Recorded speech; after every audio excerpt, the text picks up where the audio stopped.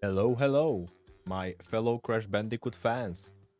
It's Crash Bandicoot 2! Sorry, moving my mouse here. PB of one hit. That's where we are.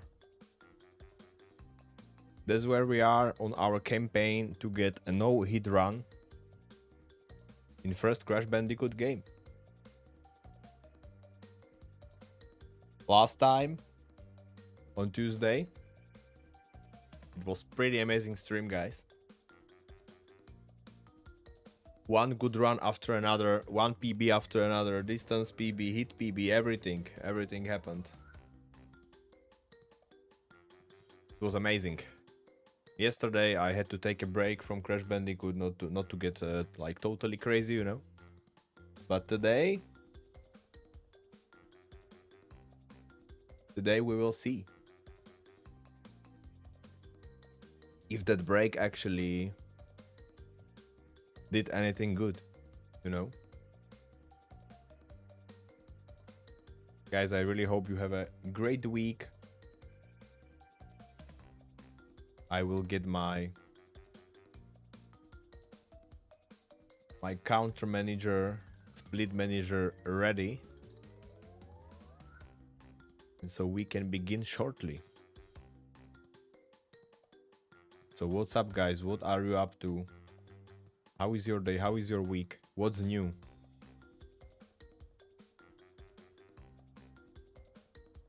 I really hope you are doing great. You know what? This green light behind me is just too strong. Its energy is like crazy. Let's take it down a little bit. I mean, okay, this is better. I tried to create kind of Christmassy vibe here, you know. Maybe that's the magic that will help us. Magic of holiday season at its beginning, you know. Everything's good. Display is good, sound is good, everything seems to be perfect to do the run, guys. I would like to say let's do warm up first, but you know what happened on Tuesday. I was talking about warm up run and suddenly we had like the best run ever on our hands, so that was pretty good. Let's see what we can do today. We are not collecting any masks, as you can see. This is no triple mask run, so basically I'm trying to avoid all of them. So I don't need to wait.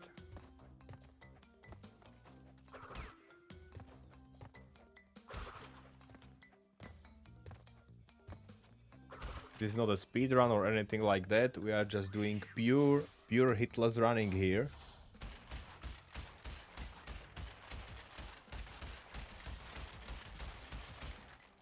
You know, pure hitless running fun. Practicing the game. We have only one way to improve now, guys. Only one way to improve, and that is a no-hit run. 0 hits.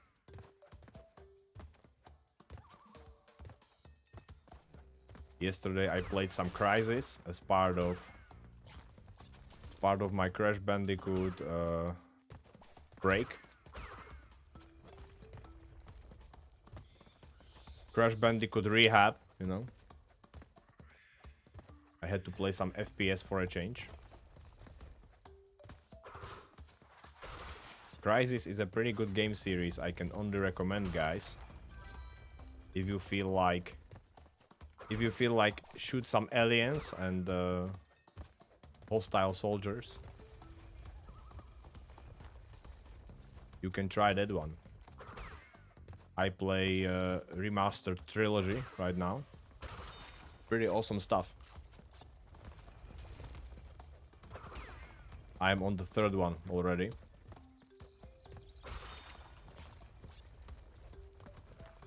And it's amazing.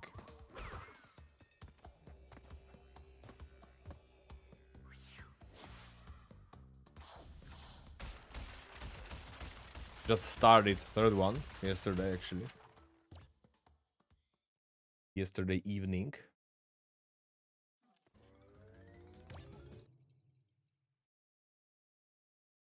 Of course, the third one has the best graphics, and also gameplay is amazing. So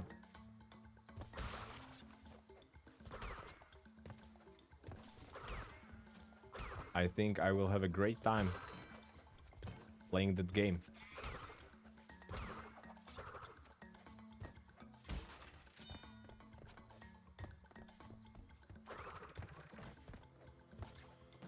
And right now I'm actually considering if I'm going to try Path of Exile 2 in its early access, which starts tomorrow, basically. Not sure if I should go for it. If I should go for early access. I mean, I'm pretty curious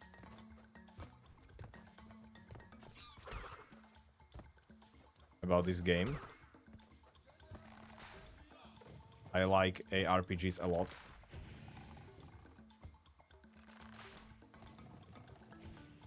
But I almost never stick to the game long enough to actually play the end game enough and beat some interesting end game bosses, you know. For example, in Diablo 4, I was not able to play end game properly single time, and I already played it like I went through the game like 3 or 4 times already through the story, but I was never able to play it long enough to enjoy the end game, you know. Some other games always come into way. Some other games and challenges.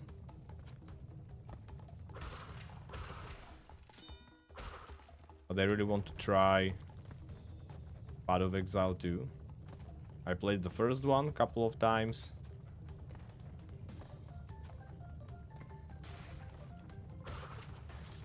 Not much of an end game, but at least try different builds.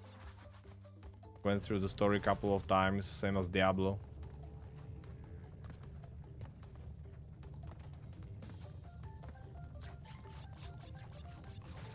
So I wonder if some ARPG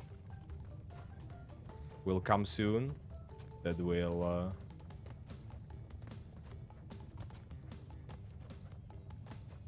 interest me so much that I will stick to it for long enough and actually do some endgame stuff. And if I would go for Path of Exile 2 for early access, maybe there is something to play on stream tomorrow, for example. I'm not sure what is the exact time when early access starts. If it will be like in the afternoon or in the morning in my time zone, I don't know. I need to check that.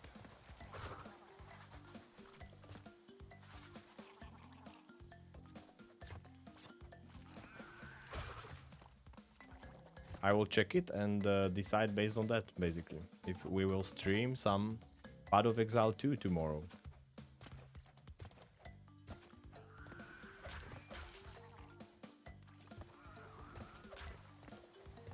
We will see.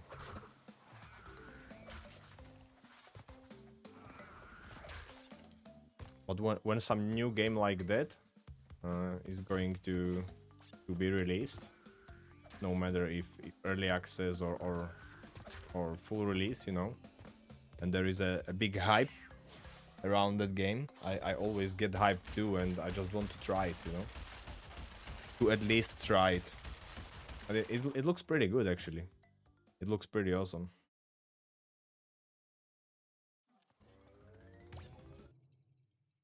Graphics look cool, gameplay look cool. Still kind of complicated compared to other RPGs, but at least you have a lot of things to do.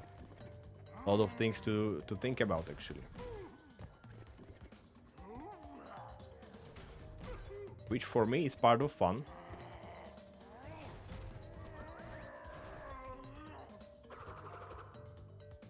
Even that I don't consider myself like great ARPG player, like a pro, you know, being able to create all different kinds of crazy builds, but I just enjoy playing it, experimenting, trying what you can do with all the available abilities and spells and stuff like that. And it seems like in Path of Exile 2 there will be a ton of options to experiment and try different things. Extremely excited about that.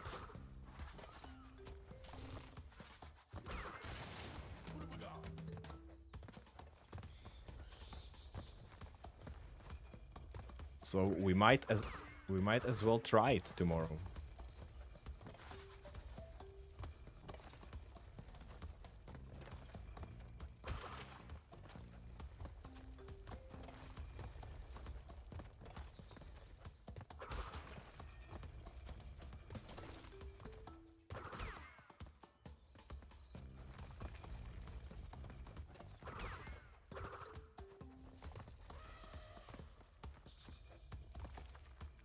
Oh man. Okay, that's it. That's it for the first run.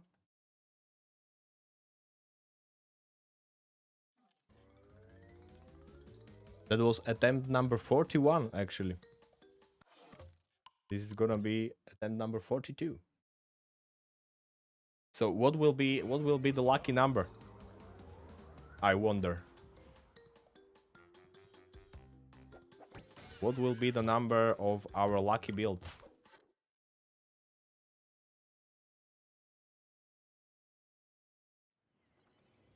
But Dr. Court,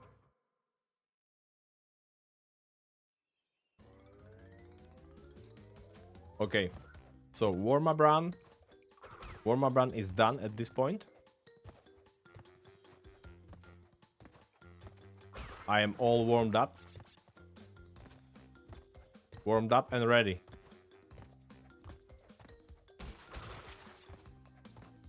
Nothing can surprise me now.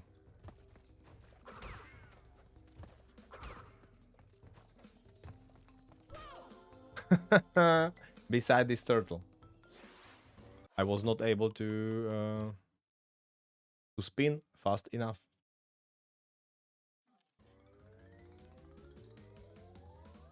So maybe today is just this is the day of stupid mistakes, probably. We will see. We will see about that.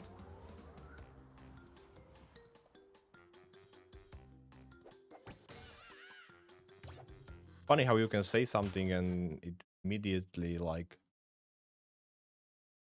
turn against you, you know? but Dr. Court,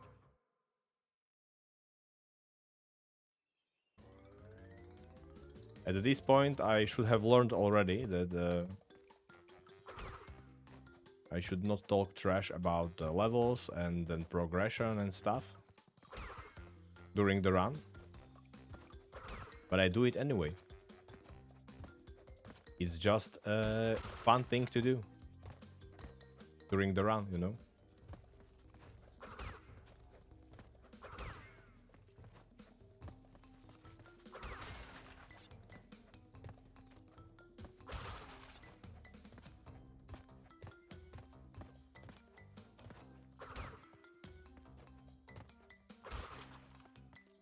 It is sometimes very hard in this game to like measure the distance correctly, only by using your eyes, you know. In certain situations, I'm really not sure what where the hitboxes are. I'm like, oh, I have plenty of time to spin and kill this enemy, you know. I should be okay, and suddenly the enemy hits you. I mean, like. And I am not even aware of that possibility, you know? At that point, I'm like...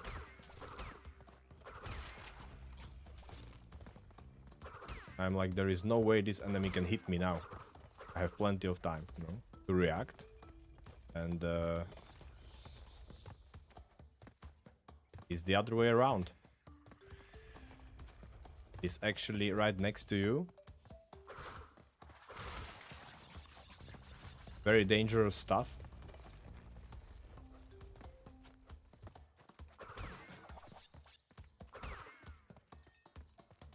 I don't know. For me, it all depends on the specific camera angle in this game. Like, some angles are so weird that I'm not able to determine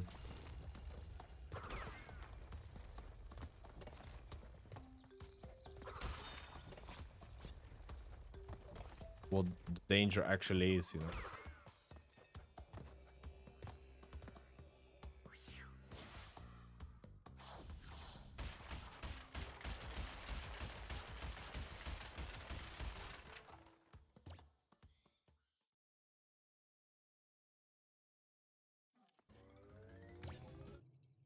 Here we go again.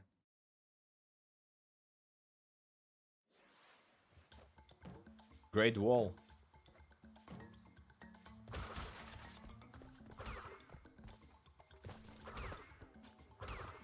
So we were not able to leave the tutorial island yet today, as we call it.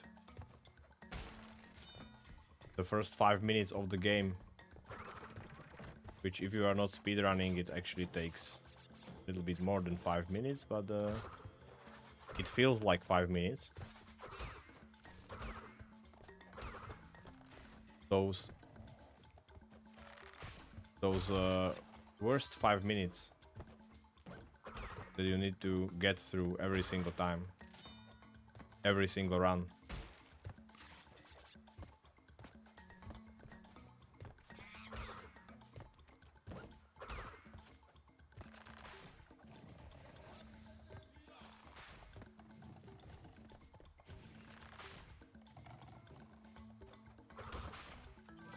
Almost every single run.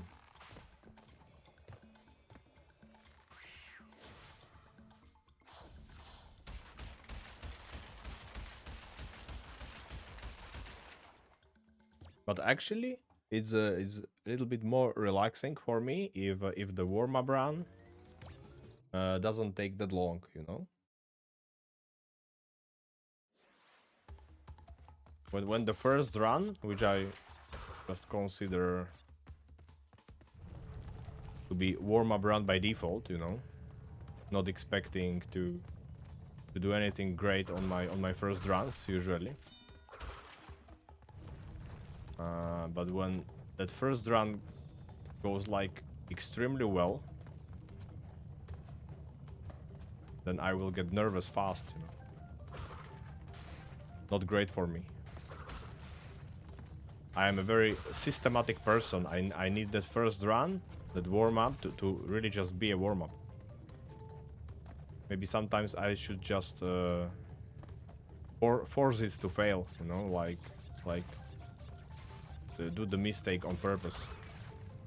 So I can restart and only then go for the real run. Because if I don't do that, it gets weird for me.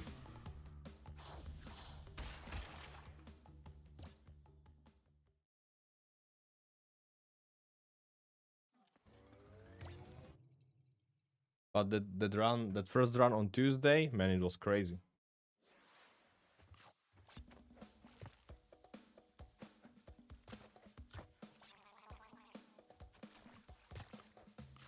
I just got hit once.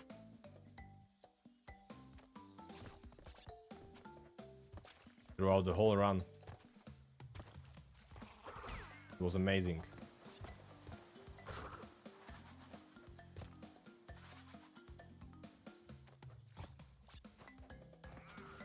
Shame that I was not able to clutch it, you know? probably the high road level, where I made a mistake in that run. And then on my next run, I was able to push my distance PB up to the slippery climb, which is pretty much the end of the game already. There is only like 6 more levels after that, and 2 of them are boss fights. And those last 6 levels are usually not a big problem. Maybe Jaws of Darkness, the longest one, the one with the most boxes in it. That one is crazy. That one has some weird timing sequences too.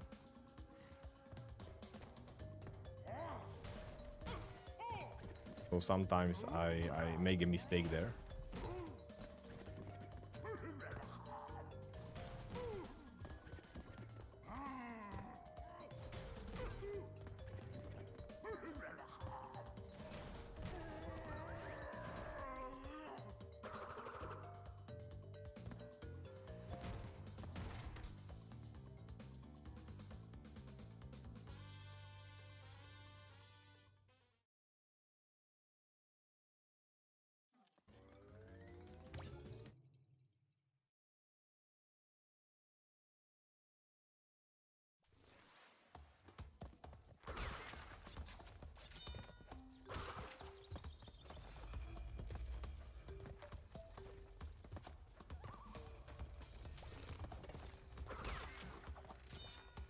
So when it comes to remasters, I already mentioned Crysis, Remastered Trilogy. That one is pretty amazing. Remasters and remakes, actually. There is another remaster like series that we were talking about on Tuesday, and that is Tomb Raider series, which I really got hyped about lately, because it was one of the games I played as a child. So maybe we will even play a little bit of that one on stream. I don't know. Right now I'm more inclined to go for Out of Exile, actually.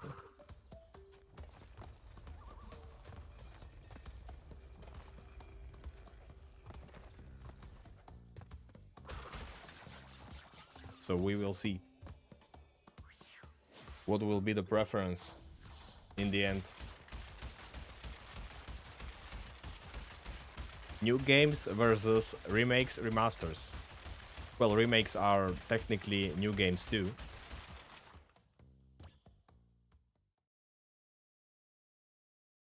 So it would be more like new games versus remasters.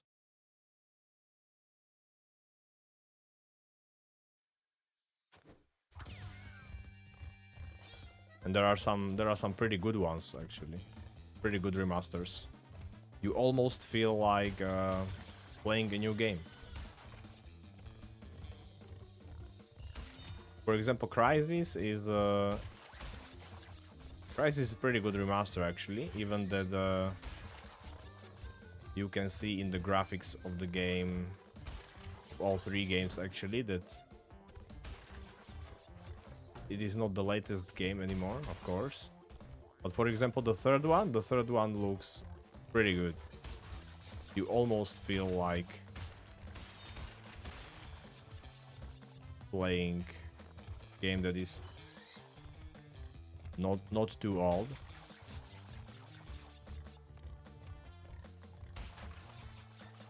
You almost feel like it is within like last couple of years, maybe.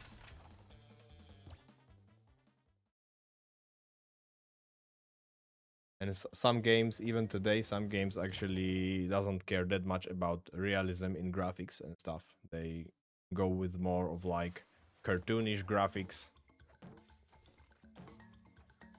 And for that type of graphics, like realism goes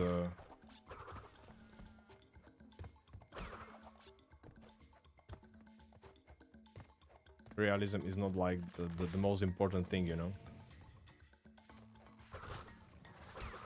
Usually creativity, fun, gameplay. That stuff is more important.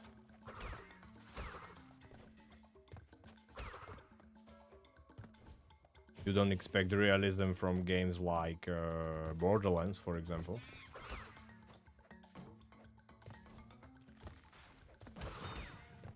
Those graphics are cartoonish on purpose.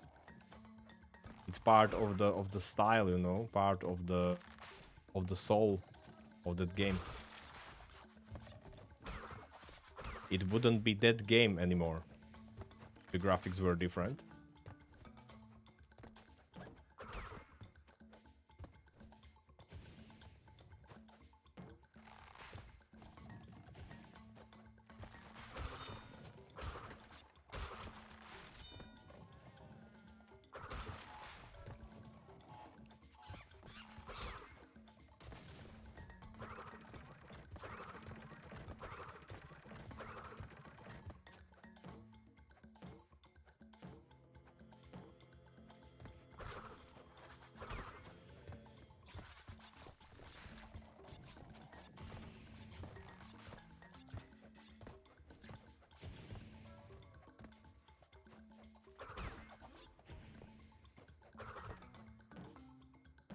Whoa. I risked it a little bit there.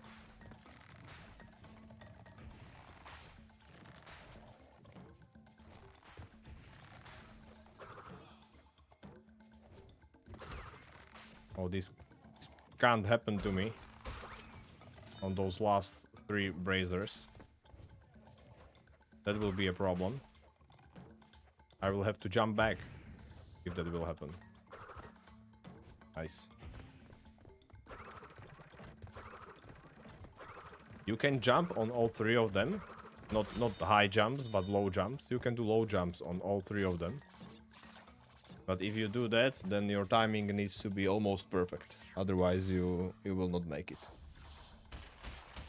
When you are jumping all 3 braziers. That's why I do the spinning usually. That's faster, and you have like more maneuvering space, you know. First, when I discovered the strategy on Tarkonix's stream, when I saw him doing that, I was like, oh, of course he's doing it like that, because that's a little bit more advanced movement, and it's faster, basically. So that's probably the reason, but not only is it faster, but it also gives you like this more time to react on potential mistake, you know. Like when you are doing hitless run, that I realized doing this one. Actually, this is the only one that I ever did, and so this is basically the only hitless running experience I have right now. But I have already realized, based on this hitless run of Crash Bandicoot 1, that the key of actually making it is having such strategies that allows you to react on potential mistakes and being able to like improvise your way out of them. Improvise your way out of bad unlucky situations, or basically situations where you make a mistake. Because when you play a game so much, and during hitless running or trying to do a hitless run, you really play the game a lot. And when you play a game a lot, well, basically when you do any activity a lot, then eventually you will make mistakes. So the key to successful hitless running is to be able to get out of those mistakes and do everything in a way that you know that if you make a mistake, you are still able to recover from it, you know. That's the key. You should have as much routine as possible,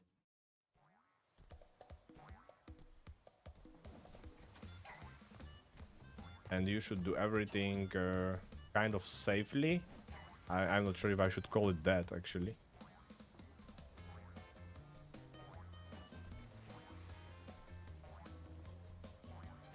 And then, of course, there is another, a whole new category, which is, or a whole different category, which is basically hitless speedrunning, which means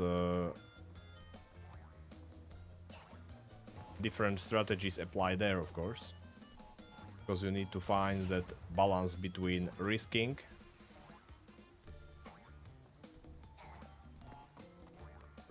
and avoiding mistakes. Being fast at the same time, of course, so...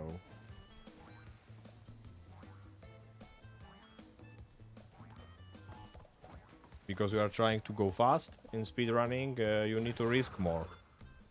That's what it is about.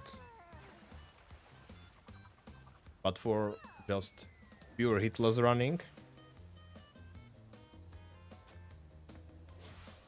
you only risk in places where game forces you to risk.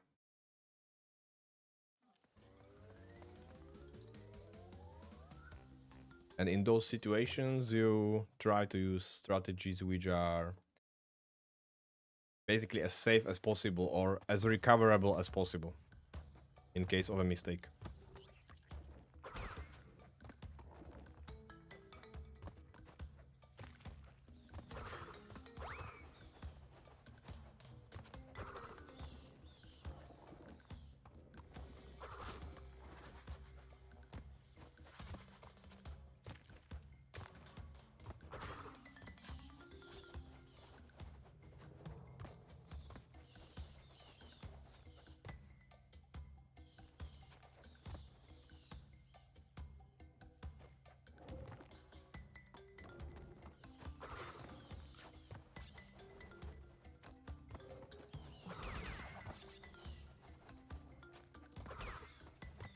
Whoa, that was close.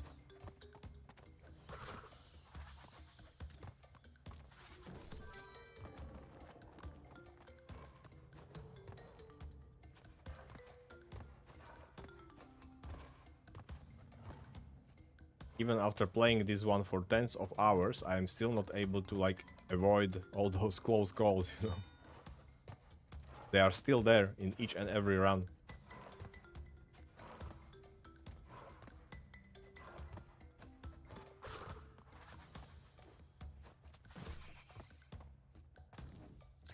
I guess risking it at least a little bit is part of fun, actually.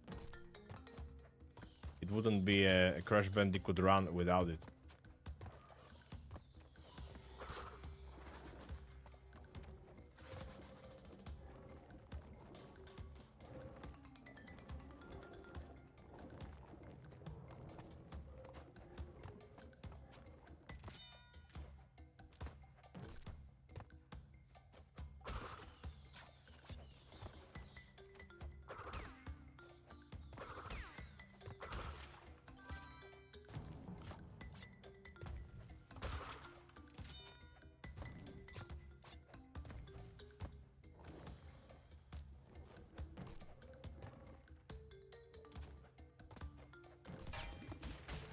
Whoppa.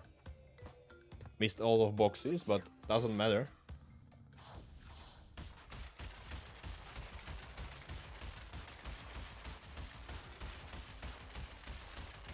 Road to Nowhere is now very close. One of the trickiest levels. Trickier level, actually. And actually one of the trickiest, I would say. Both bridge levels are pretty tricky.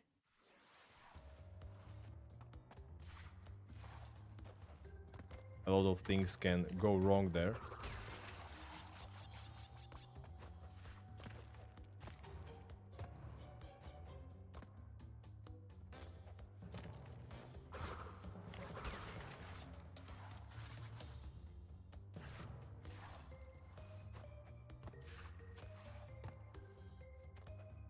And these jumps, man, I will never get used to them. Jumping away from camp.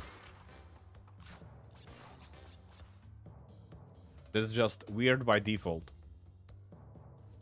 But it is not only about like jumping from camera, you know, away from camera. That is something that actually happens in a lot of games, especially third-person games. But I mean like jumping from camera when you have this angle, you know.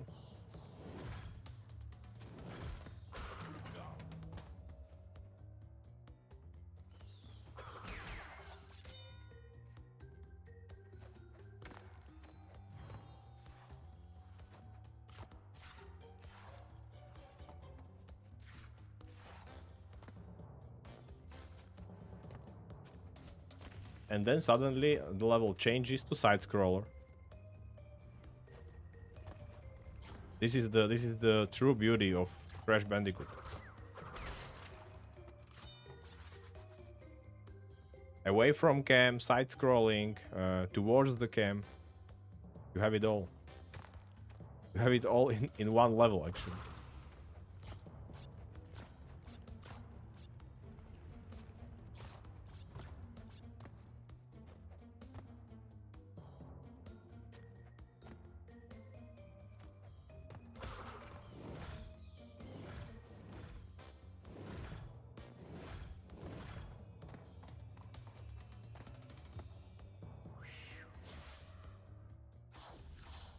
Bridge level 1, here we go.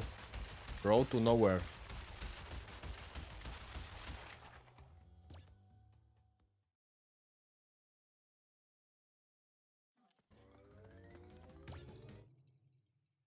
We can't afford to hesitate right now.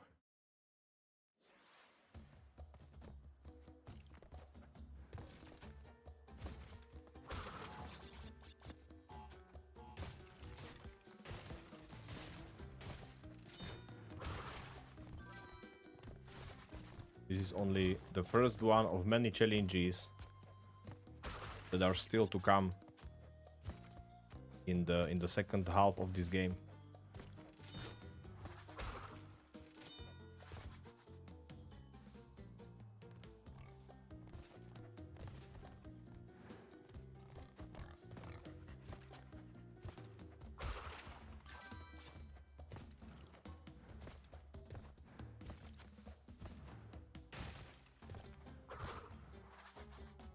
For all of you guys out there who think that this level is crazy and you will never be able to do it, believe me, you will.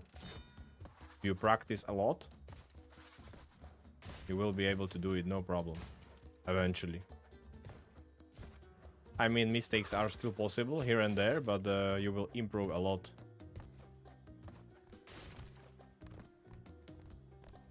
You will improve a lot doing all these jumps eventually, you know.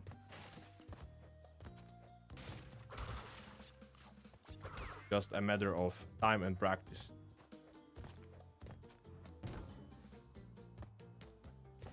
I was not able to do this level hitless for such a long time. And look at me now. I'm doing it hitless more often than actually make a mistake there.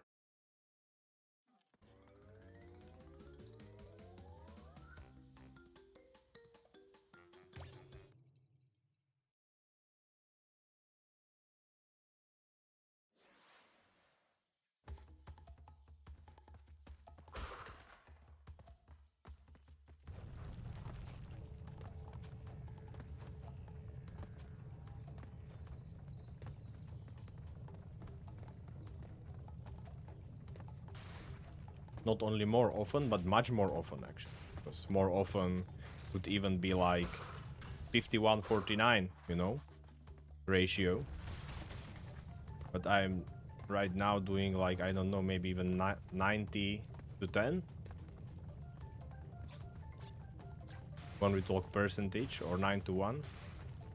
When we just talk ratio.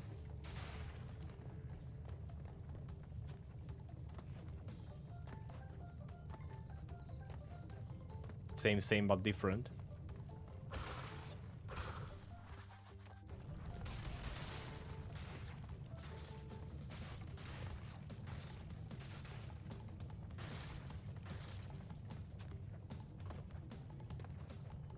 This level, when it comes to hitless rounds, this level for me is like 10-0 right now, because basically I never made a mistake in this level in my runs, which is pretty weird.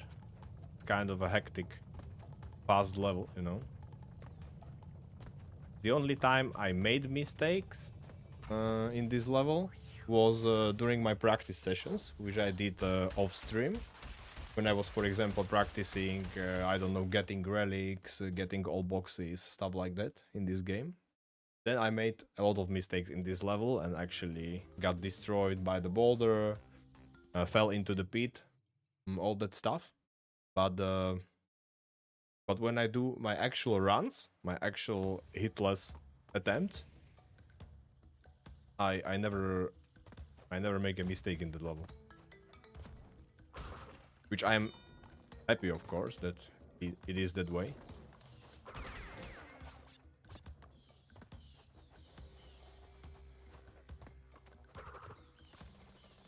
I am not like complaining here, guys. Something. Don't get me wrong.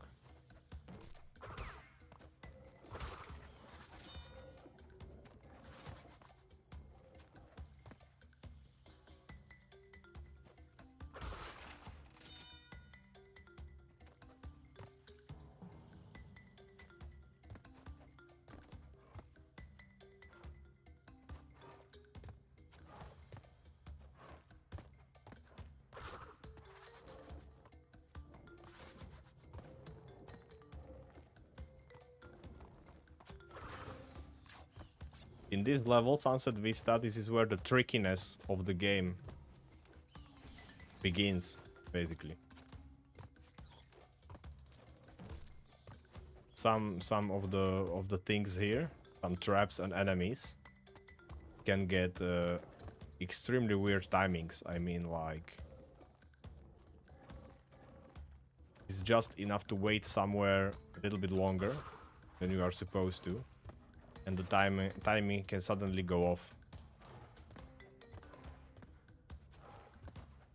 And I mean so much off, especially for certain platforms and stuff.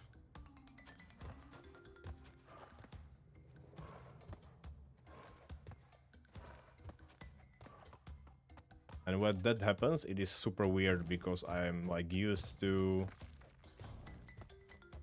specific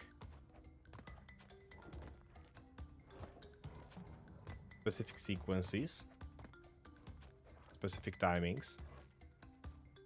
And if something is off when it comes to timing, it is super weird for me.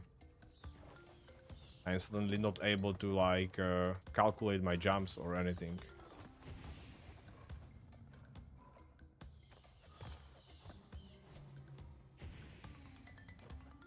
Suddenly things which are almost automatic already for me, I'm doing them without even thinking about it.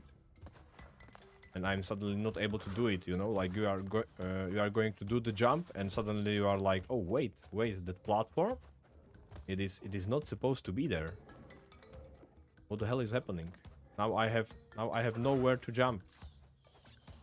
And this timing is extremely bad. Now I need to wait for another batch of bats. Otherwise it would be like very tight to do.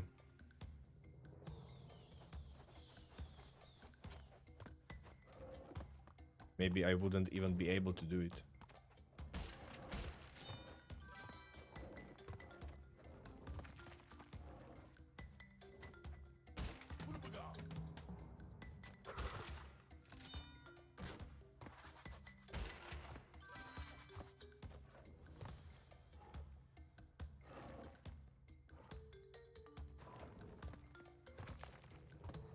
This is the first tricky place.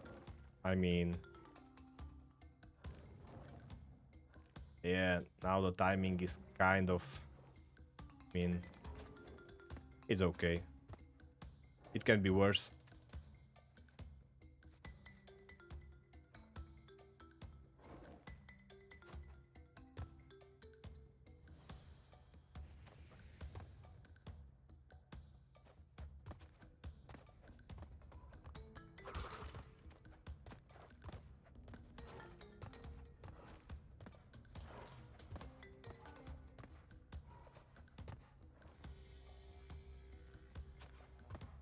There is just something about the RNG of this game.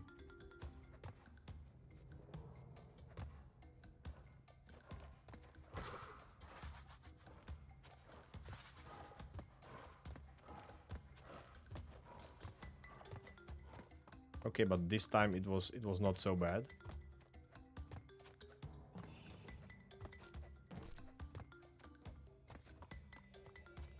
I like when Sunset Vista goes smoothly as this.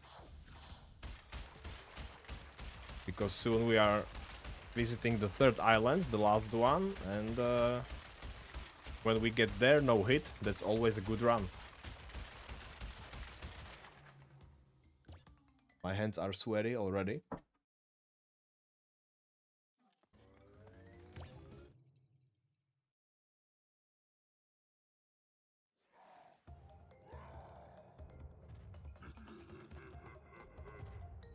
Okay.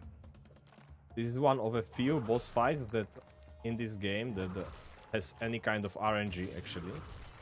And the RNG is on this last rock when he decides when to throw it actually. That's random. Maybe there are some clues,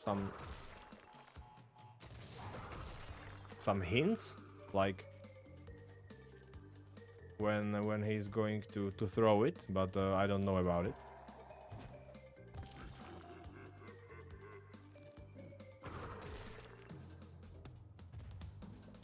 He just walks sideways and decides randomly.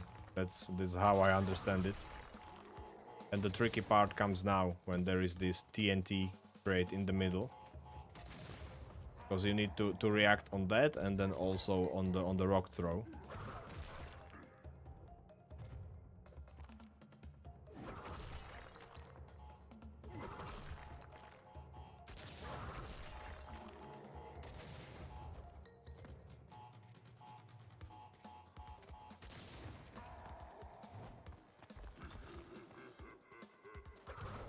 So the worst thing that can happen is that he's going to throw it right as the TNT ends, or when you jump from the TNT.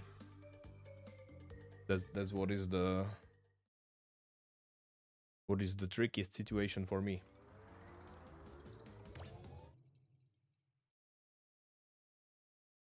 Okay, so are we attacking distance PB now? I would say so. Every time I get to the third island, I am basically attacking distance PB.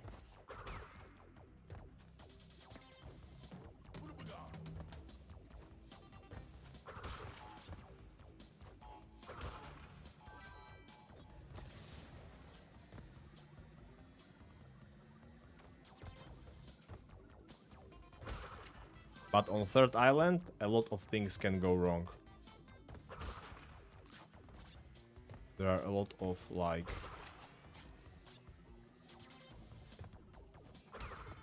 tight situations.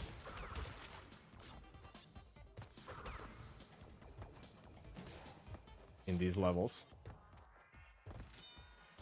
No way!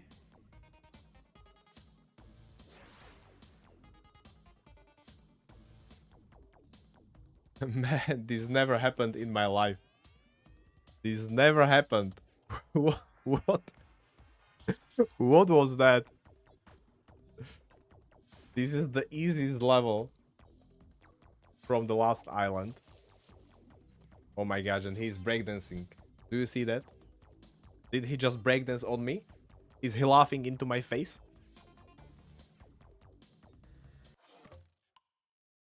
Oh my gosh.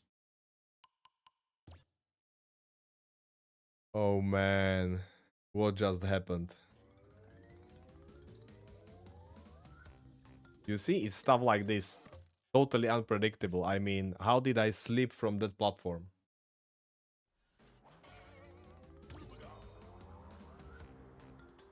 How did I slip from that platform? It was such an amazing run.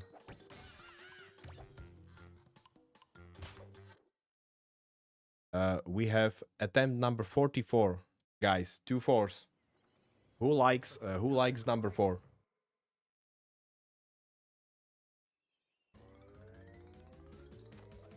if number 4 should like bring me luck, my Crash Bandicoot runs, then now is the time. We have 2 of them in this attempt number.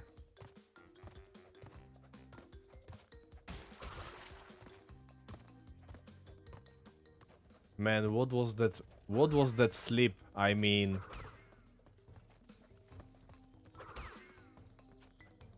oh man.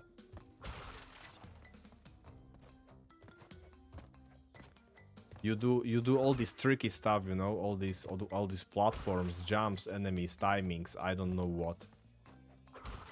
And then something like that will happen.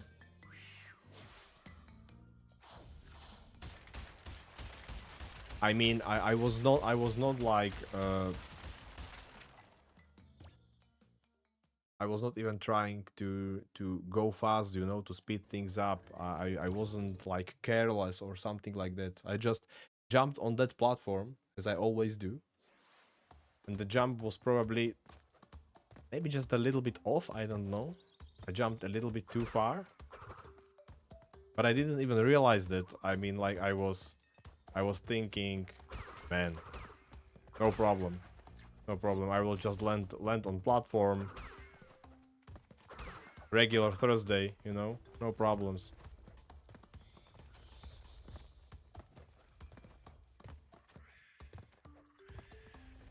And as I slipped from it, I was shocked, man.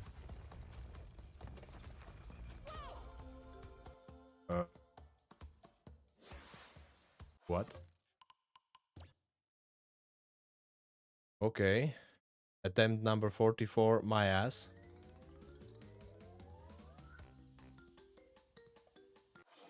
It's not that one.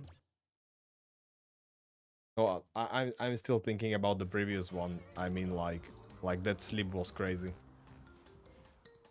I need to forget about it and just go again.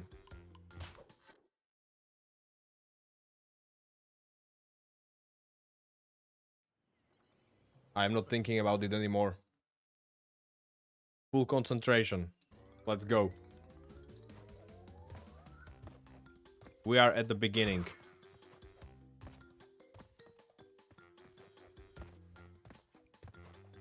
At the beginning of our adventure.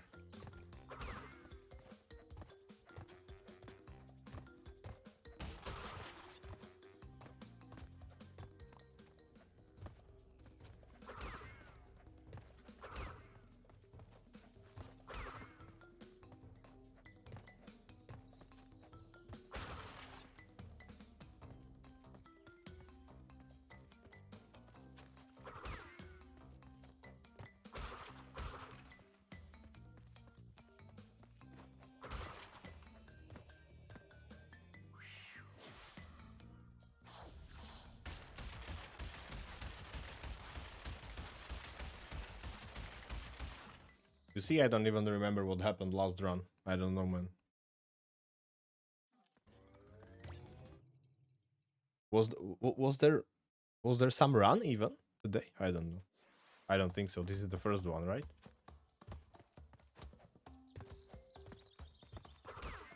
This is the true warm-up run.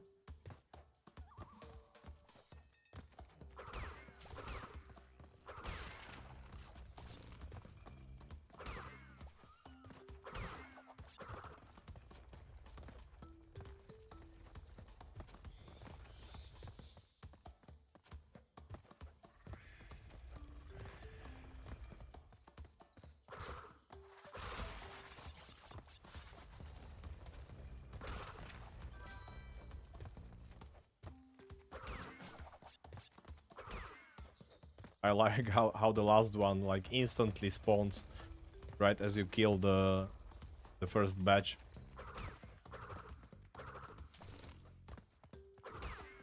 Probably the only place in the game where that happens. Maybe the rats in Lights Out. That's another instance. But in these jungle levels, this is the only place where it happens. Like this instant spawn.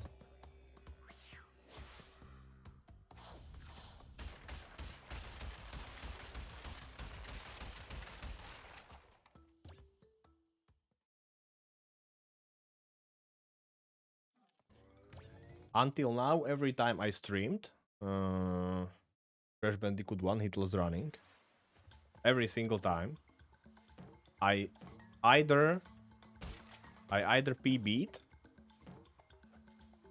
or tied my PB. Every single stream. So I will either do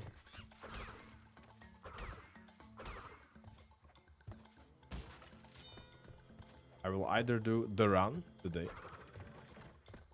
finally, or I should at least do one hit run to tie my PB and stick to the tradition.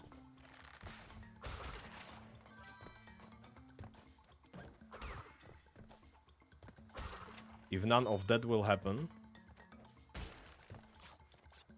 then I don't know, man. The world as we know it may as well end.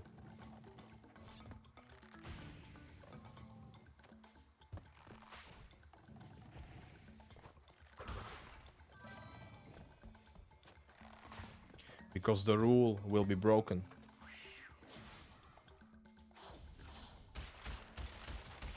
But I am now so close. So close to actually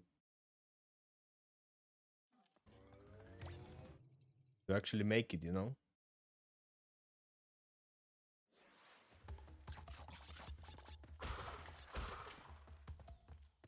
I can feel I am physically and mentally able to do the run.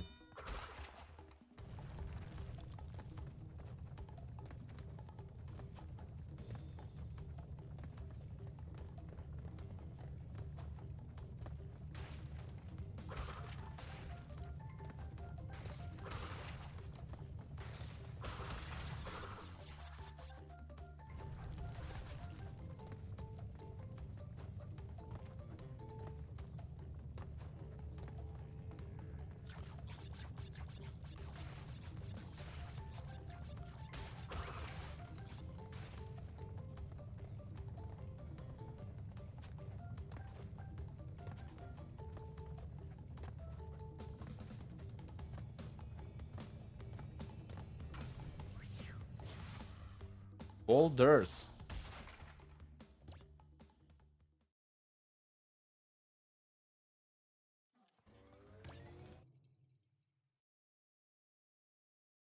Yeah, we might as well agree that the first island and all the levels there, that's basically a warm-up, right? So we do this warm-up like every single run.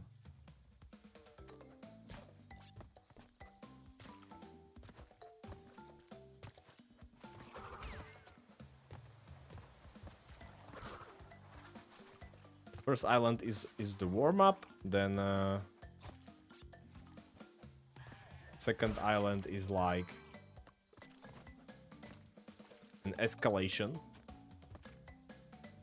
No, like things are getting serious now. But just a little bit. Well, actually, no. You know what? Things are not getting serious on second island. Not at all. Things are getting serious on the third island. That's where my runs go wrong.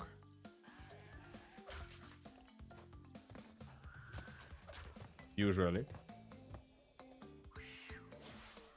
I mean those really good runs, you know? Those runs that really like feel good. They feel like, no, this may be the run.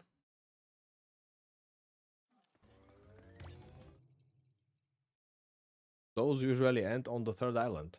Not gonna lie.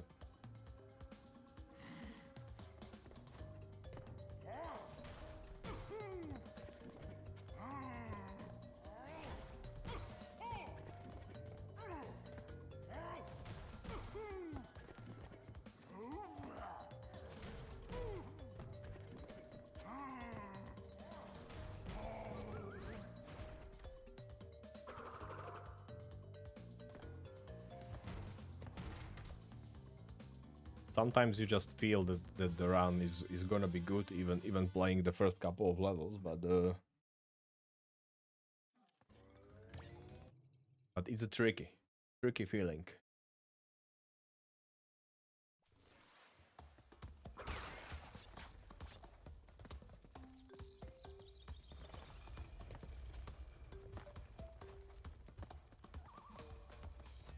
I'm not trying to go fast and risk it unnecessarily.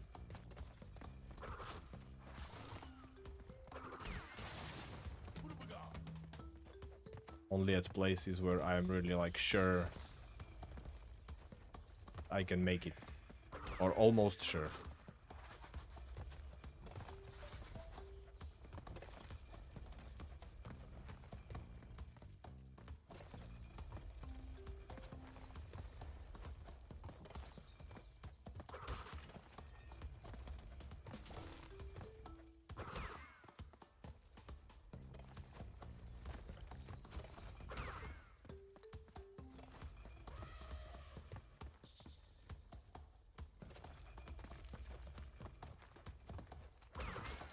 I like the elephant sound in this soundtrack. I mean, just so random there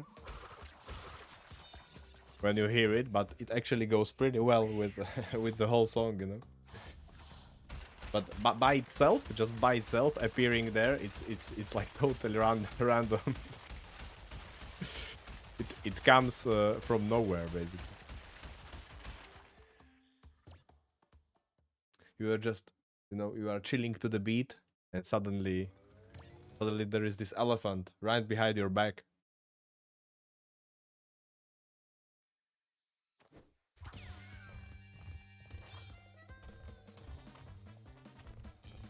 That sound is so random that they could have put it in all the songs here. It would be so funny. Even in the ones which are like futuristic, the ones that play in last couple of levels.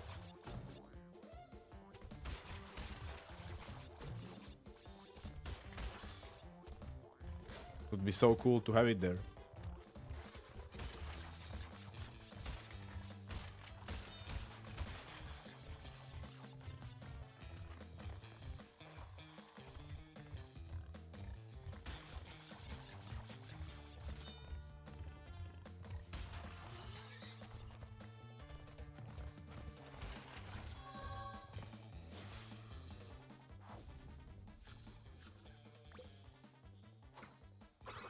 I'm not sure if this hog just randomly squeaks in this level, or if it is when you are passing the hog on the grill, the spinning one. Only then, I don't know. It's usually there when I jump over the spinning hog, but there were situations where he squeaked a little later, like on the next jump or something like that. So I'm not really sure if it's scripted for a specific place or if it is kind of random.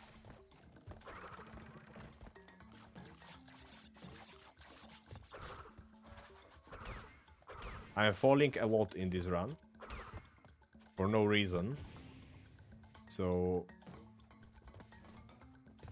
I'm not really sure if this is the one.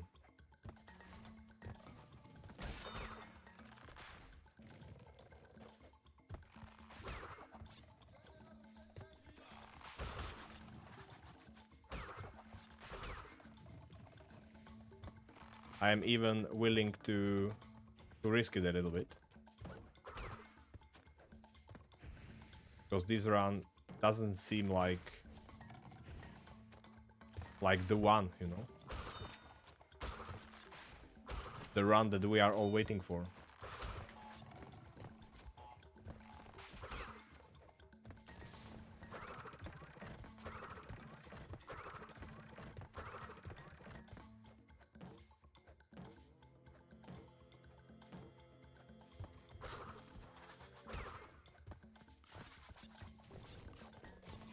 Even the spin hitbox is a little bit weird, right?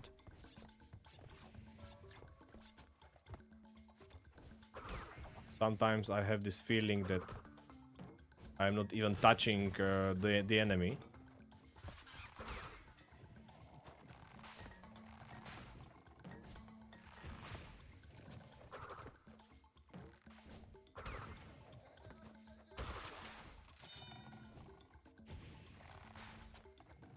Animations and the hitboxes in this game, am I right?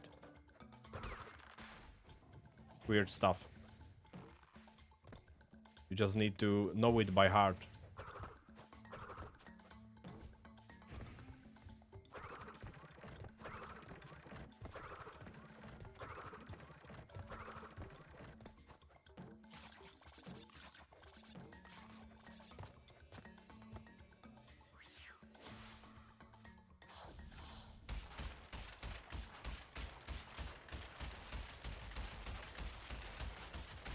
Almost at Ripperoo.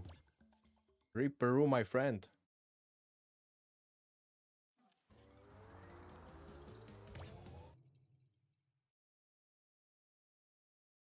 Okay, so if the first island is a warm-up and the last one is where things get serious, then the question is, how should we call the second island? The one that we are on right now. Is it like... Is it like a warm-up plus?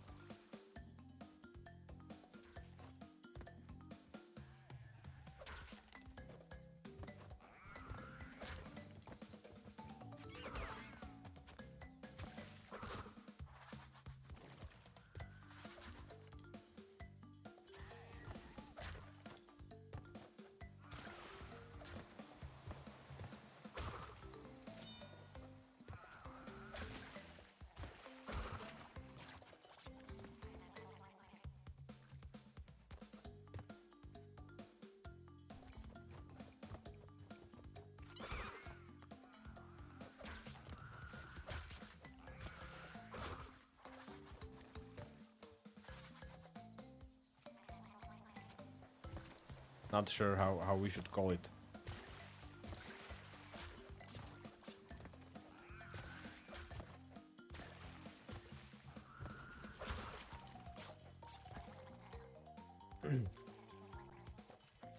There are some pretty crazy levels on this island, don't get me wrong. It is what it is, but sometimes I don't know. Not even that hard, but can easily make a mistake there.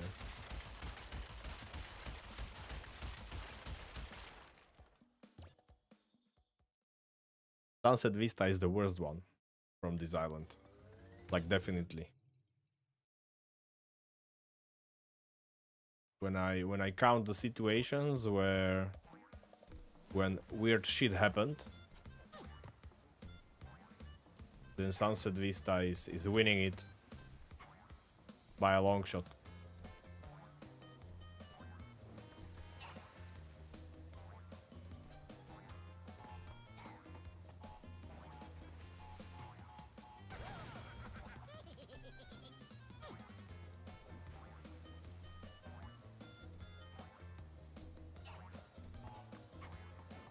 Oh, I made it. Nice. Let's make the third one first try too. Let's go. Nice.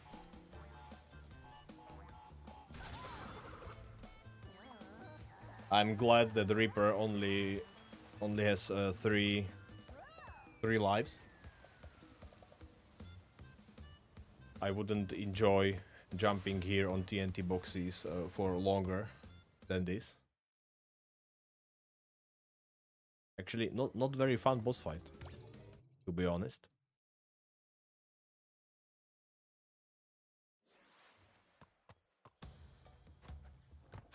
And it's not because I already played it like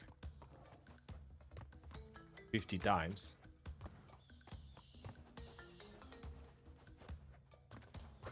maybe even more.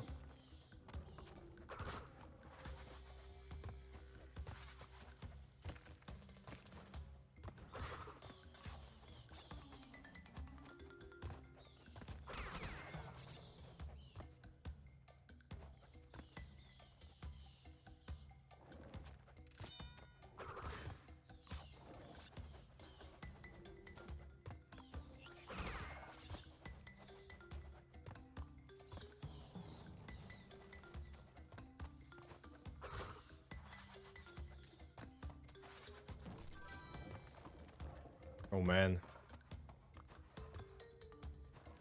Was close again. So many tight moments.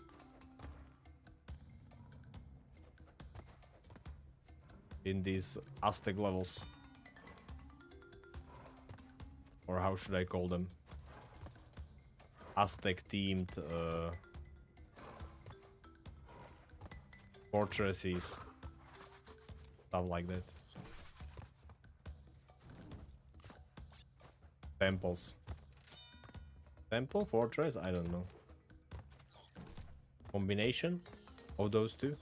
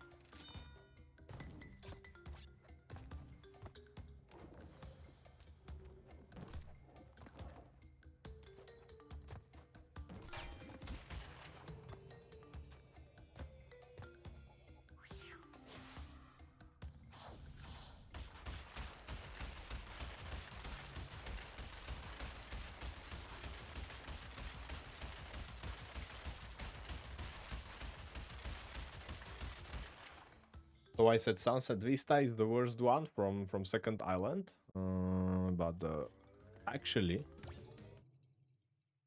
it was not a long time ago when I would consider Road to Nowhere the worst one.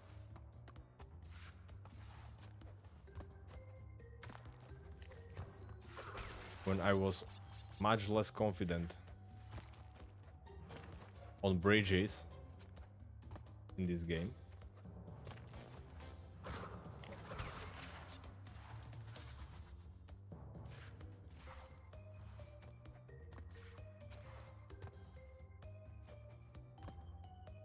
Sometimes I'm so excited to get into one of those trickier levels.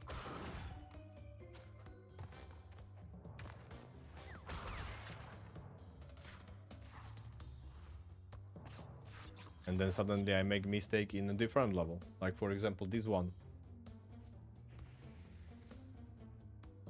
I made so many sudden mistakes here. Which I did not expect at all. Again, weird jumps and stuff.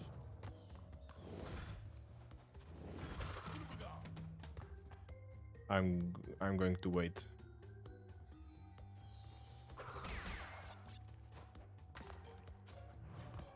This timing is just so weird.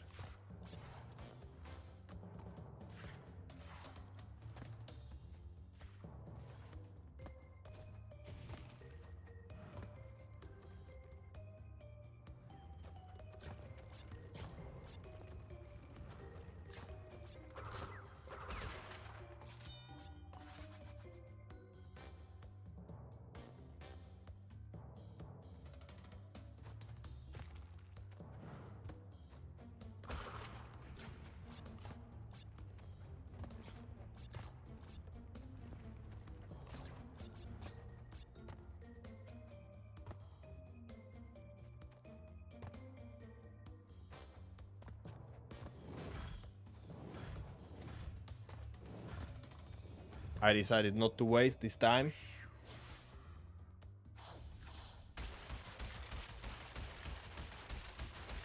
because I'm looking forward to Road to Nowhere.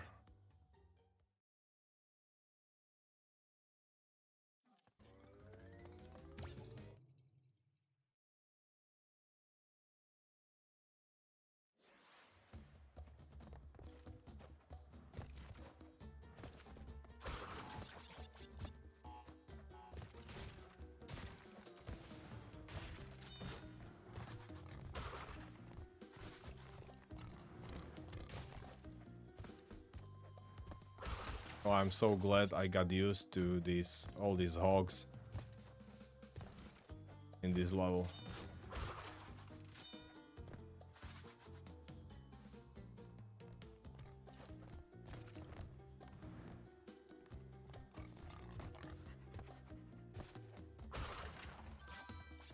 Finally, I have some decent strategies to handle them.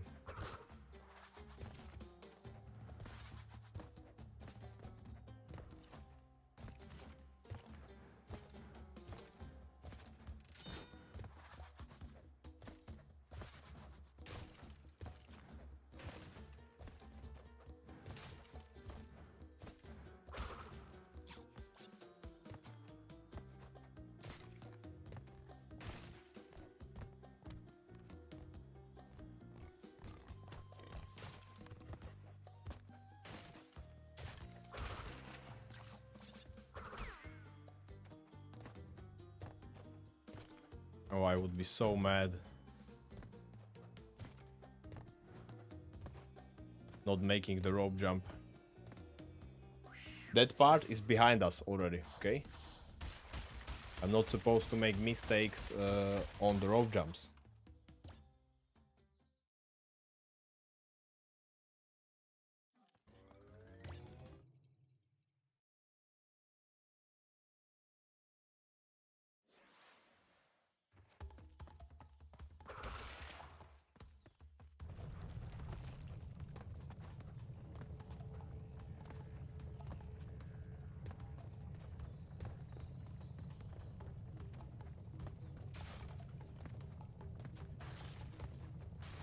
But today my hands are like extremely sweaty, I don't know why.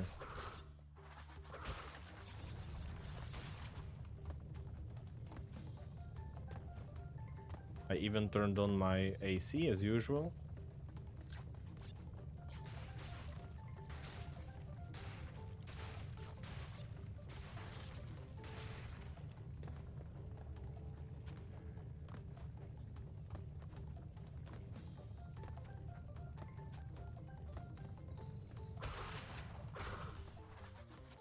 All of these jumps are so close. I mean, how is it possible that I did not make a single mistake in this level yet? In my runs. Look at those jumps. They are like... Man. Sometimes I feel like I'm jumping at the last possible moment before I fall down.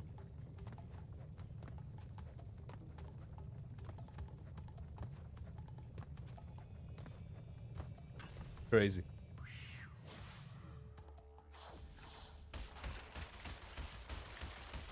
Okay, 15 minutes later and we are almost at the heavy machinery again.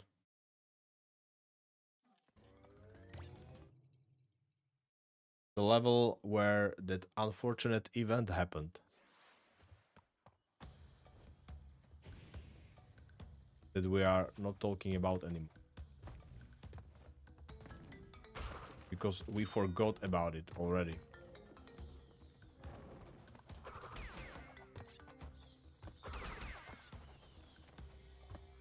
Did I need to risk it like that? I don't know.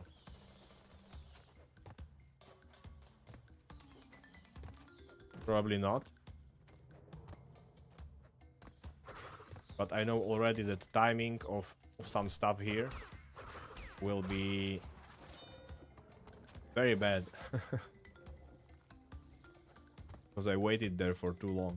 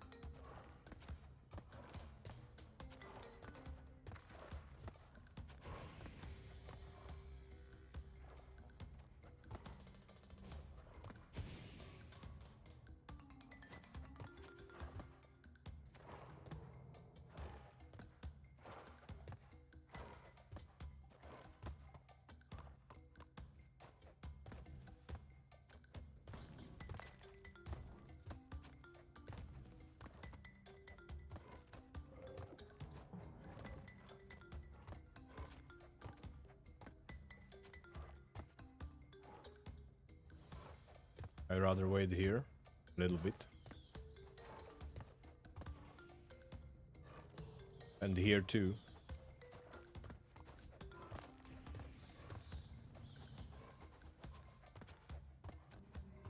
You can even do that when you go for golden relic, I believe. Probably not platinum one, but the gold one is like, no problem. You can actually wait for platforms to align correctly at many places.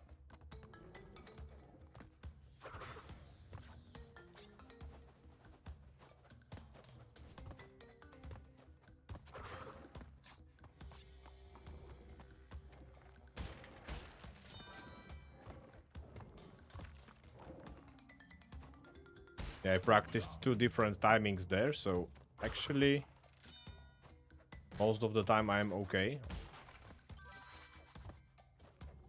In the previous part. And this next platform, I also practiced a couple of different timings that can happen here. But now I'm going to check it. Okay, this is gonna be a weird one. You need to jump just before it retracts back into the wall. I don't know why I didn't jump right away. I'm just so nervous about these rotating platforms at this point.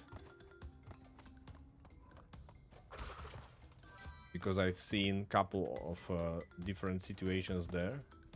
And in some of those situations, timing was just so off that I was not able to do anything about it. Just do a blind jump in some cases, and sometimes it worked, sometimes it did not.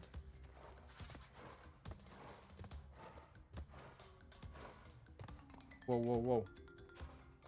Man. I already mentioned it, like I'm falling a lot in this run. Fortunately, only at places where it doesn't matter.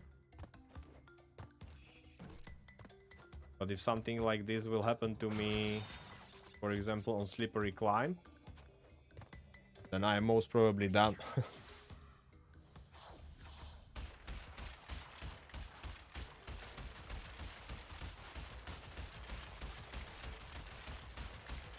From this point on, I will just try to sit back and enjoy the run.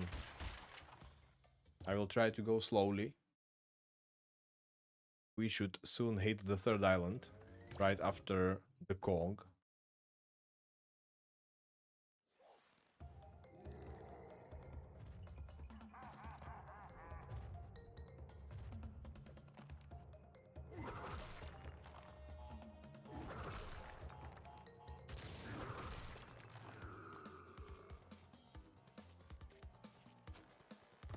Come on, throw it, throw it.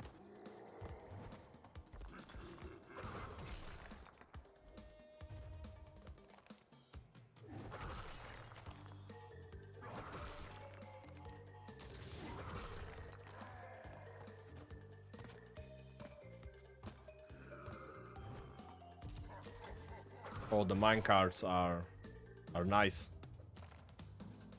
They are nice to me. Not blocking my way.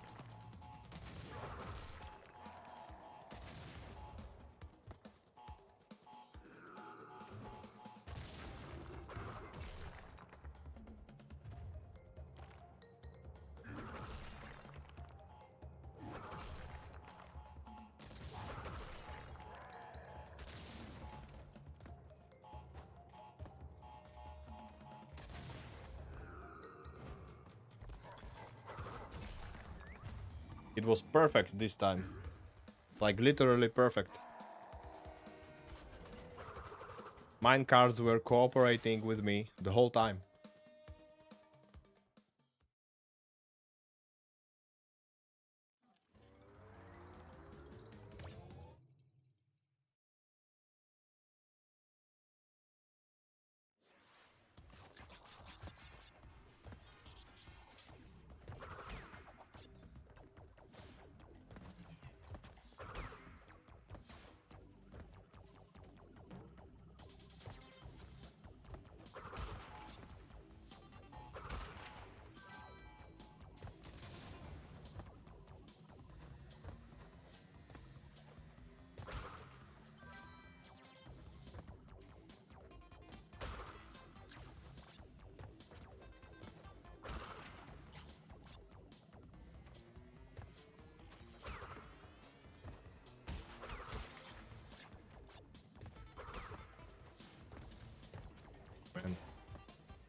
Almost hit the pipe. How could I slip from this platform?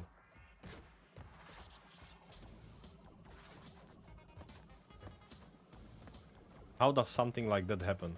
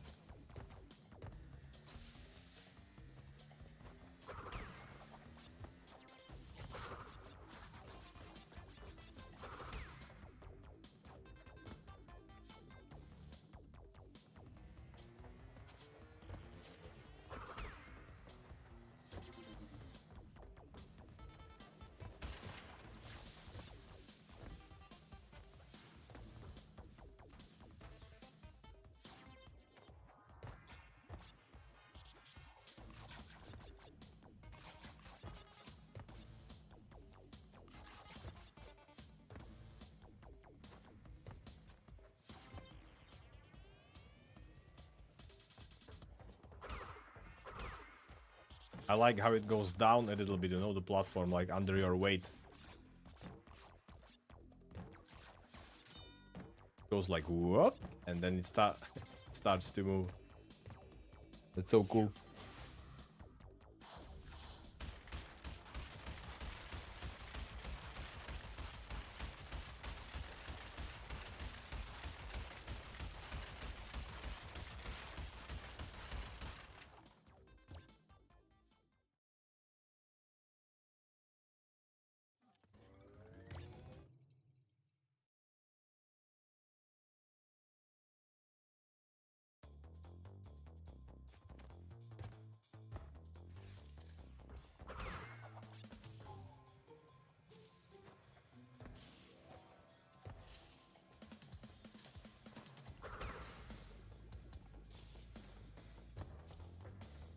To the right.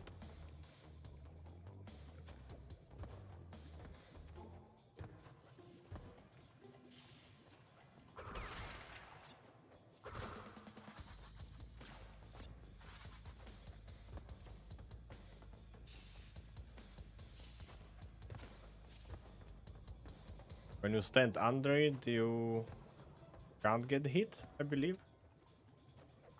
But I'd rather just jump away from there, you know.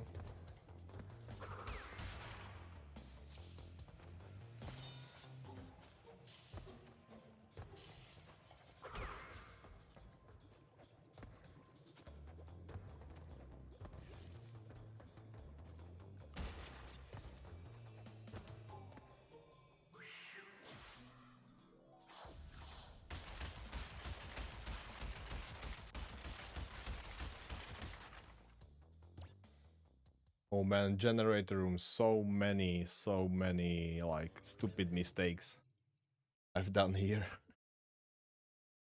Small movement stuff and because this level has a weird camera too.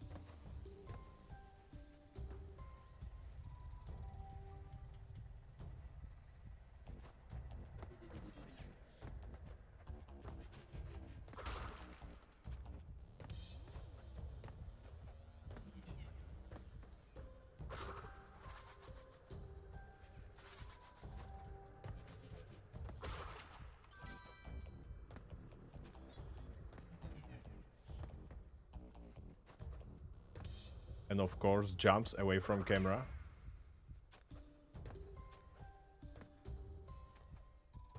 That needs to happen.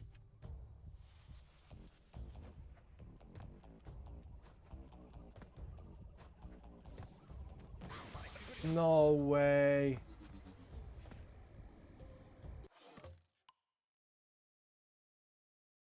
Oh my gosh.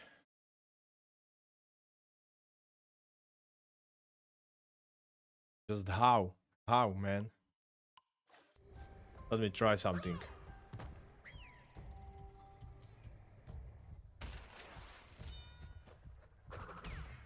Did I move forward too fast?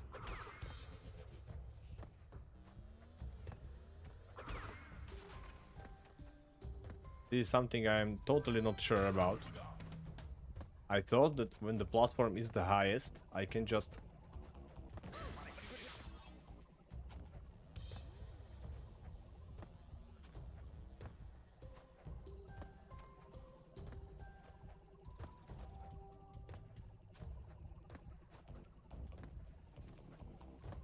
Yeah, I probably get it now. Well, not really.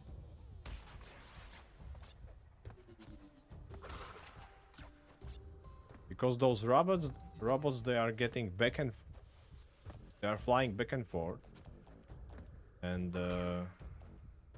but I thought that when the platform is the highest, I can just jump safely every single time. Seems like that is not the case. I don't know. Is it the case? What about the second one? You see, for second one... For second one, it doesn't work.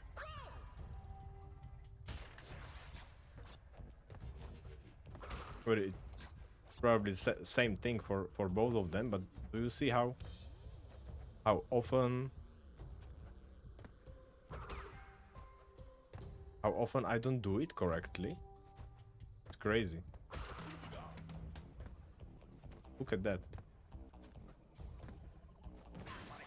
You see again. I mean, the platform was the highest at that point.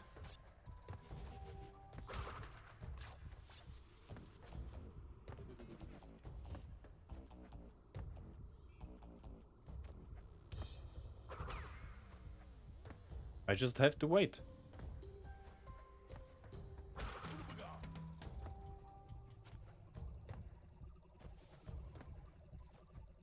Like that. Needs to go away. Needs to go out of my way, basically. Do the jump safely. And until now, I thought that each and every time I jump from the highest point, when the platform is the highest, basically, then no problem. I will just jump over him, you know.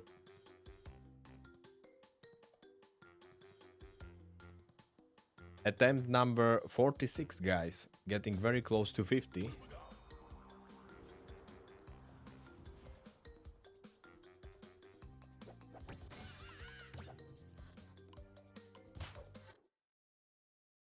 Man. But Doctor, I hate it when I have like a wrong presumption about something, about some mechanic, how it works, and at first I thought that I just jumped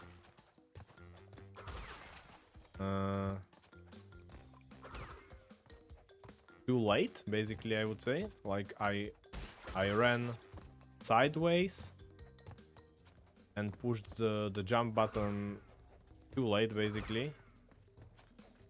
And so what happened was that I jumped directly into him rather than over him, over the robot. But that's not what happens. It's probably the fact that it is just not enough for the platform to be at its highest point. I need to wait for him to go further away. Either close to the camera or away from the camera, but he needs to be like at the furthest point of his trajectory before I can jump safely.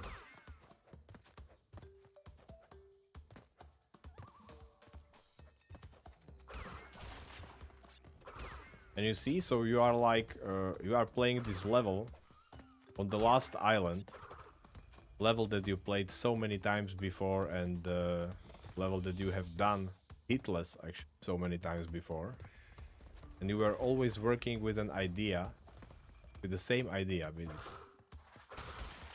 idea of how you can avoid danger in that level. And suddenly I realized that it doesn't work that way. And I really don't get it. Like I would swear I was doing it this way this whole time.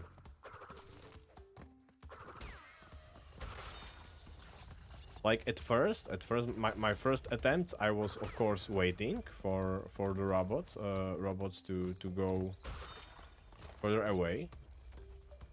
And then I suddenly realized that, wait, what if I just jump at the highest point of the platform? Then I can maybe I can jump over them each and every time safely, no problem. And I started doing it that way from that point on. And like at least last 25, maybe even 30 runs, I'm doing it that way each and every time. And it was successful. I considered it a successful strategy because it worked basically each and every time. Maybe I made a mistake there like once at that specific place.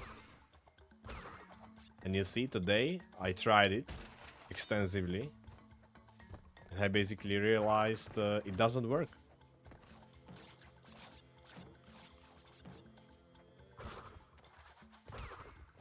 Which is a problem, of course. Because it was an incorrect strategy all this time.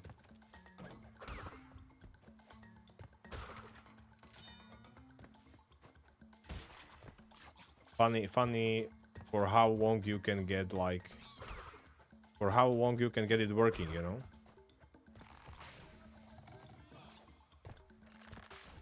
I don't even know if I should call it lucky. Like getting lucky, because how do you get so much lucky, you know? Like 30 maybe even more runs. Not making mistake like that. Strategy always works, you know? And suddenly it doesn't. It's crazy.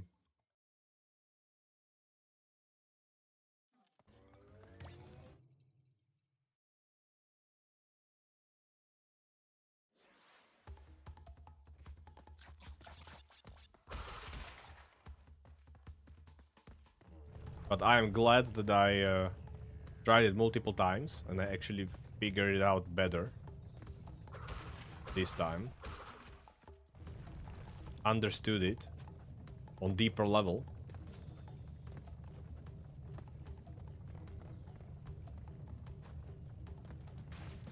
Because that's exactly what I was talking about at the start during my first run, you know? Like, you need to have this routine. But you also need to be able to improvise at times. And another part of these runs is to understand all these dangers in each and every level. And understand them deeply. Actually understand how they work. Not only like, okay, I can just jump here like this, and 95% of the time, maybe even 99% of the time, I will be able to avoid getting hit, you know. But then you will get into that one run where it doesn't work. And you are suddenly realizing that something is wrong with your strategy.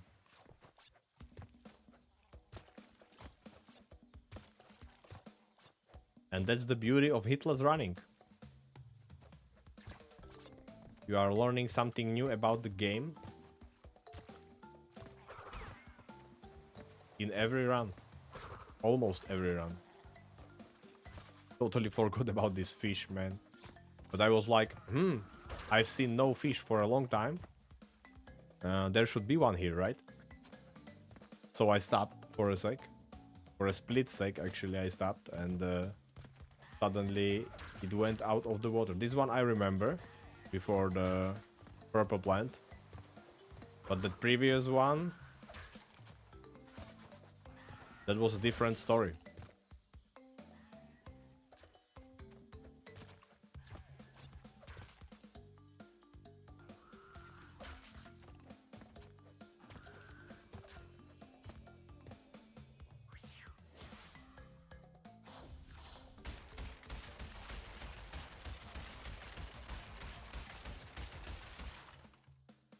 But being at this situation, like having PB of one hit, it's so weird, man.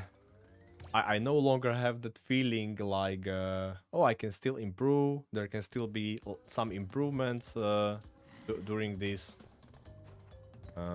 couple of upcoming runs. You know, I still can. I can still get better, improve on a regular basis, and at this point, there is almost no room for improvement anymore. Like the only improvement I can do is to do the run hitless. I can do one more improvement actually. I can improve my distance PB because my distance PB right now, as you can see on screen, is slippery climb. So that one can be improved a lot. Actually, there is a couple more levels after slippery climb, but to be honest, if I would get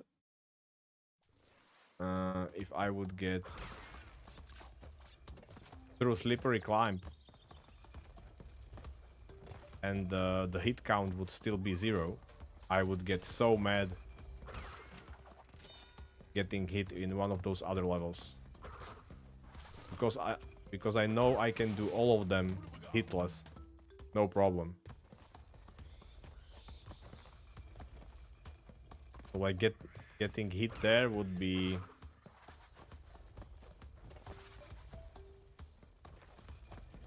bad. I mean, at that point, there are only 2 more tricky levels.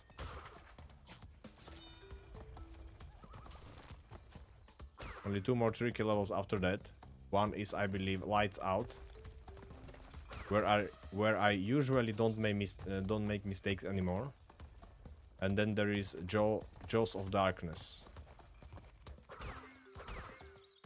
There are some tricky parts in Jaws of Darkness, but still pretty much doable if you don't rush it. Just wait for the correct timing of things.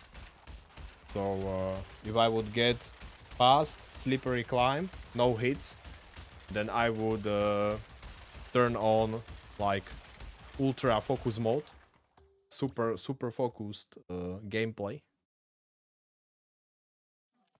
and I would try to clutch it, you know.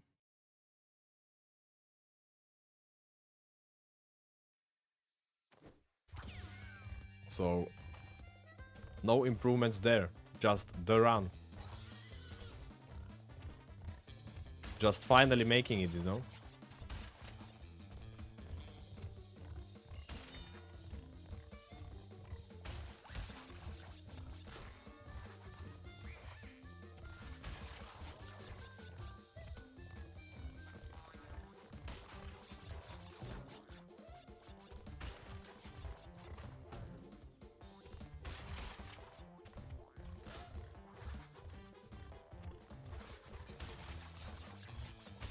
And if you are interested in like, if you need to play the game like in a different way, going for hitless run,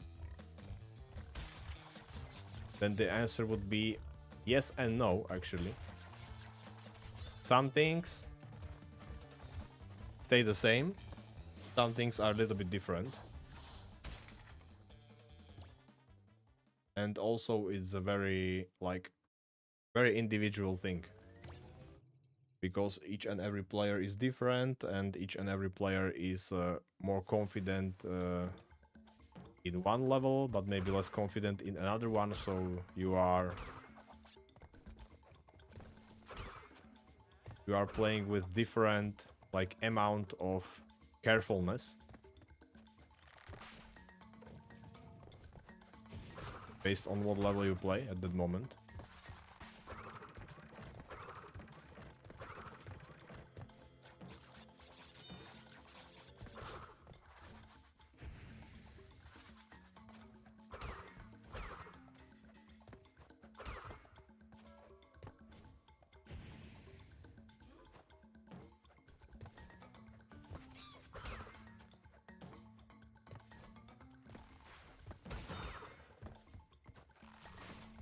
But I wouldn't say like getting extra careful is the way to do it, you know? Like the way to do it is to practice. You need to be patient, practice a lot, doing a lot of rounds, and it will eventually come. That's the way to do it. Not like trying to do it in the first 3 rounds, you know. First you need to practice a lot. But even those practice runs can still be considered runs if you want to. You know? Like if you enjoy to just play the game, then you can just play the game over and over again. And you can consider that to be practice runs, basically. That's what I did with this game. I basically beat it once or twice, maybe. I beat it. I didn't even count the hits at first. Maybe on my second attempt I count hits already. But it was not an official run for me yet. The third one was, however. Even that it was not great at all. It was like, I don't know, 15, maybe 13 his run. But I already considered that one a run, you know.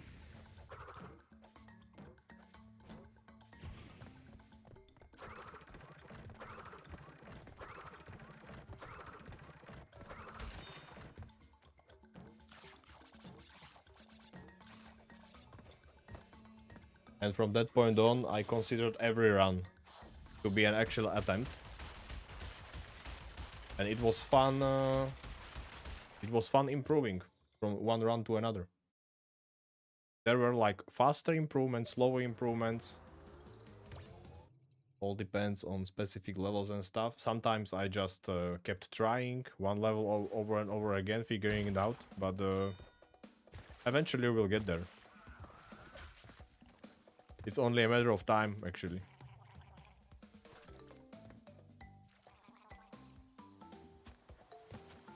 I would say that you only need one thing to go for hitless runs. And that is the willingness to play the game over and over again. If you have that, you can go for it. That is the single most important thing, because when you can do that, then you will eventually get good enough in the game.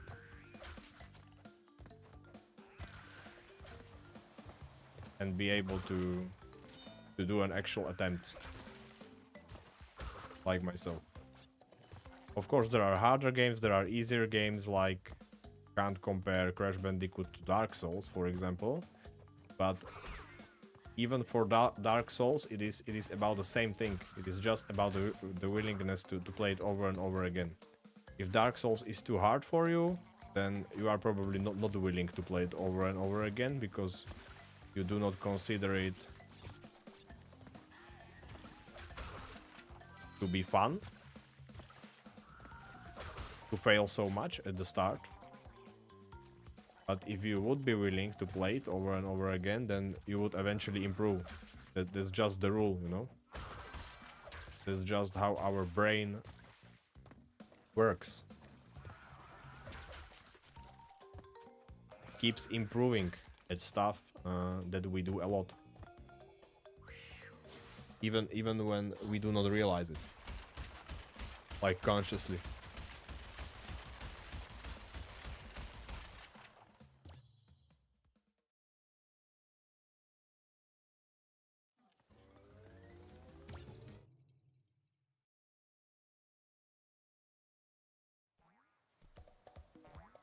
Warm-up plus island.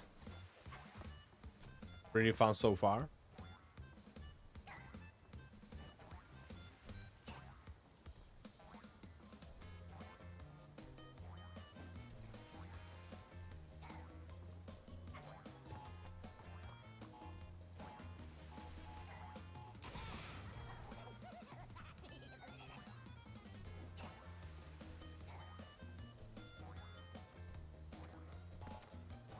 Nice.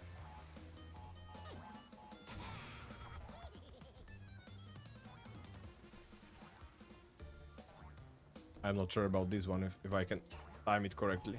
Nice. Very good. Some pretty good timings. These last two tries of Ripperoo.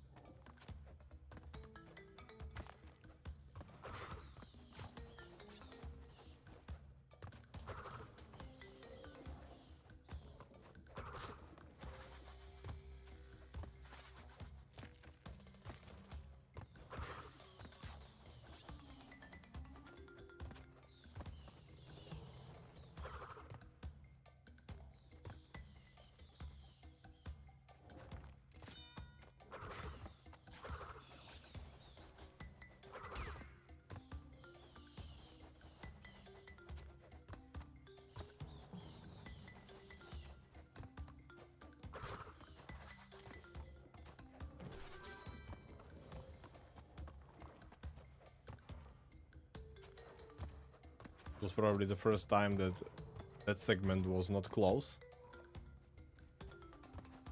I had enough time to get through.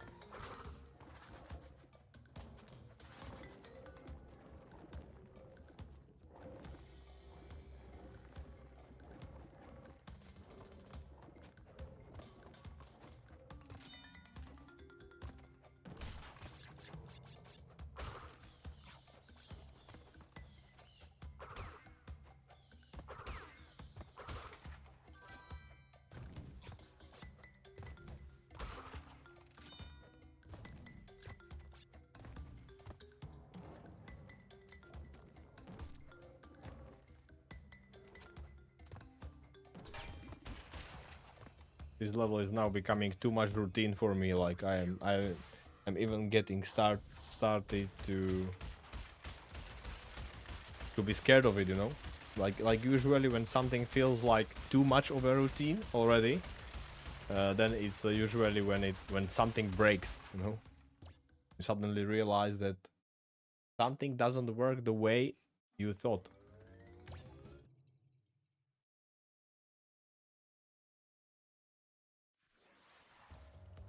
Like in the last run with the robot, you know?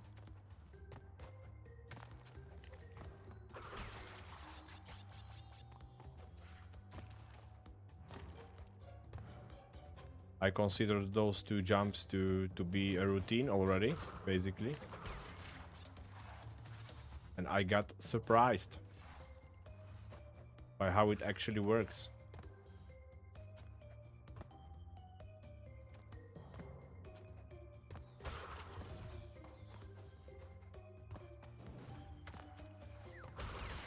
Maybe I just didn't want it to work that exact way, and so I persuaded myself that it works differently.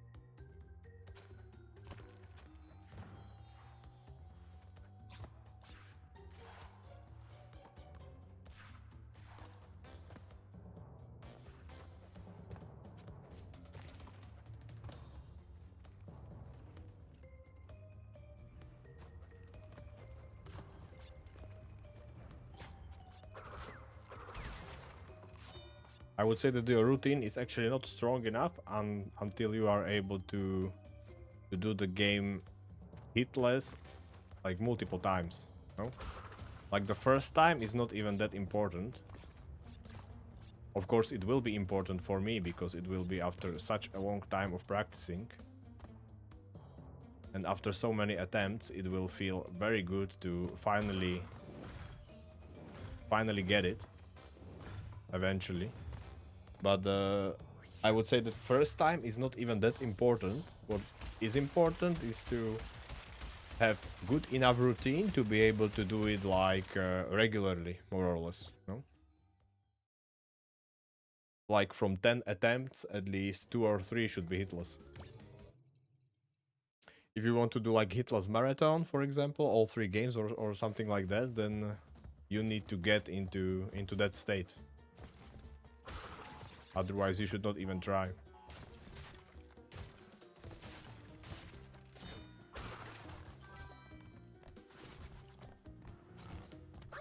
Oh man! Why did I go for rope jump? It was not needed in this case. Oh my gosh. Okay, so road to nowhere.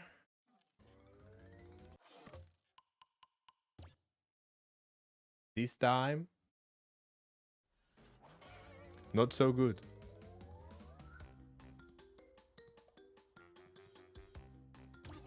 Okay, guys, I need to go to refill my water. So before the next run. So give me a sec, okay?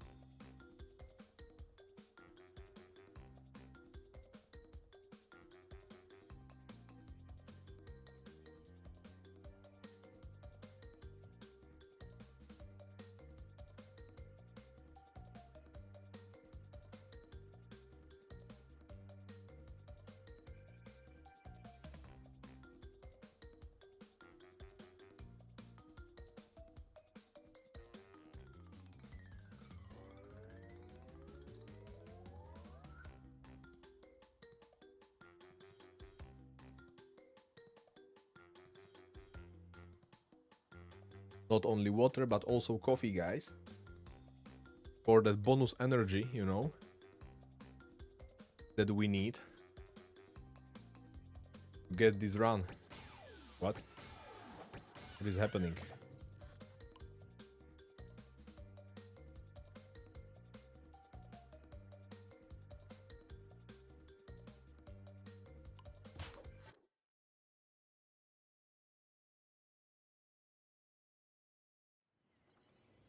But Dr. Cortex. Dr. Cortex, we need to take care of Crash Bandicoot for yet another time. Imagine having like permadeath mechanic in this game, like hardcore mode, you know, no lives, no masks, basically built-in hitless run.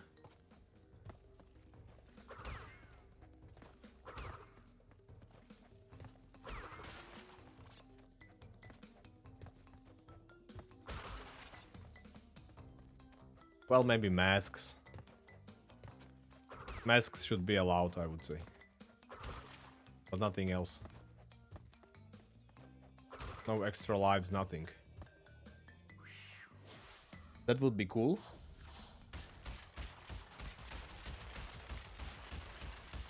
I would say that it would be like an official game mechanic, like included in the game itself.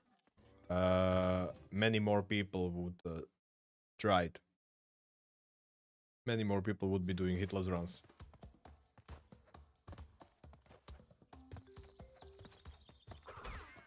It wouldn't need to be like an achievement or anything for it.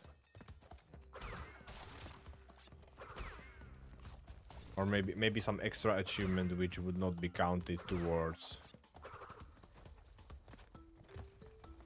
Platinum Trophy on PlayStation. Just some extra stuff that you can complete in the game.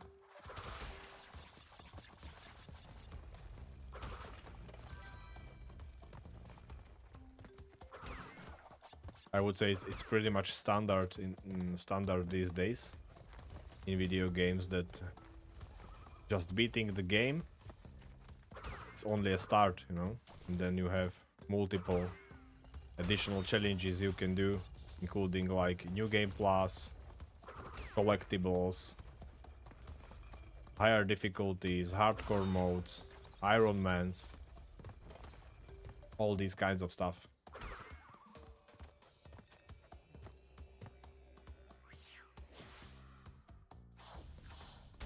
And I like stuff like that.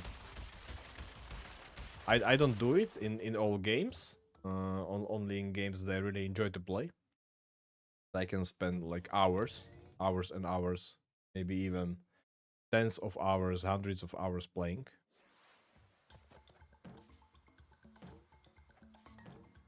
Like for example in Crash Bandicoot, I would love to have like many more additional challenges.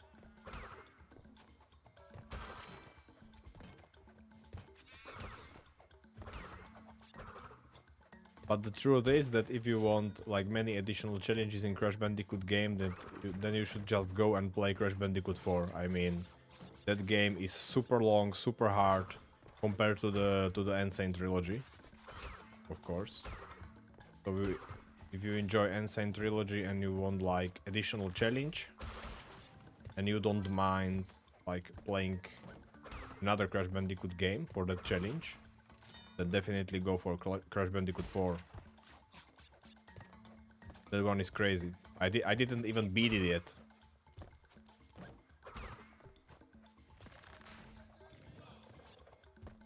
It's so long, it has a lot of hard levels, tricky challenges, bonuses. Some brutal stuff.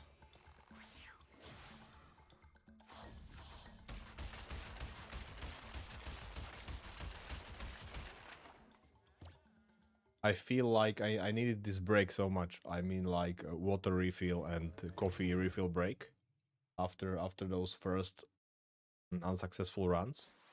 Sometimes you just need to to relax for a little bit, you know? Not playing for at least a couple of minutes. I would actually suggest to everyone to do it after like failing the run. Like don't play immediately.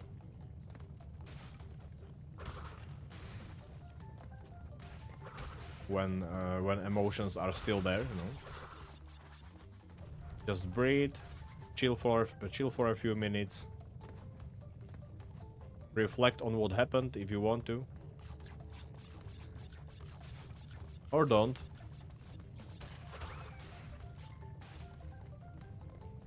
For some people it helps to reflect, for other people it doesn't help necessarily, so it's up to you. But have those small breaks. That would be another of my suggestions if you want to try hitless running. Small breaks are important.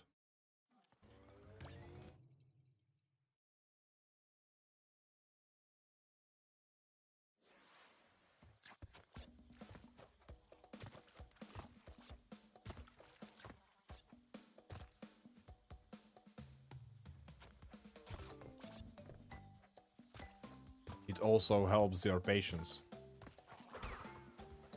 to like reset your patience meter, you know? Because I can get so impatient very fast, and with each like unsuccessful run I get more and more impatient. It's just what happens in my case. And I'm like it happens especially because I already know that I can do the run, you know? It's not like my PB is, I don't know, 10 and I'm still only improving and practicing. No, man, I'm already there. Like, I can do every single level hitless, and I know it. I just need to put the whole run together. That's it. And I know that I can do it, that it is in my power to do it.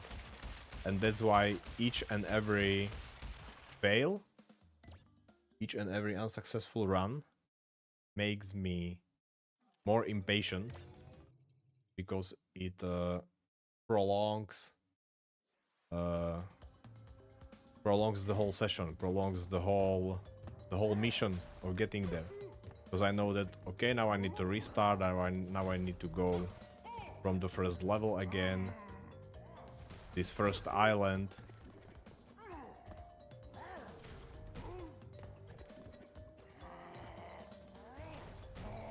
First couple of levels, you know. And if you are like very impatient and very distracted by unsuccessful run, then you can even make mistakes in these first levels, and that is distracting you even more. It snowballs. So don't do that.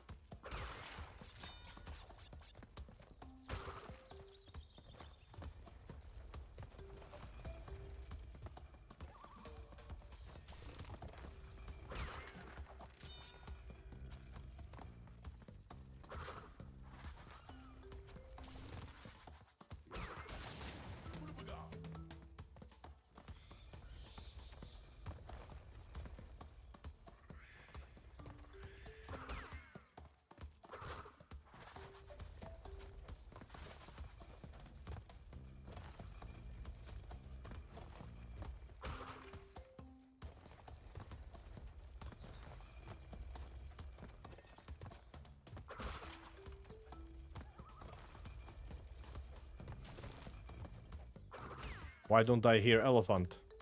My favorite sound. Nice. There it was.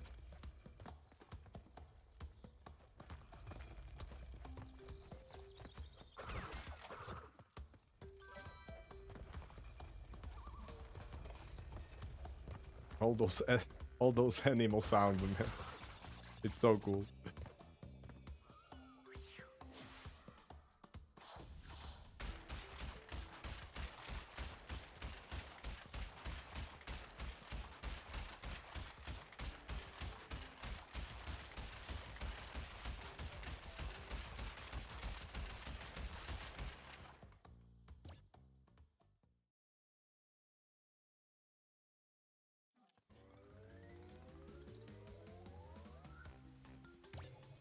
Let's ride. Check my new ride, guys. It can jump and everything.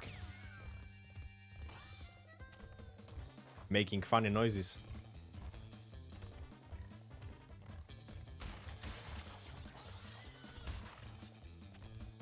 Oh, the squeaky noises are actually pretty regular.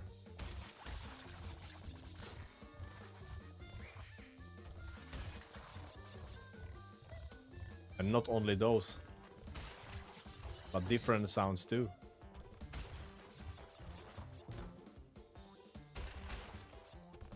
Oh, imagine risking that one each and every time.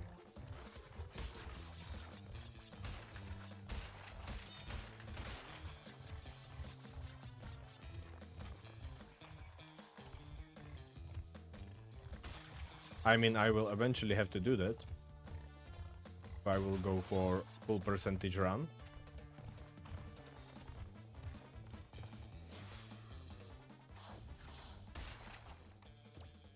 But I hesitate about it. Still. Not sure if I will go for it. It still seems like a very hard challenge. Even when I make hitless run.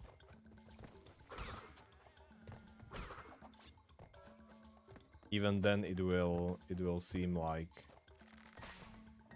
extremely hard thing to do.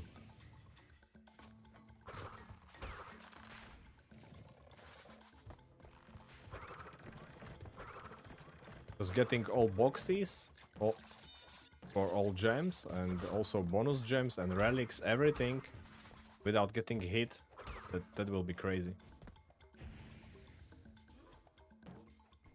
And I will have to practice all these levels also in fast pace for golden relics. Which I mean, that will be some. Oh man, that will be some crazy stuff. How do you make mistake here? I don't get it. I don't get it. Like, was the timing off or?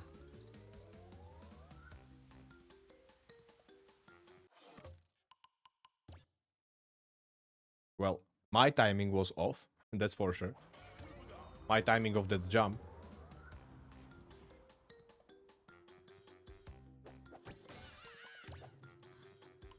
You see, even after taking a break, still failed on a pretty easy level. But Dr. Cortex, we haven't.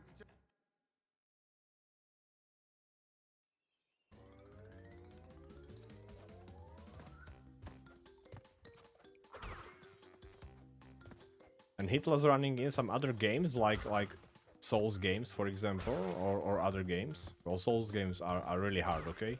But let's not talk about those. But I don't know. Just imagine some game which in difficulty is somewhere between Crash Bandicoot and Souls game, okay? I don't know which one it should be. For every player it can be a different one, but just imagine something a little bit harder compared to Crash, okay? Not much. Just a little bit.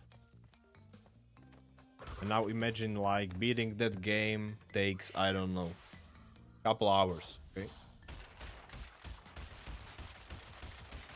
3, 4, 5 hours run. Something like that. Of course you skip a lot of it because that's how these runs go, right?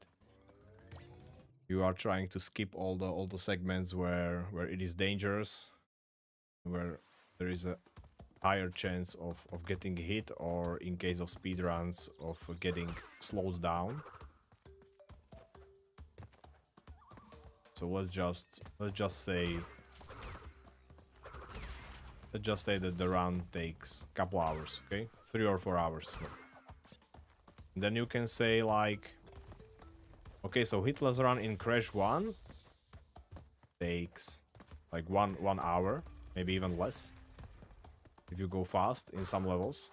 If you use triple mask, it definitely goes under 1 hour. I don't use triple mask, so it takes a little bit longer, but like using triple mask on a regular basis in these runs makes it easier and faster.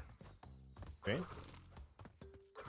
That's why speedrunners usually go for triple mask category and and not go for no triple mask category. Obviously. But let's say that this run is under 1 hour, okay? And then you compare it to some other run, some other game that takes like 3 or 4 hours, maybe 5 hours to beat. And you say, well, that hitless run is of course much harder because it takes much more time to complete. But you also need to consider like how many intense moments and dangerous moments there are. Okay.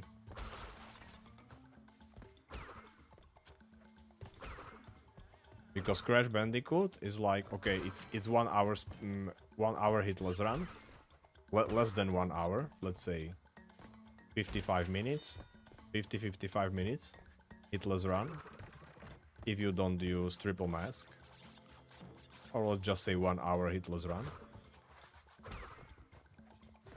But like you are constantly under pressure, okay? You are constantly running, jumping, taking care of enemies, paying attention to the timing of everything, you know. And some other game takes like 4 or 5 hours to complete. There can be like segments where you just run, you know? You just run and there is no danger. And in a lot of games there are actually a lot of segments like that, and you just run, moving from one place to another. I don't know, watching some cutscene which is not skippable, stuff like that, you know. So you need to consider all these things. I'm not necessarily saying that that nothing is like harder than Crash Bandicoot, not at all. There are a lot of much harder games where doing hitless runs is crazy, much harder compared to Crash Bandicoot. But I just want to point out the time part of it, you know. That it is not necessarily true that anything that takes longer to beat is automatically harder to do hitless, because the run takes more time.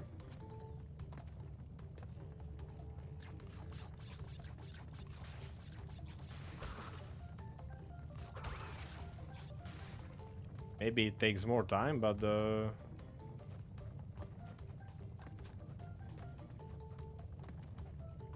are not as many intense moments.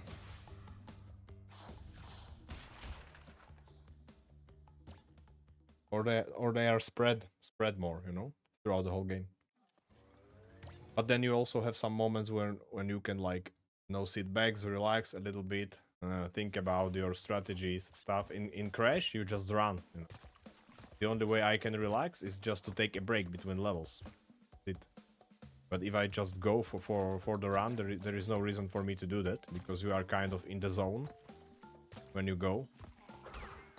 And you want to use that to your advantage, so you just run. Run and trying to beat those levels, one after another. I don't feel any reason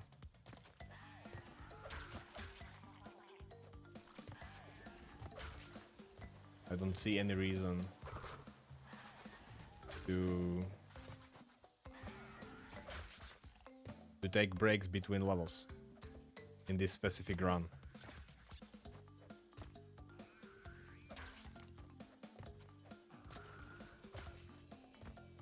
But taking breaks between runs, actually, that makes sense to me. But I already mentioned that, so. Ah, Papu again. I mean, I'm so sick of this dude already.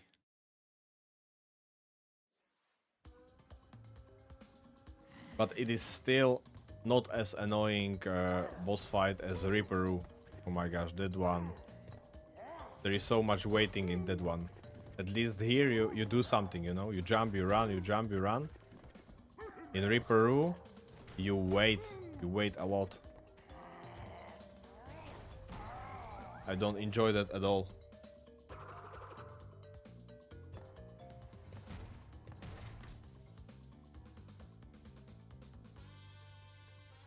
Because if you want to stay in the zone, you need to constantly do something. You know? It's like when you drive the car and there are traffic jams, and you are making decision between staying in the traffic jam and slowly moving forward with other cars, or try to find some other route to your destination, you know, to avoid traffic jam and move constantly. That alternative route usually is done by taking slower, going on slower road, basically, where max speed is lower.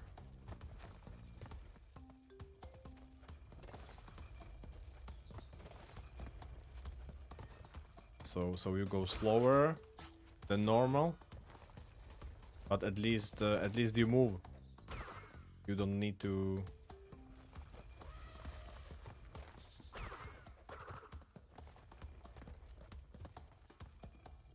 stop that often as you do in traffic jam. So that's why I usually try to go around it.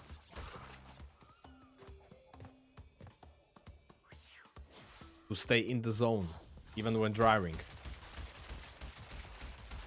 We could actually play some racing game on stream. What would you say, guys? That would be fun. Nothing serious, maybe just some arcade racing, some, I don't know. Or maybe even sim racing, but we would play it in arcadey way, you know. I don't feel like racing too seriously, or like something like Formula 1 or Gran Turismo or something like that, but something more casual, like Need for Speed, stuff like that.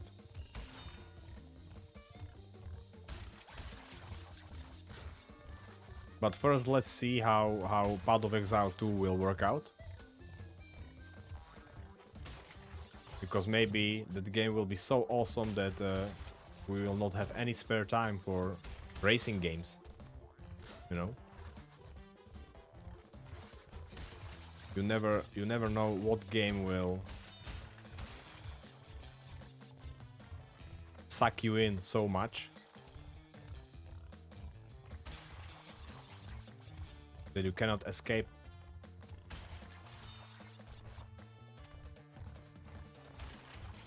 And you just need to play it, and play it a lot. Looking at you, Crash. Looking at you. Crazy Crash Bandicoot. Almost out of the first island. My gosh. For the third or fourth time today? I don't know. I don't know anymore. I got so invested in today's efforts.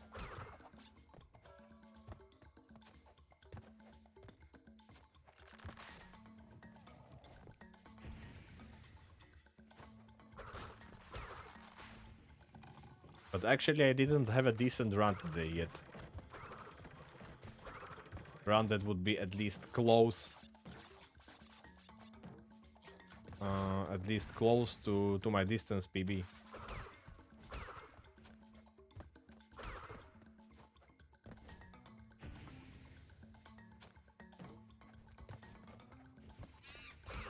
It's kind of sad that I didn't see...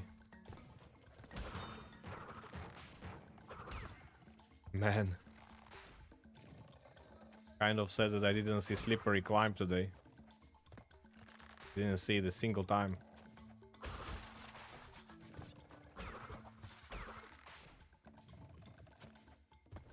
That's actually the disadvantage of doing this after you already reached PB of 1 hit, you know. You don't have many reasons to continue in your run once you get hit.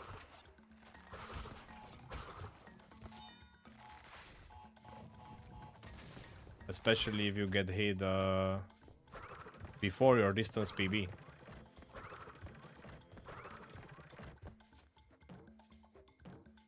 Then you want to restart immediately, usually. At least that is how I feel.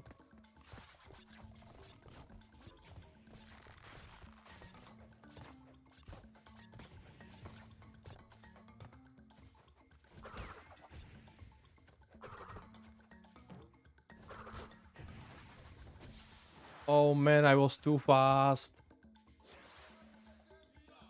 My gosh.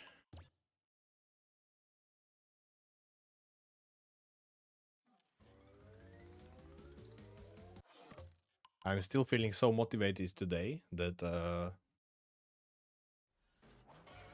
that even mistakes like this are not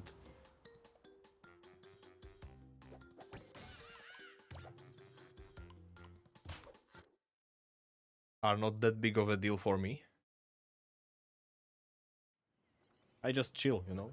I know I can do it, and that's all that matters.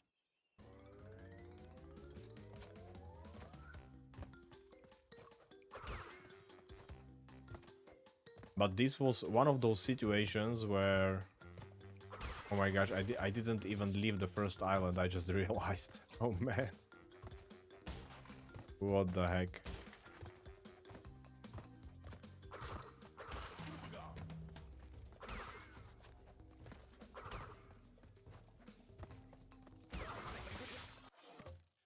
This freaking turtle, which is upslope.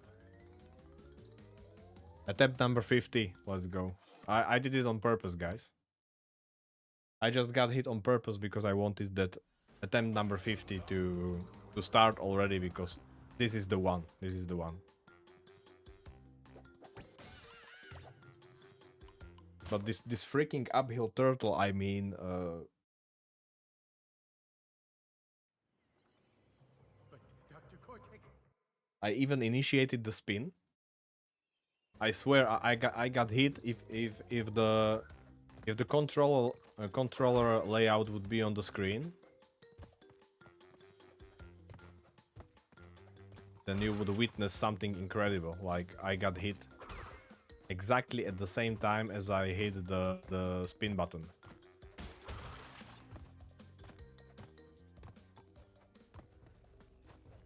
And I mean, it's actually so easy to avoid this turtle, you know? You can just go around like this, and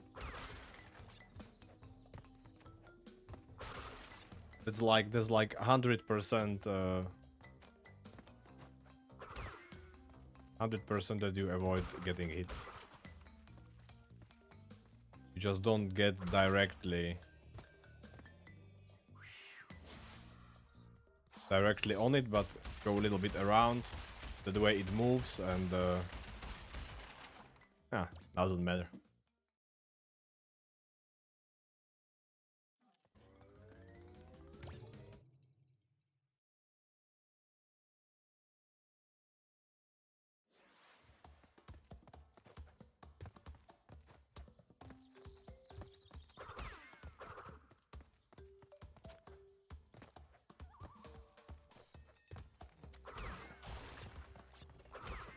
This has to be the run, guys. Attempt number 50. This is it. I mean, if I won't make it this time, then I will have to take a serious break.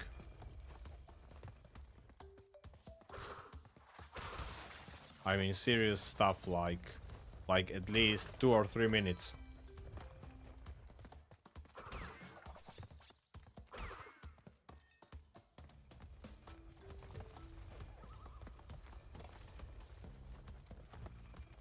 catch a breath and organize my thoughts.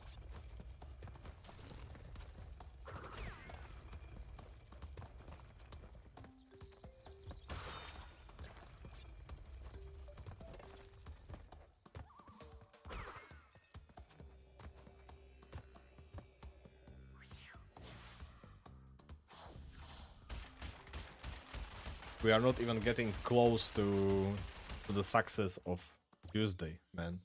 So many good runs on Thursday, like at least 3 or 4 really great runs. Today's runs are just weird.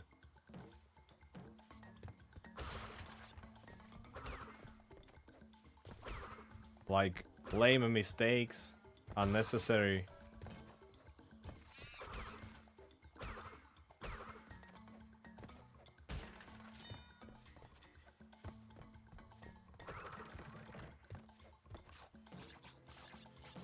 I did couple of really stupid mistakes because of the timing. Very bad timing on my side, actually.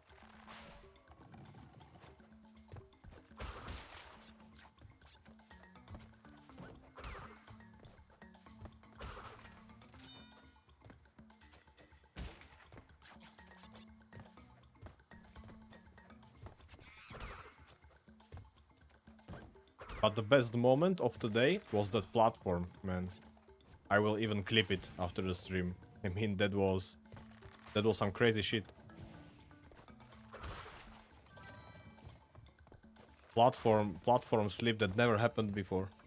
I mean, man.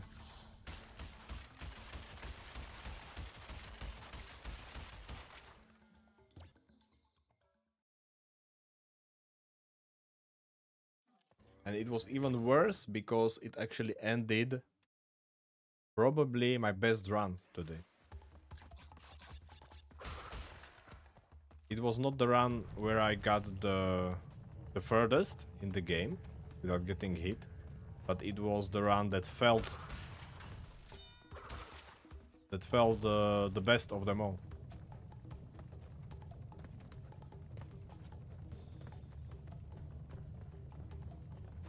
And if I am not mistaken, it was the first one. That's how it usually goes. The first one is the best one. No, it was not the first one actually, it was the second one, because I made a mistake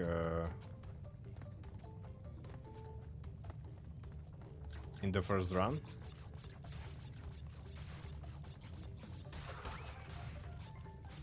On first island even, I believe.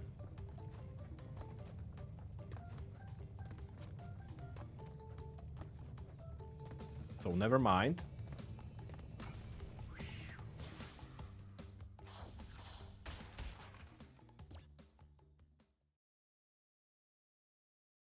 But we still have plenty of time, guys. No worries. Today is like... Today is the day. I'm very dedicated today. I decided that today I will do everything in my power. I will use all my skill and time availability to make this happen.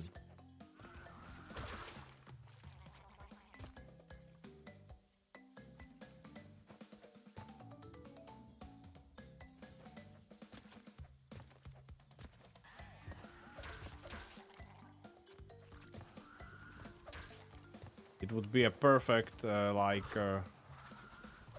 perfect chain of events, you know, to do the run today and try some Path of Exile 2 tomorrow.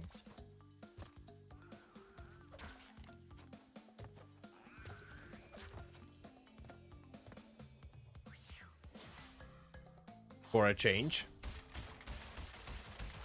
We need to mix things up a little bit, you know? Not to do same things over and over again. That's not how you progress and improve.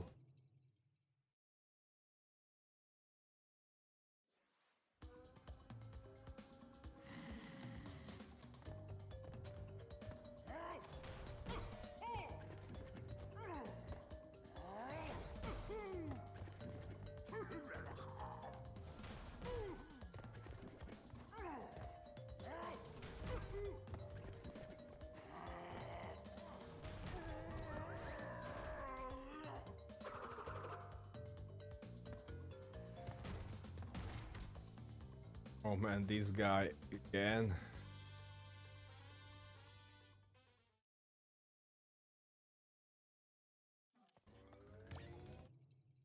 I didn't even reach Reaper on my last run. My last 2 runs. Maybe even 3 runs? No, 2 runs.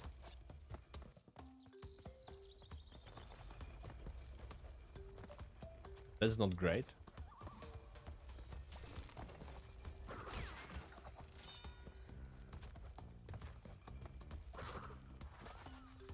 But the only reason for that is that I needed to take a break from him, basically, you know?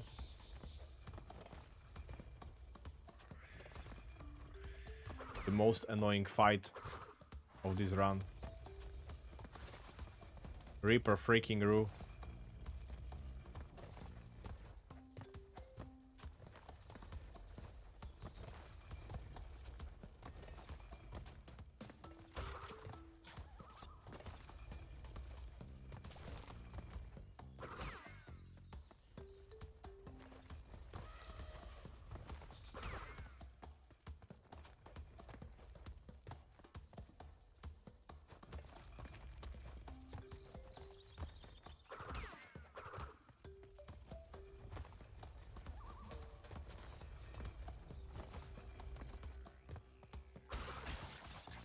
Is we can enjoy funny animal noises in this level.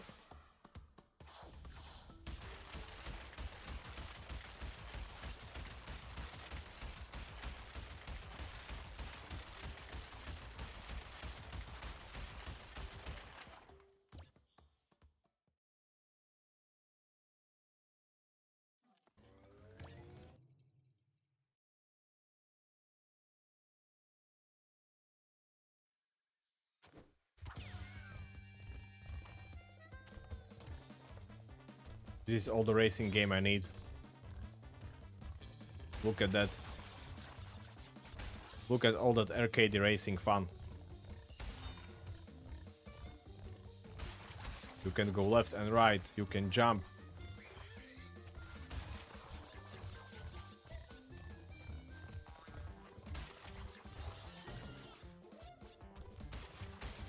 You don't need to worry about gearing up and down. All happens automatically.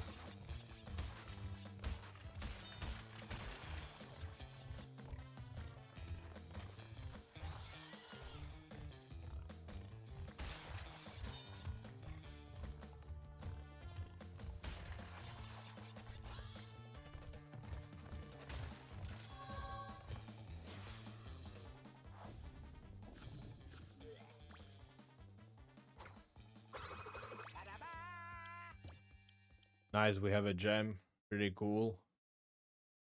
No boxes on our heads. Oh man, native fortress again. Freaking brazers.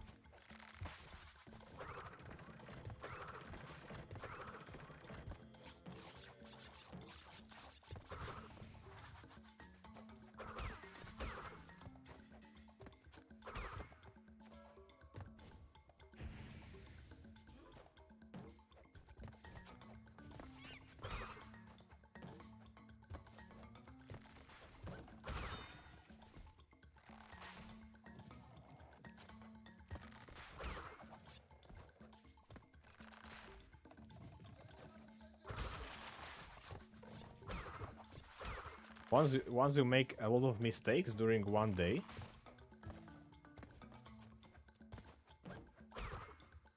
then you start to get a little bit paranoid, you know? You are like, man, where I make a mistake next. At this point, it can be anywhere. I already made a mistake jumping over an enemy. I made a mistake jumping over a brazier. I missed my timing a couple of times. No? At this point, it can be anywhere. Suddenly you are like... Man, can I even do this?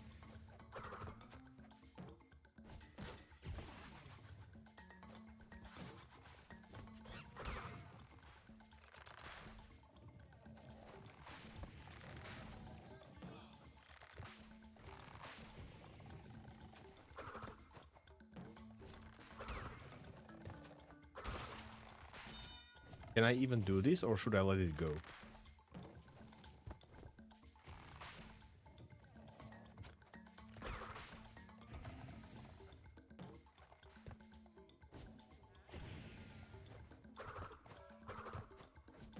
Perfect. And now my confidence is back. It was just a momentary screw up. And we are back in the game. Off the first island.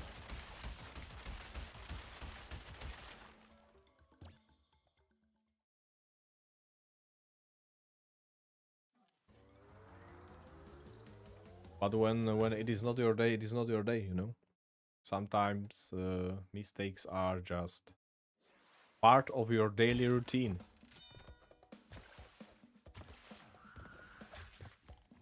In that one specific day.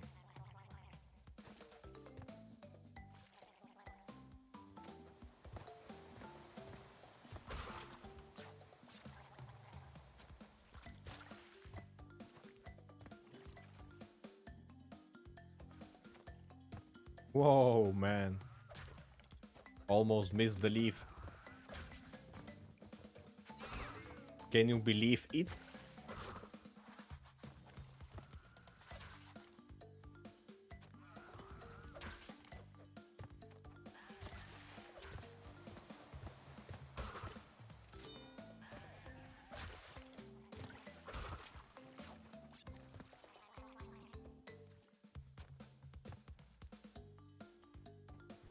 Maybe it doesn't seem like it, but some of these jumps, even that they are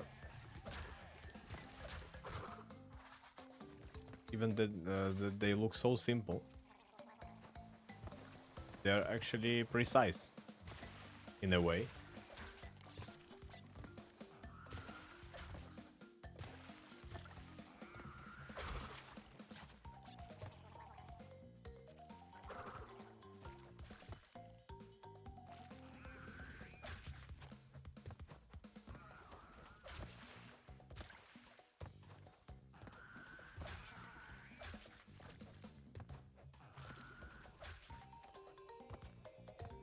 I'm not sure if those fish are timed independently of the plants, or if it is always synced in a specific way. I don't know. Seems like they go separate.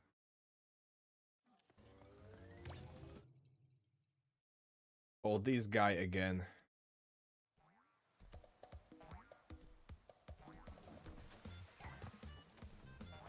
How is he still alive after so many explosions?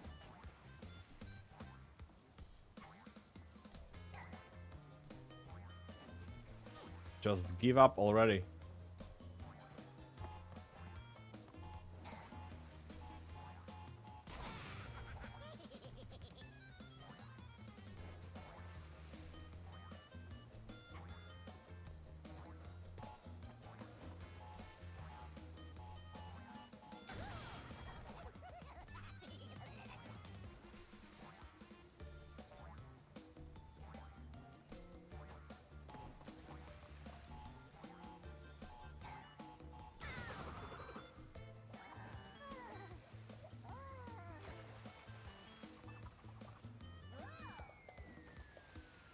There is always something with TNT boxes when you fight Reaper and Nitro boxes in later games. This guy just likes explosions.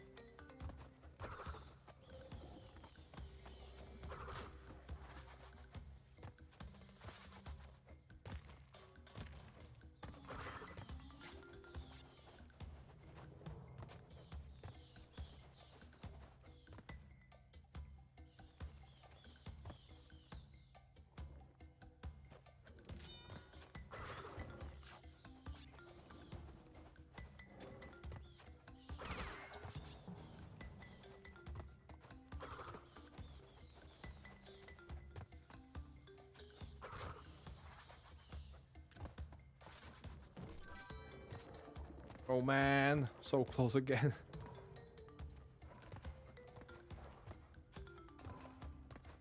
If you want to go for all the boxes, for example, in this level, you need to get that that Brio head collectible to unlock bonus level for the green gem.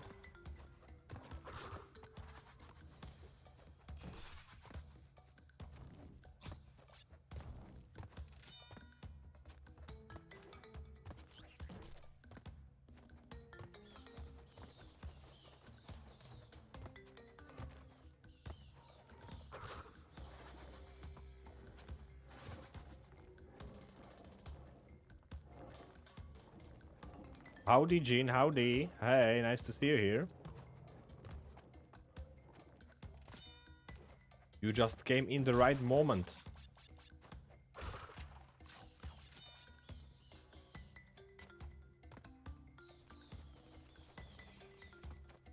Yeah, I'm actually going for no-hit run right now. There is no better PB I can get when it comes to number of hits. My PB is already at 1 hit, so I just need to do the run right now. There is no other option. 0 hits is the only way I can improve at this point. So that's what I'm trying to do here.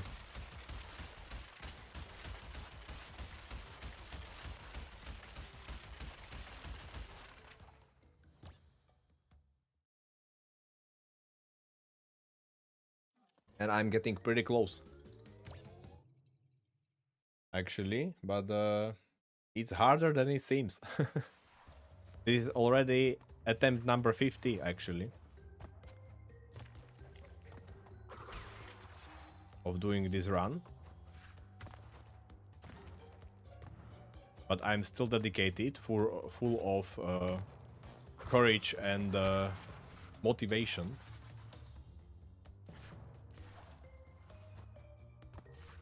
Yeah, basically. You need to do exactly that. You can improvise a little bit at certain moments, but a lot of things you just need to remember. You just need to know by heart, you know. And even then, it is not guaranteed that you make no mistakes, because some things in this game are randomized. So the timing of everything is not always like 100% the same. It's almost the same, but not exactly the same. So you need to improvise a little bit from time to time, if you like it or not. That's what makes this run interesting and hard at the same time.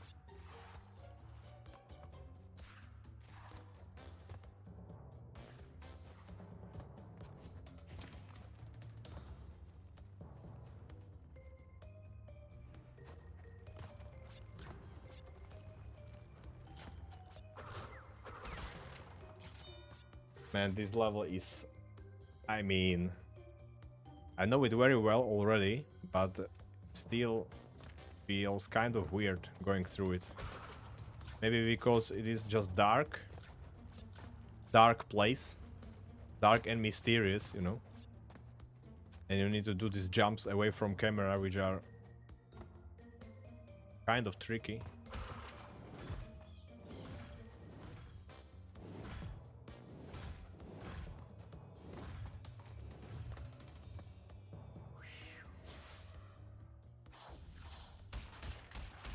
Yes, the route itself is actually the same, but I mean the exact timing of these platforms and stuff like that can differ a little bit, especially if you like come late, a little bit later to some platforms. They are already like not synced the same way with other platforms, for example, and then you need to do the jumps a little bit differently, stuff like that. Small stuff, but it can screw you over very quickly. I am playing on PC actually, but with a PlayStation controller.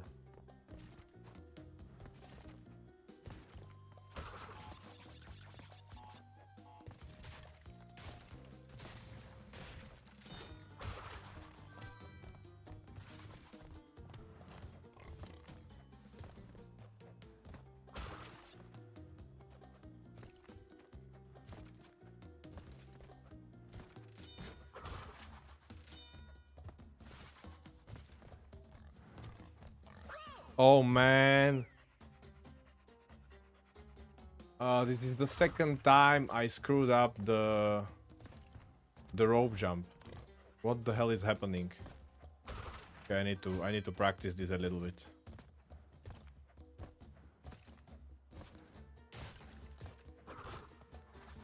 Look at it. Look at this. It's so easy. It's so easy to do. I can do it 20 times in a row. And then when it matters, I screw up. I can do it here if I want to. Oh man.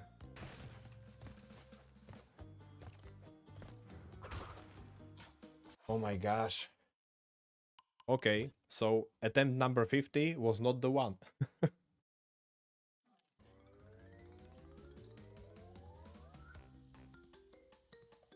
This was not the one, guys. Freaking crazy stuff. Man, I can do the rope jump anytime I want to do it. But this time I screwed up, you know. It's simple things like this. Like you just miss one jump by couple frames or couple pixels and you are screwed. But Dr. Cortex,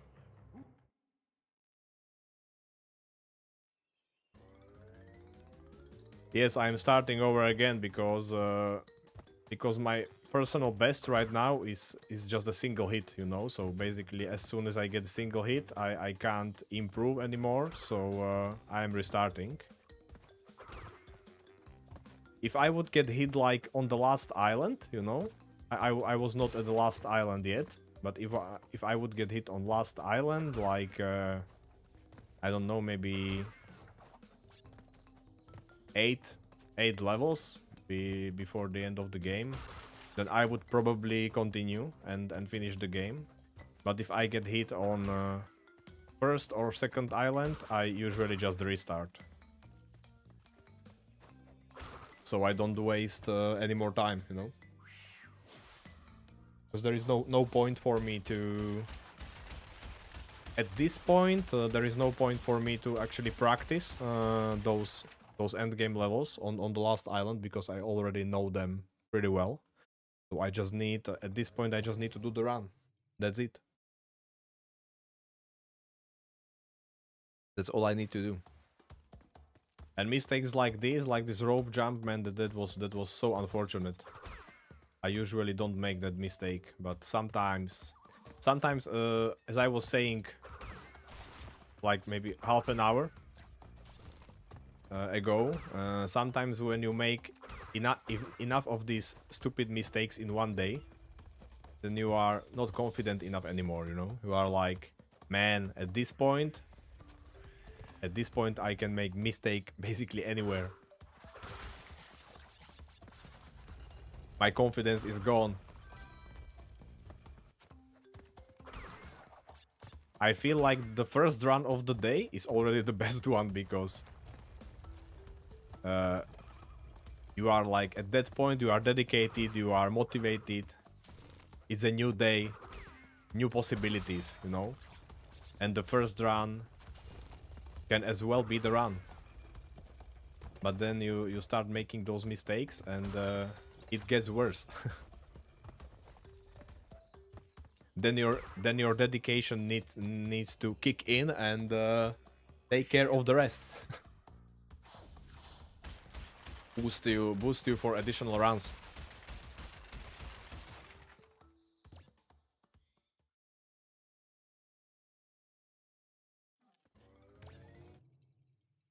Yeah, it's kind of a big punishment to start over after like 15 levels already done. Well, maybe not 15, maybe 12.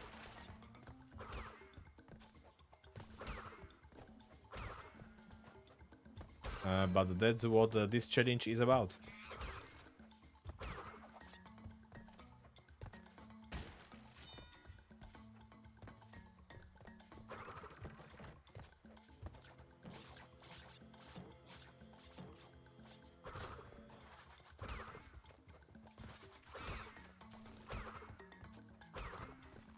But each and every attempt you get better in the game, you know?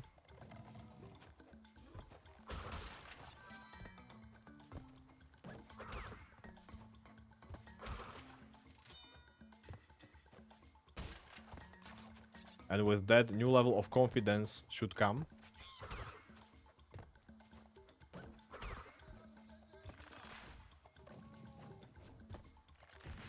You see, for example, brazier like this can have like couple different timings. Sometimes you can jump over it right away. You just run, you just go, and the timing is just right. And sometimes you need to stop because it lights exactly as you approach it in that exact moment.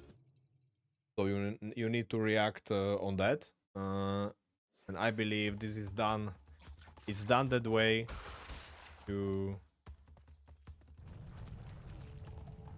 make the game interesting, you know?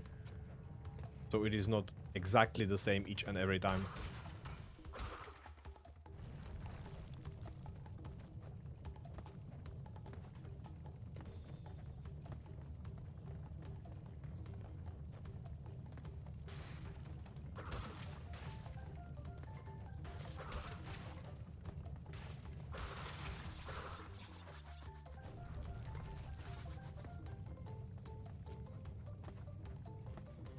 Some things are being triggered as you approach them.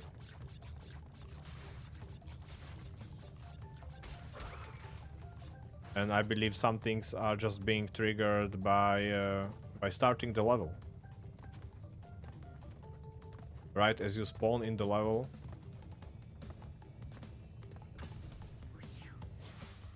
they start moving or something. I don't know exactly how it works, but I just know that those timings can be different. So some of them are probably even randomized.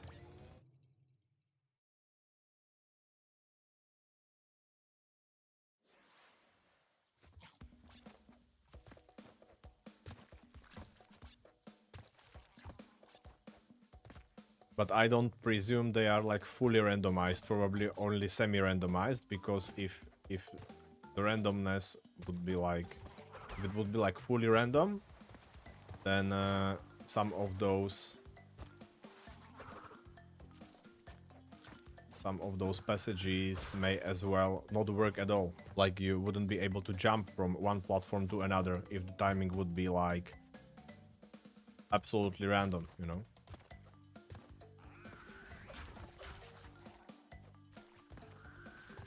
In these first levels, it is not that big of a deal. Usually you can somehow manage, even improvise a lot. But in those later levels where you need to do even a series of jumps, for example, and time them very well, then it would be a problem.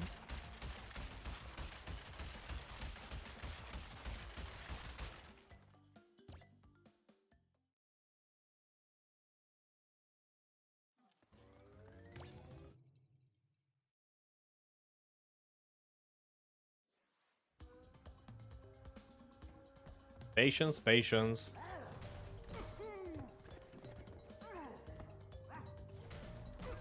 Especially when you beat this guy over and over again.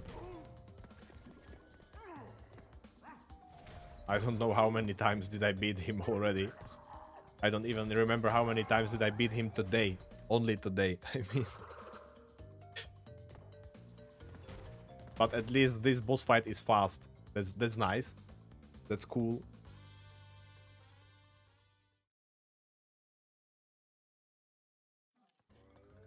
Oh man, I want to get on the third island so much. I promise I will do my best there. I will be so careful in those levels. But please, let's get there. Let's not make any unnecessary mistakes.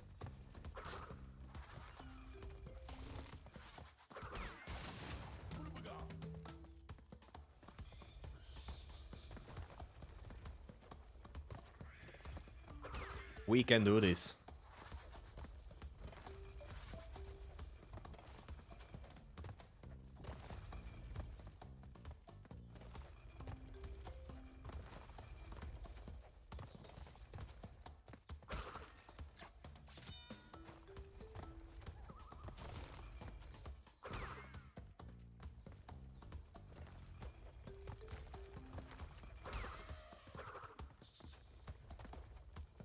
Going between those rollers feels so weird. So dangerous. Claustrophobic.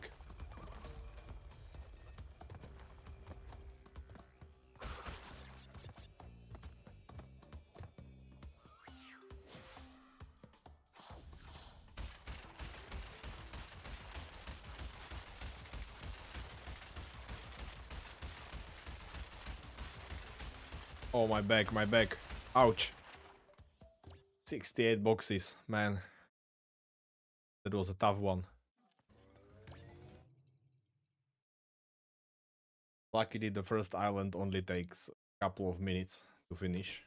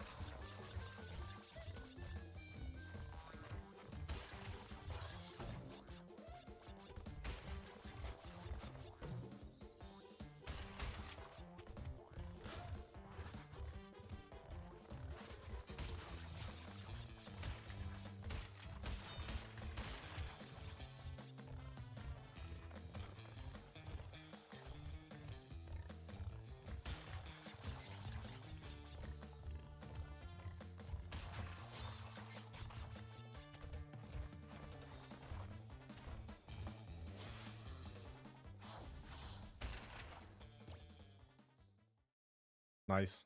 Missing one box in this level is actually faster than getting the gem. Because when you get the gem, you need to wait for the animation of getting gem, you know? Of Crash spitting it out. And getting hit by one box takes less time, actually. Maybe speedrunners do just that. I don't know.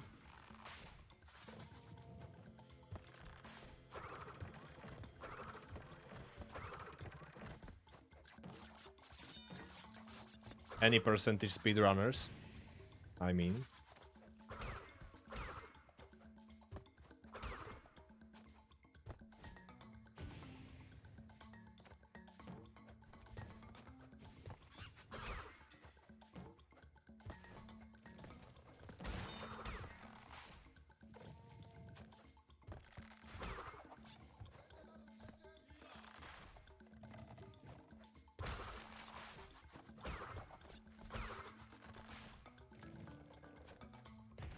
Whoa. I thought it is ending and it was only just lighting up.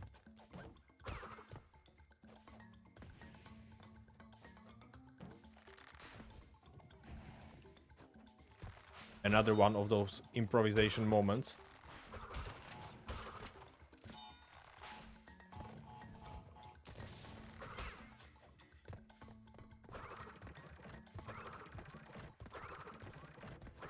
Hard stopping.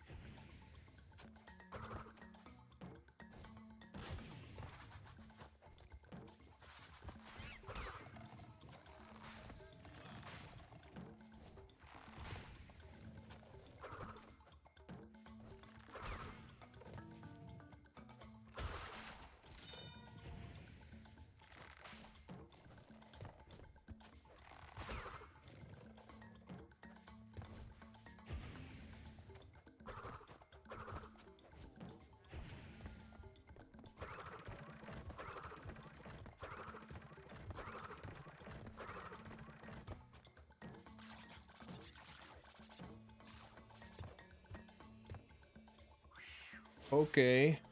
Out of the first island. Once again.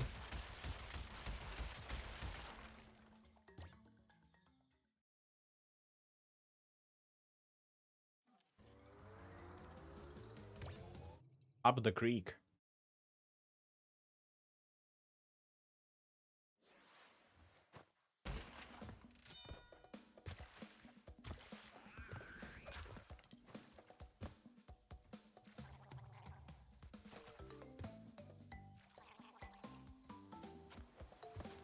Upbeat music, vibrant colors.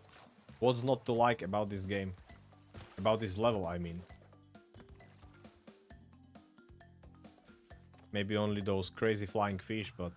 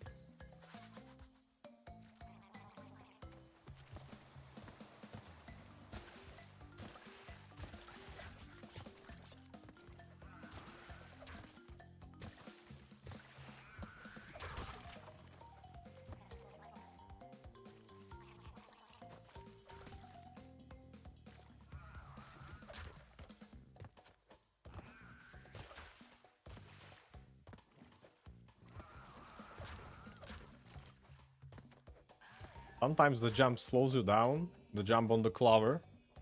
Sometimes it doesn't. Confuses me how it works.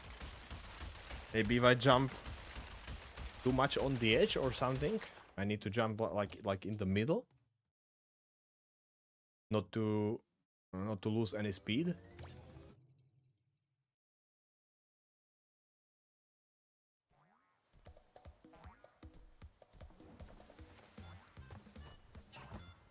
Something like that.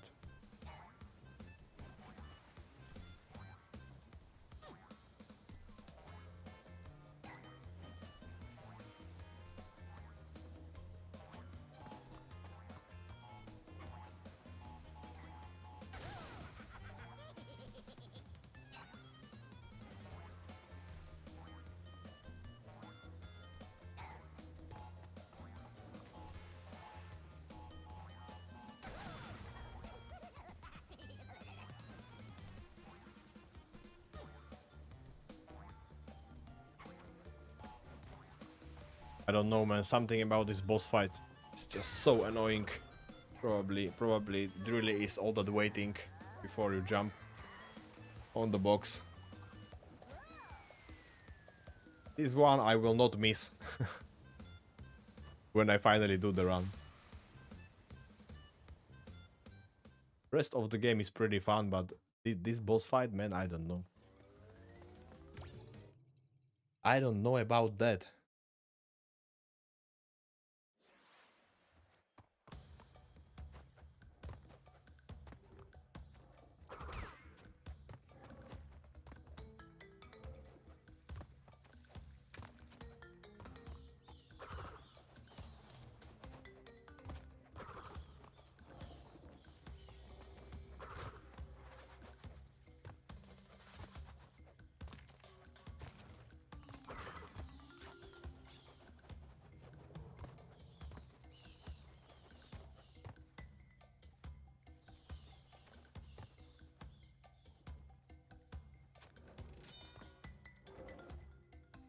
I rather wait.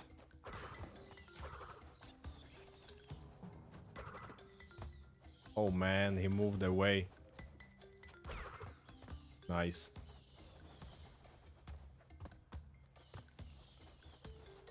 I don't like this part. It is unnecessarily slow.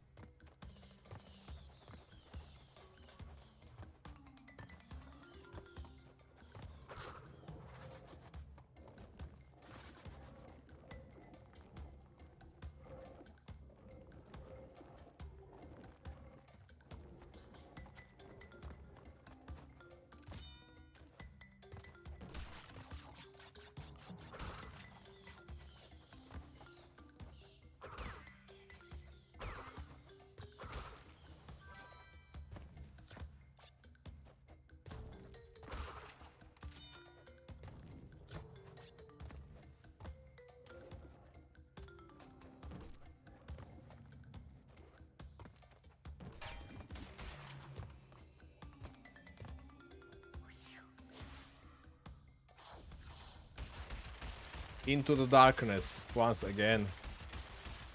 And then we need to handle the bridge. This time not falling down.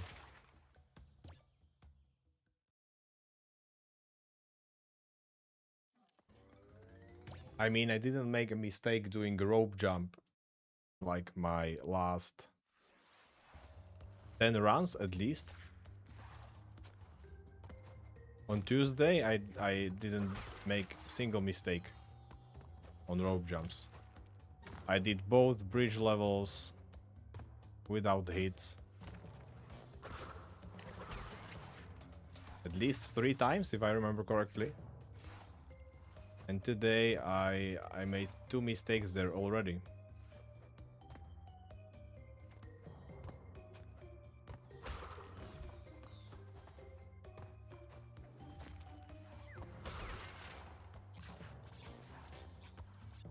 Sometimes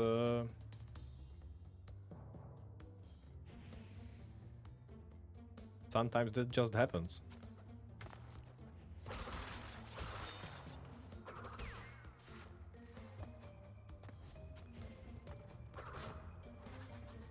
You need to deal with it and try again.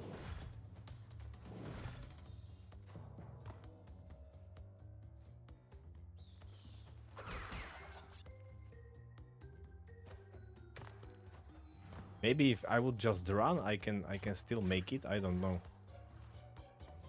I keep waiting there for those platforms to align correctly, but maybe I don't need to do that.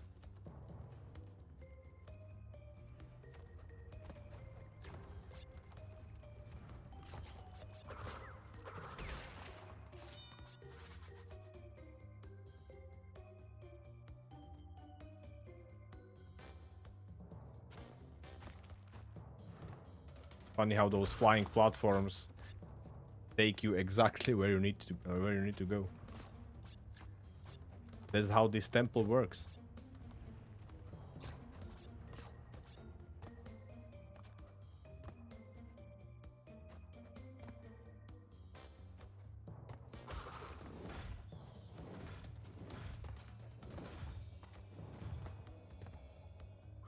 Oh man, here we go again.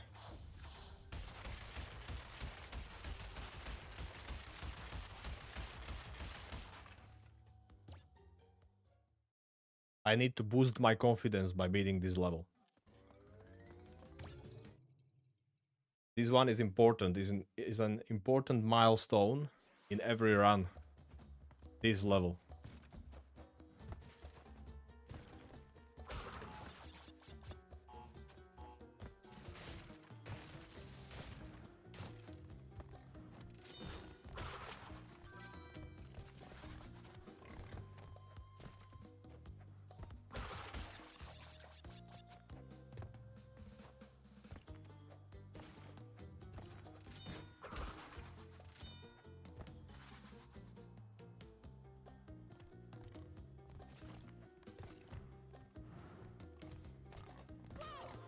Oh man, why this keeps happening?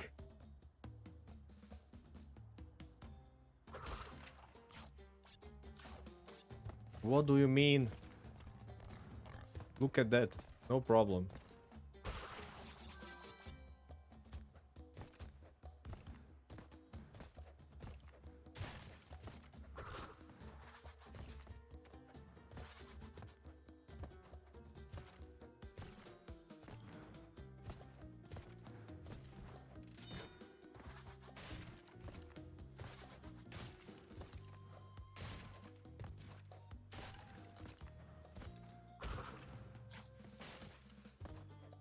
I just need to stop thinking about this level as a big deal, you know? Look at that, I can do rope jump anytime I want.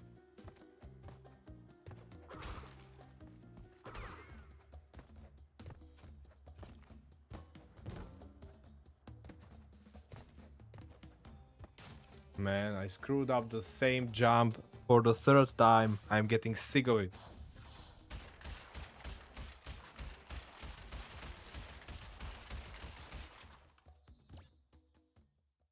Okay, guys, I need another confidence boost in a form of some snack. So that's what we are going to do now. We will restart the game, get ready for another attempt, and I'm going to pick up something to eat, something small, just to fill up my stomach a little bit, because I'm starting to get hungry, to be honest.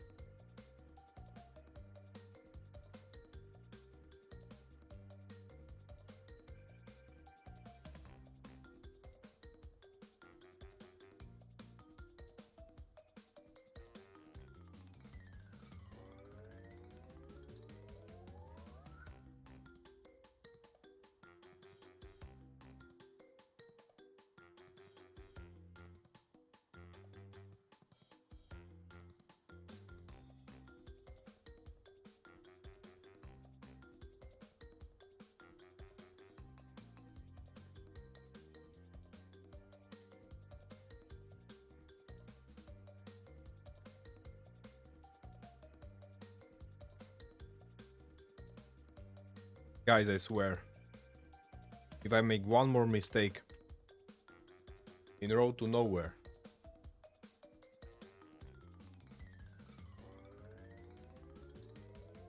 I will smash something.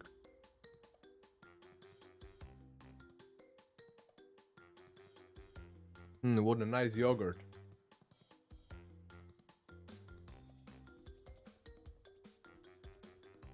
Nice, fruity, creamy.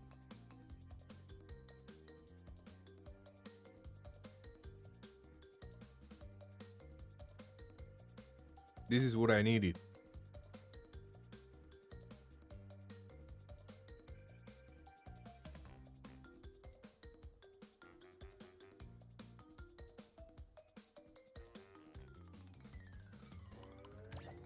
This is what we needed, guys.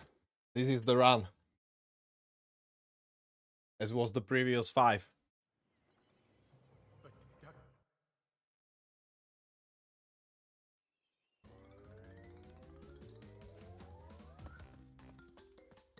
Today is a tough day for runs. I have to say that out loud. I mean,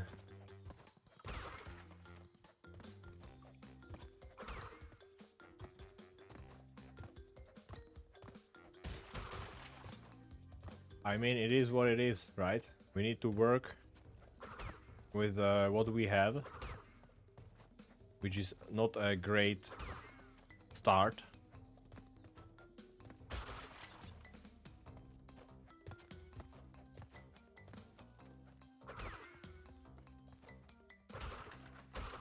But we need to work with it.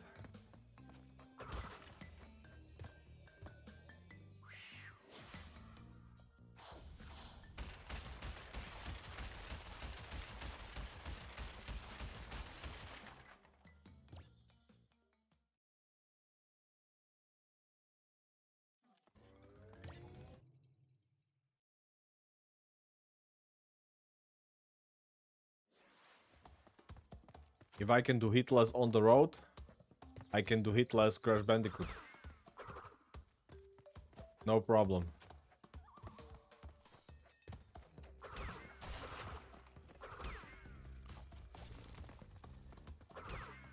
I'm doing hitless every day when I'm driving. In real life. How hard can it be to beat this one simple game?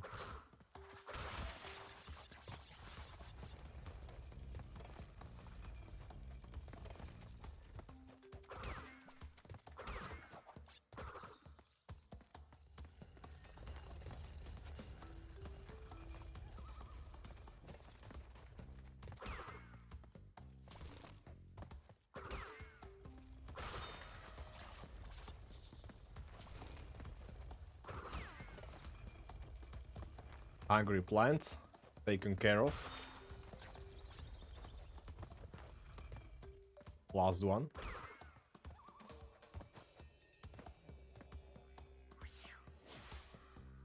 You.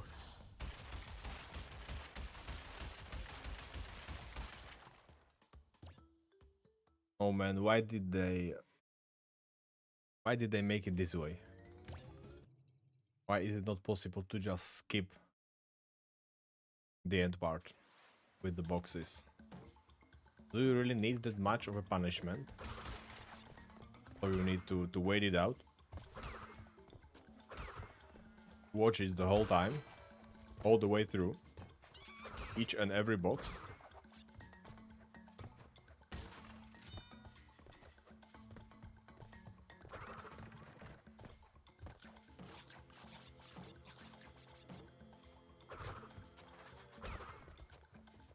It's even more annoying than Reaper boss fight.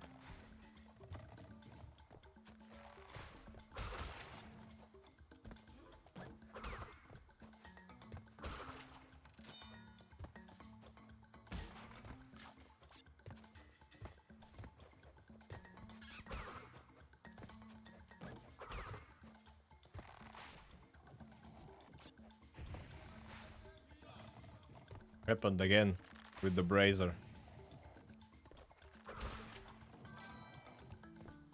Maybe it's something with how I go through the level. Because today it happens each and every time. So I presume I just have a specific tempo, specific pace when I go through the level. And that's why that brazier always lights up right in front of me.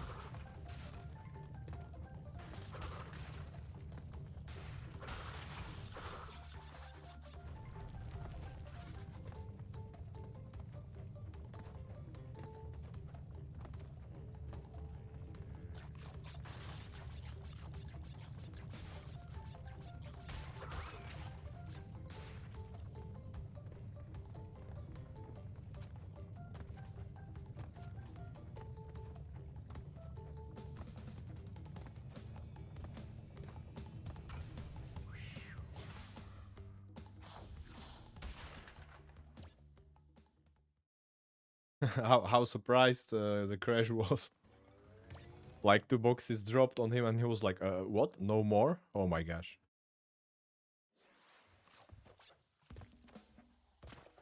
He was so confused about it.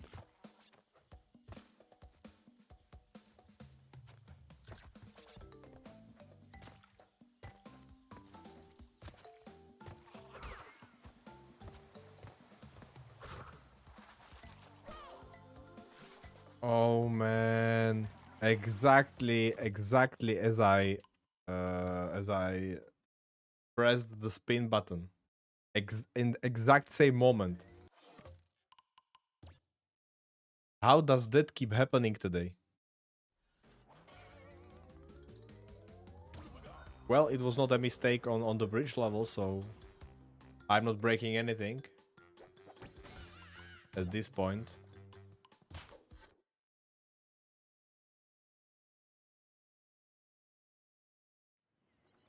But man, it happened 3 times already today that I got killed by an enemy at the same moment as I hit the spin button.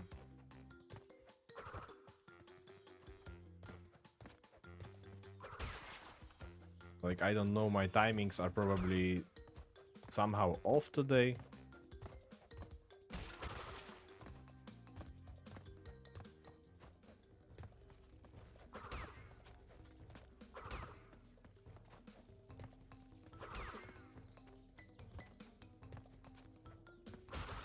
It's true that I usually don't kill that fish. I just wait for it to jump and only go there and then. But I was like, wait, I can make this spin jump and take care of it, and it didn't work. I was not able to spin in time. I don't know why, man. I mean, it's so weird. I'm just going to this run. I'm going to absolutely stick to the routine. I'm not just going to run through the levels like crazy.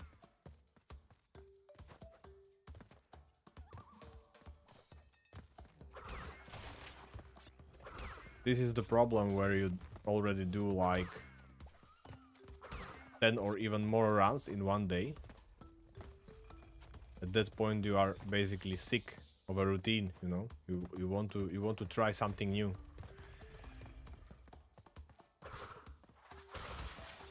But in a run like this, you can't afford to do it. You should stick to the routine, even if it is not like optimal or not the fastest way possible to go through the levels. Doesn't matter. What matters is that if you are able to execute it without making mistakes.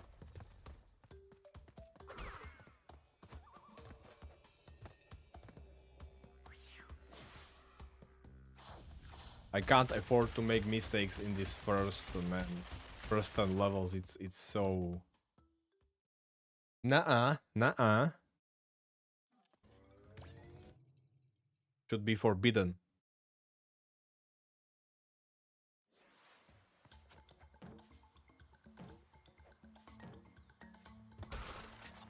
It will be so hard for me today if I will have to end this session without an improvement. I mean,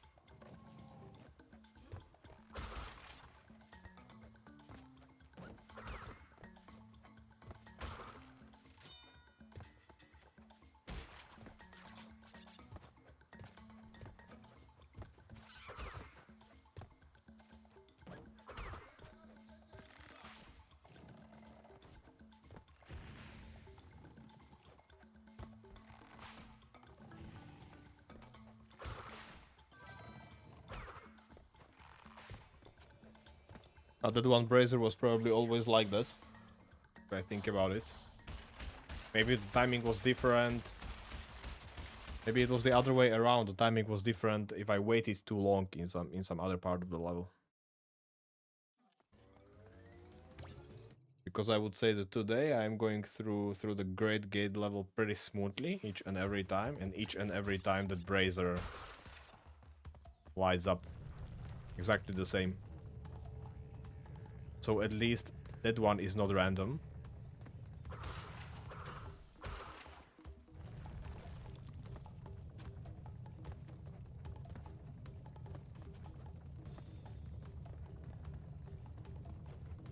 I wonder if this is the level that you can play in Uncharted game. Uncharted 4, I believe it is. You can play Crash Bandicoot in that game. There is a console and TV in the game, and you can just sit down, play Crash Bandicoot, and there is one or two levels that you can play actually, and I believe this is one of them. The boulder. Or maybe this is the only one that you can play there. I don't remember.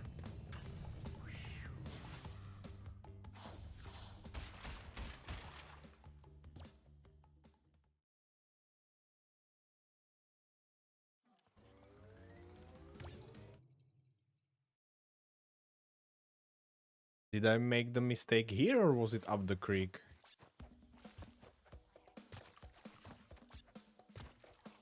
I don't know, man. These two levels are like one to me.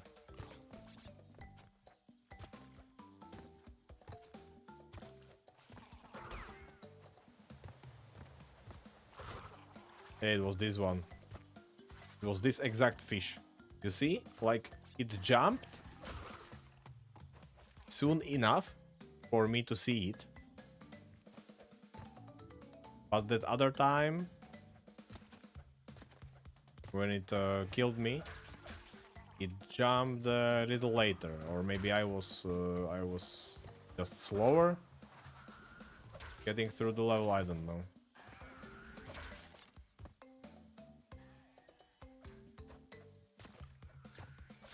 A lot of question marks, you know? A lot of weird stuff happening.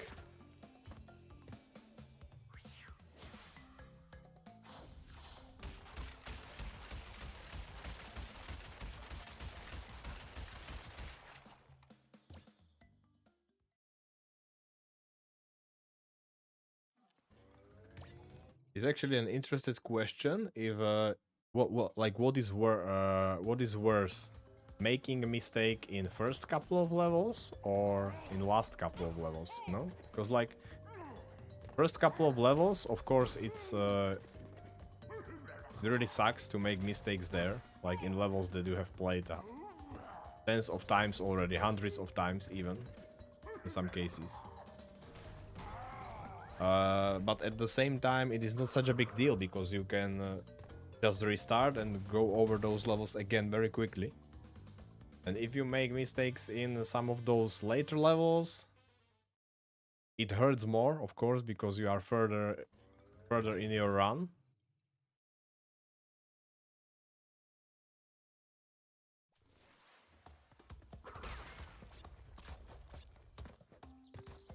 But at the same time, they are harder levels, you know. So from like difficulty perspective,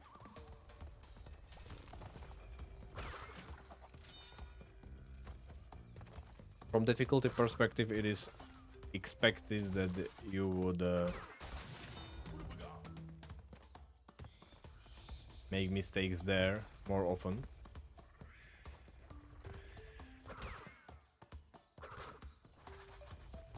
They are also a little bit longer, at least some of them.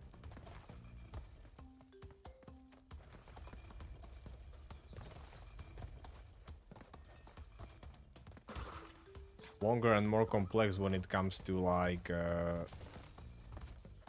jump sequences and stuff, timing.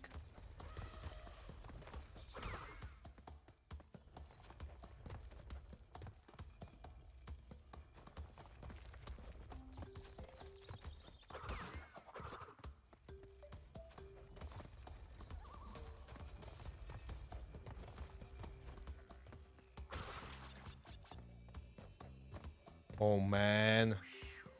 Grinding so hard today. Especially the first island.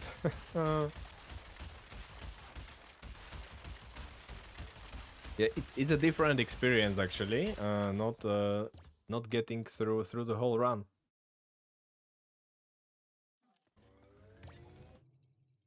I just don't feel like going through the rest of the run if I got hit, you know? At this point. Seems like a waste of time to me, but eventually I will probably have to do that. Because I'm not playing those last island levels at all today. And I can feel that it is not right. I need to play them and go through them at least once in a while to get in touch with them, you know? Remind myself of those levels.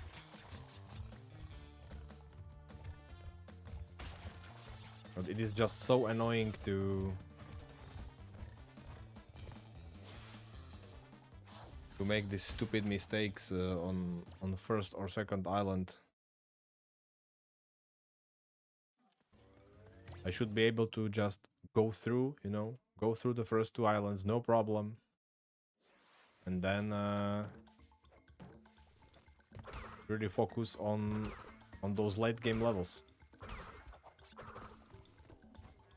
You see, sometimes you hit that monkey, sometimes you don't. With the turtle as you kill it.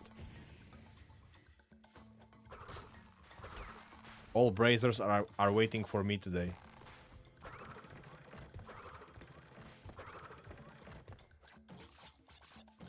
It's amazing how much they like me.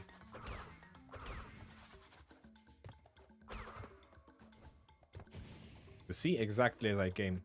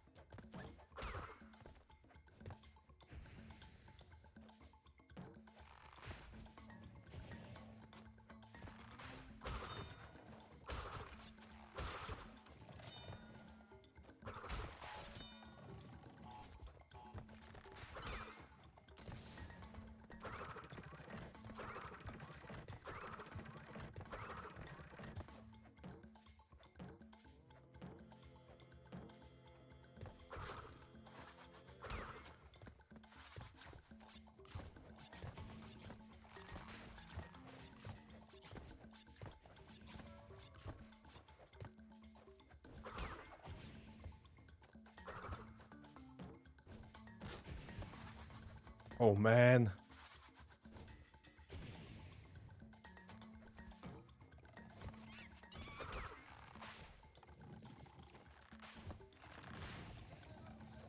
That was freaking crazy.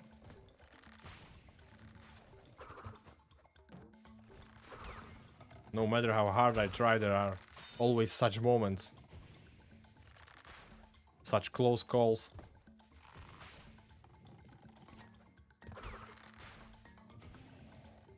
And I really try to avoid them, believe me, I do. But it's crazy.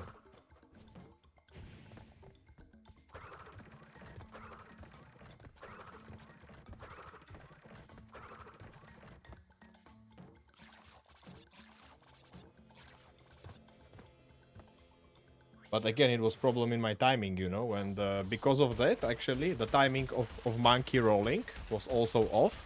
I just got lucky that that I jumped the way I did.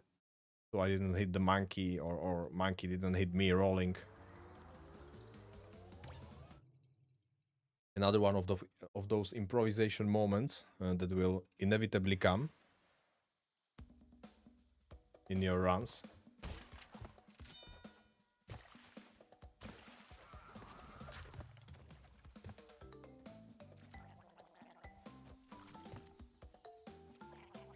And the more of them you see, the more of them you are able to react to.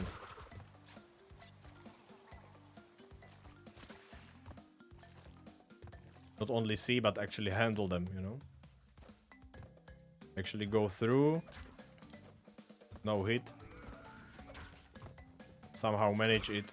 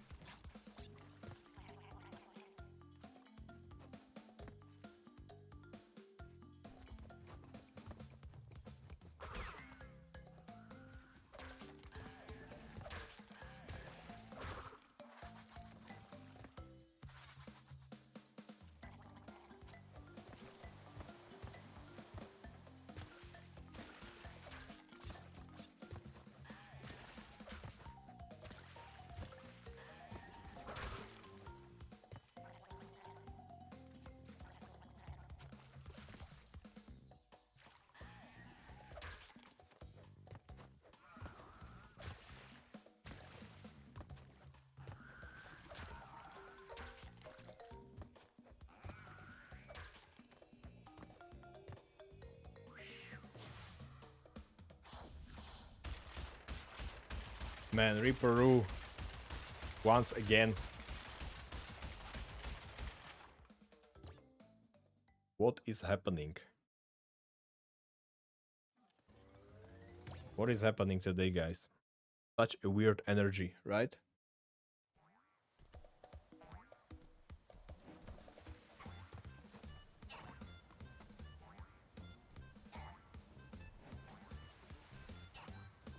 It's not about dumb mistakes even, like today's mistakes are not even that stupid. They are more like unfortunate.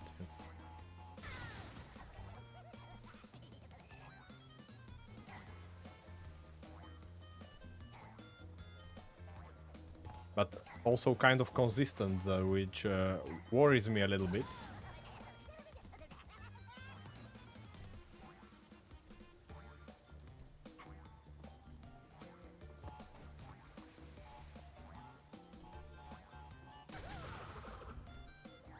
There is nothing worse than consistent mistakes in same places or similar situations.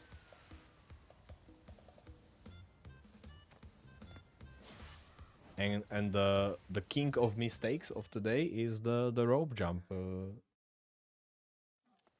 the first bridge level, which we are closing in on.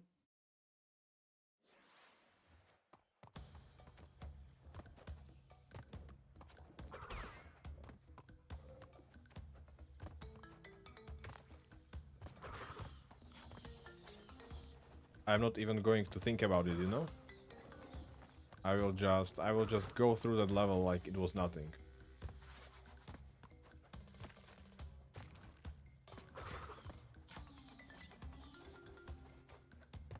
Zero fucks will be given about that level.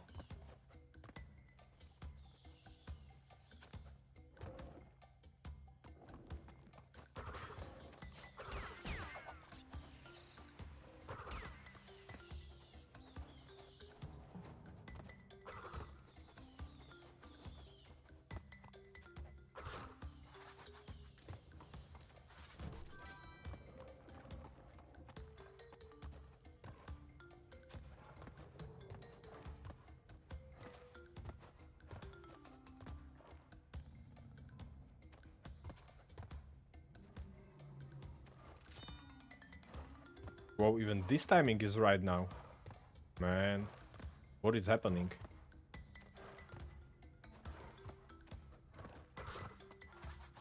We don't do that here.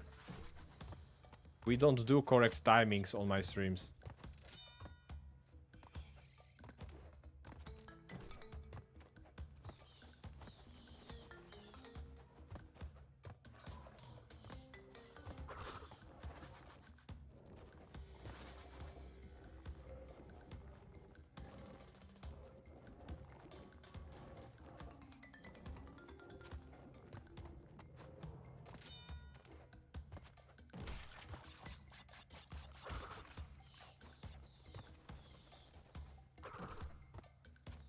Oh, it slowed me down a little bit, the jump. Not great.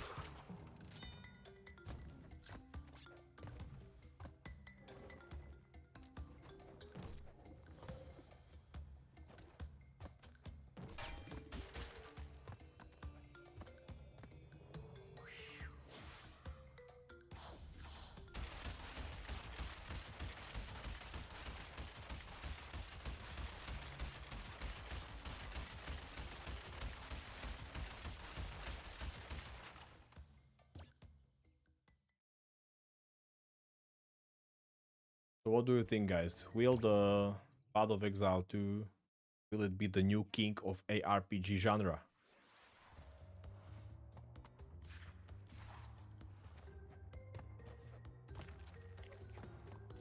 There is a lot of hype around it right now.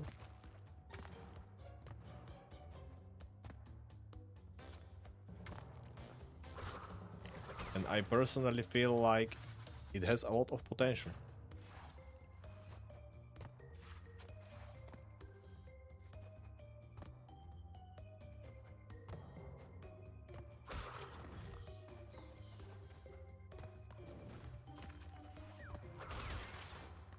If they will manage to make it more accessible game for like, well, not truly a casual players, but let's call it semi-casual maybe.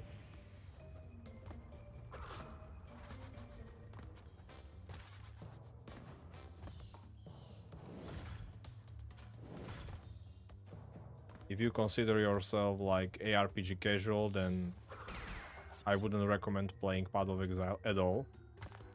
Doesn't matter if it's the first one or second one, but because it is free game, because it is a free game, you can actually at least go through the campaign, of course. That will not hurt.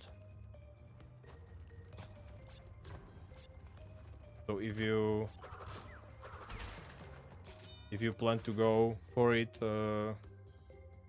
just to try it for a story, for example, then it should be okay. But don't expect to enjoy like experimenting with builds and stuff like that much, because that will be crazy.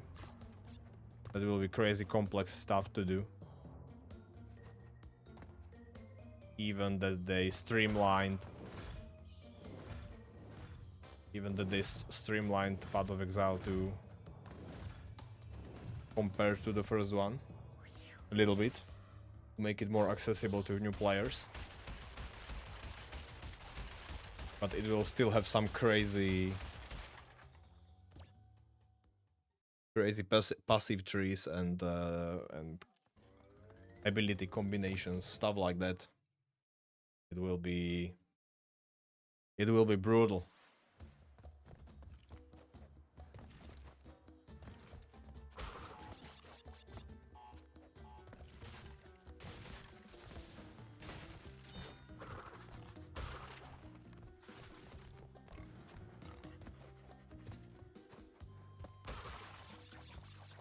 Unforgiving for new players. But respecking should be much more friendly, actually. You should be able to respec using gold.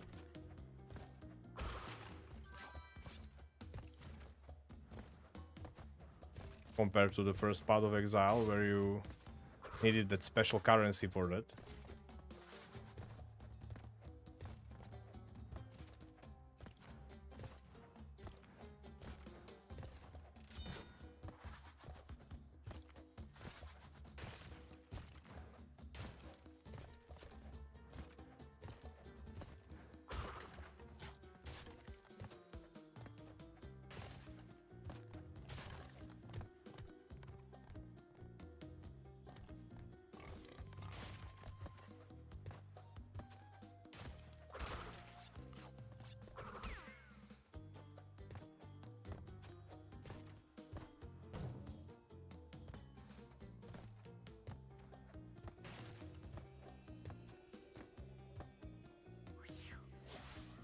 Just like that.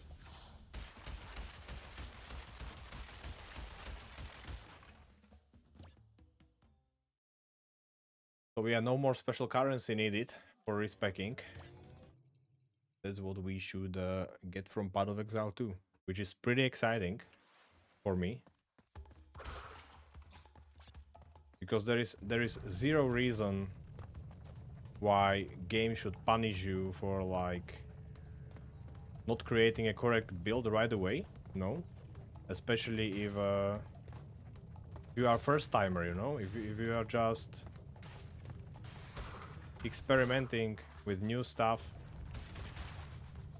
or you are still learning the game, why should you like spend 50-60 hours learning the game and all its complex mechanics and stuff like that, and only then find out that you created the wrong build, you know? Why should you need like online build helpers and tutorials, guides? You can just experiment yourself in game, and game can actually provide you ways to experiment and ways to respect your build. Not for free, of course, but for a currency that is actually that you can actually grind yourself, even with kind of broken build, you know.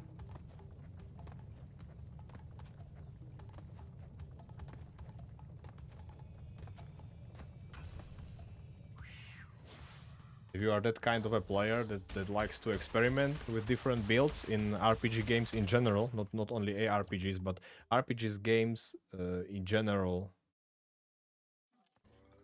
in my opinion, are about like experimenting with different stuff, you know? Not only builds, but I don't know, equip. In case of story-driven RPGs, different like decisions, stuff like that. It's a game. It's a game. You want to experiment. You want to have fun. Try different things, you know? And if game makes it hard for you to go back, in case that you do a decision that you do not like,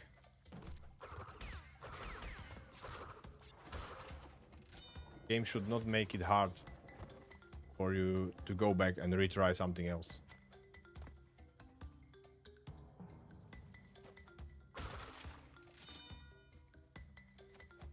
It's not even like a new thing, you know, a new philosophy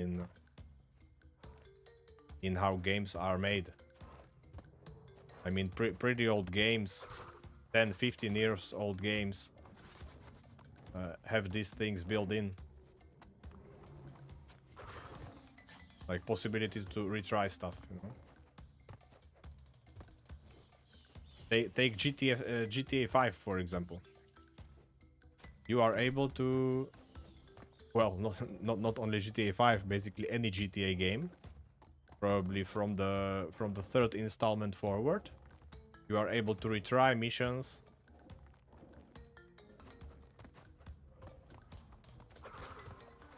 But only in GTA 5 you are able to do it after, also after you finish the mission. You are able to retry it, play through it again, no? I mean, I believe that's what games should do.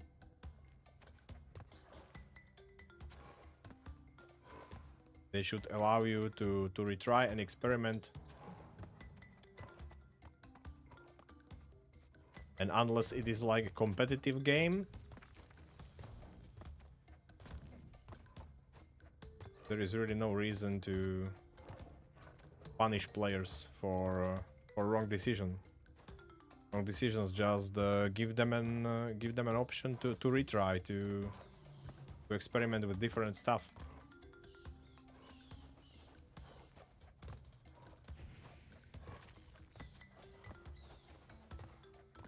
Allow them to do what they cannot do in real life. Correct mistakes and wrong decisions.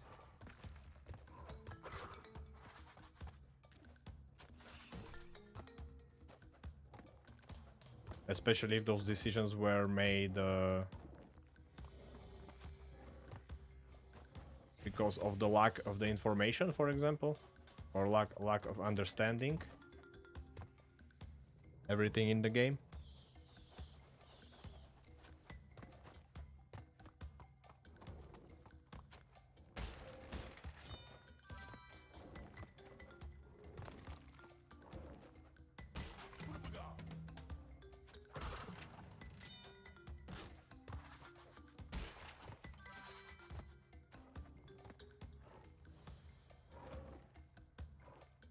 And yeah, so modern RPGs are basically doing this on regular basis at this point.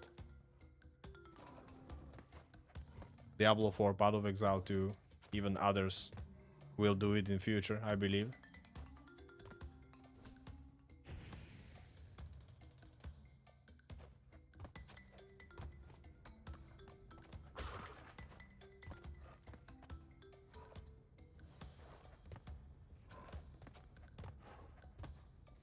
And I feel good about that. I feel good about the direction we are going with this type of games.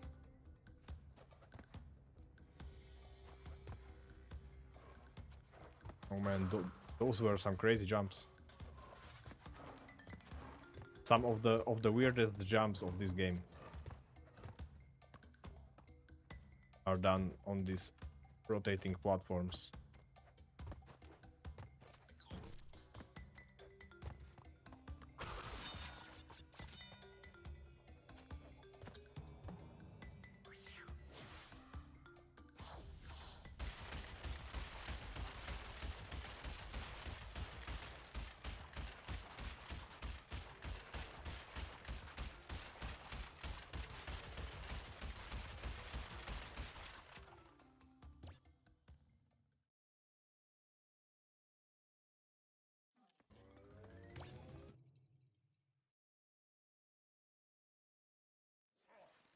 That's also the main reason why I would like to try it.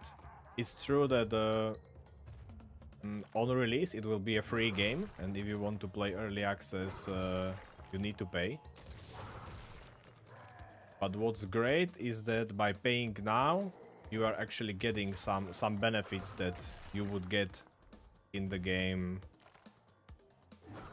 later. And you need to pay for those too, anyway, so it's actually not that big of a deal. You should actually get some bonus stash tabs and stuff like that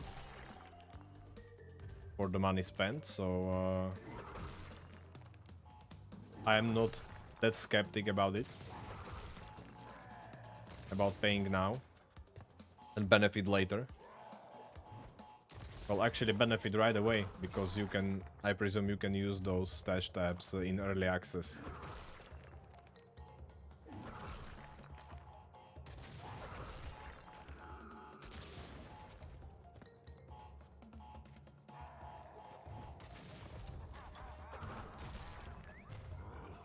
Okay, the timing was not great this time, but we made it. We made it to the third island once more, and so this time I'm going through the whole game. I'm deciding right now to do it. So this round will I will just finish the game, no matter what.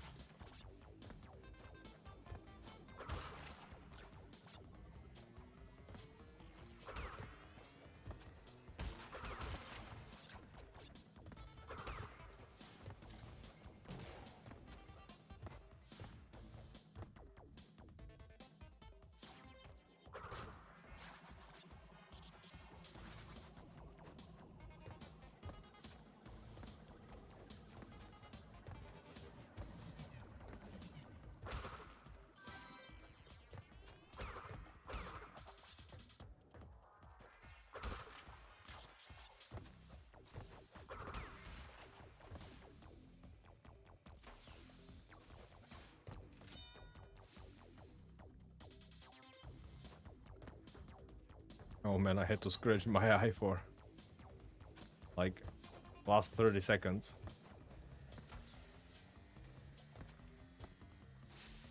It was so weird. Oh, I'm actually getting close. Oh my god.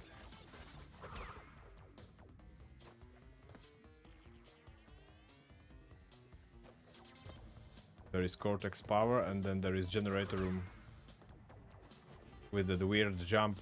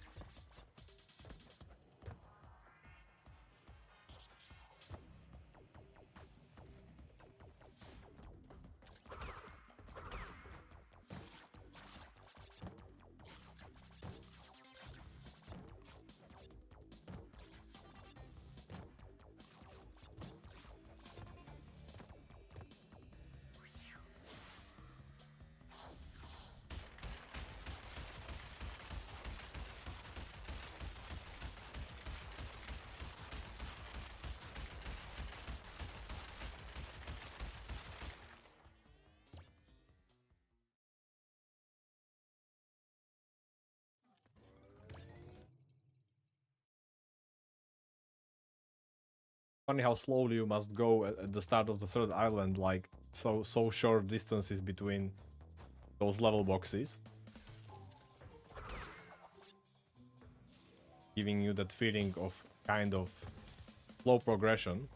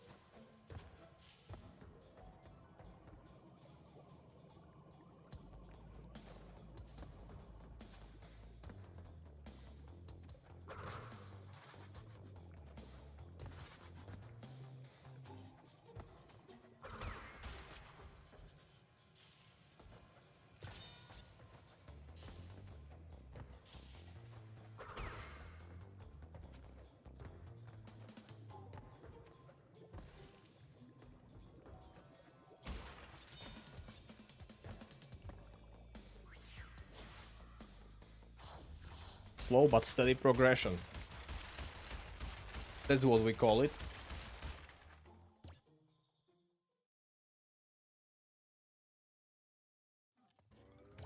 It may seem like so satisfying to get to the last island, you know, without getting hit, but then suddenly you realize that it's still like 13 levels to go out of 30, and that's still a lot actually.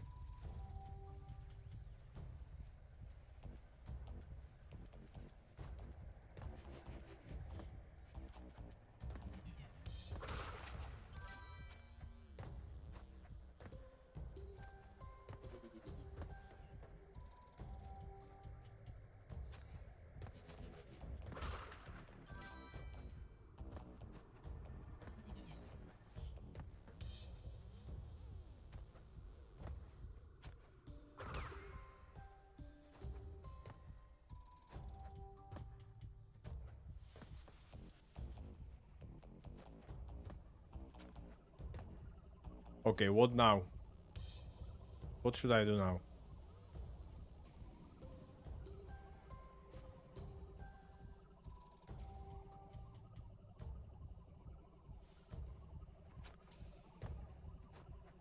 Nice. Nice timing. Almost got hit by that guy. Really?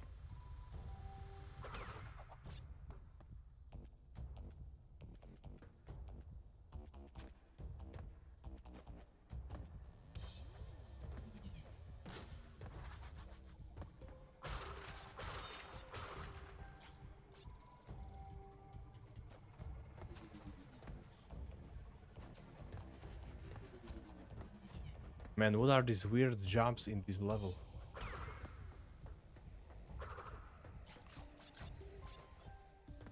I mean, it's crazy.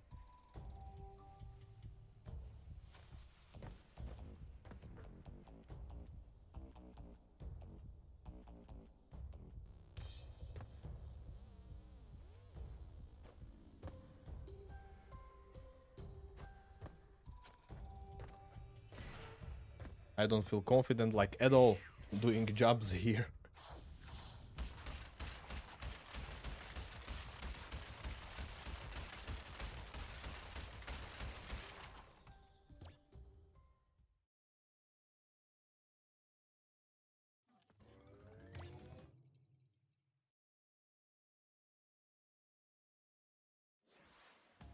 Okay, we practiced this one yesterday.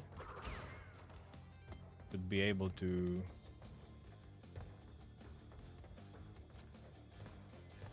do it, hopefully.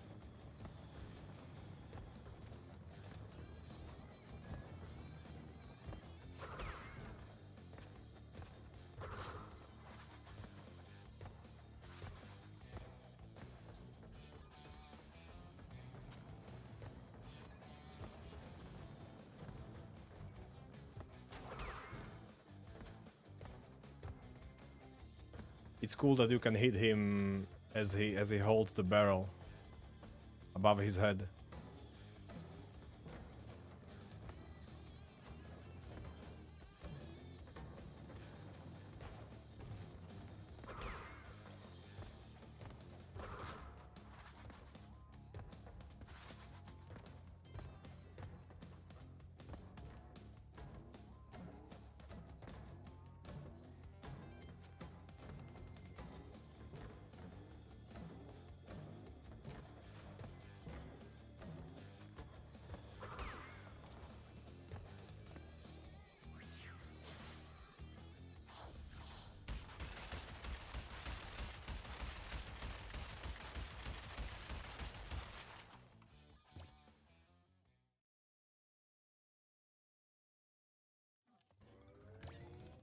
Pinstripe.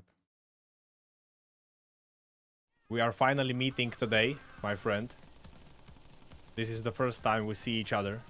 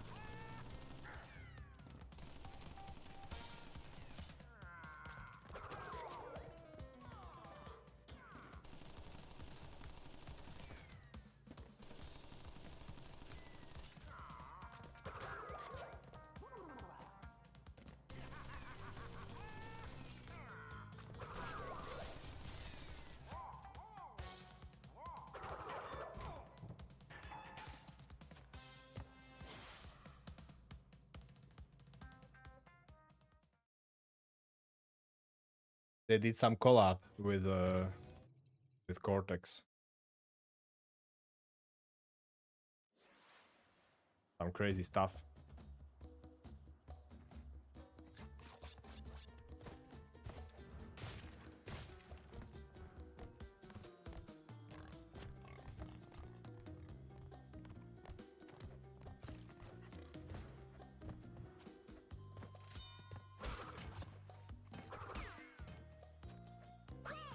Oh man.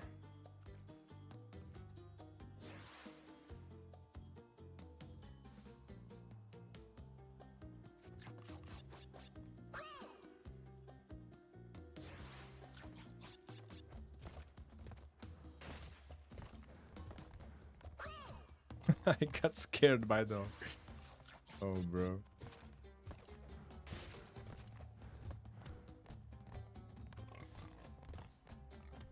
I got scared, so I jumped towards it. I don't know why. I should have just stayed there.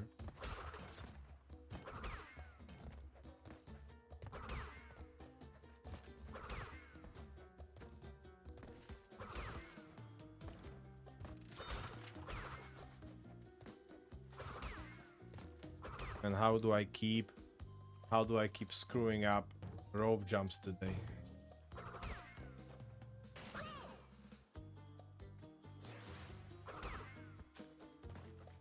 Look at it. Look how easy it is.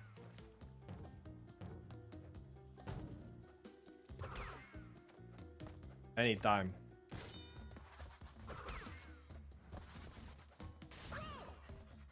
When I get hit already.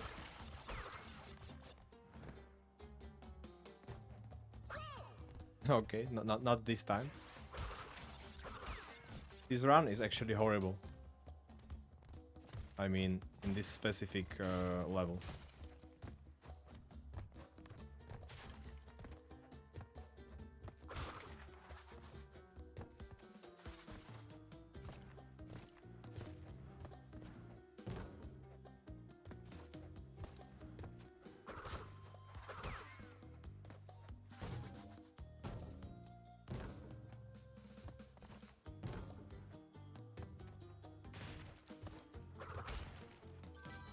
Yeah, laughing is the only thing we can do right now.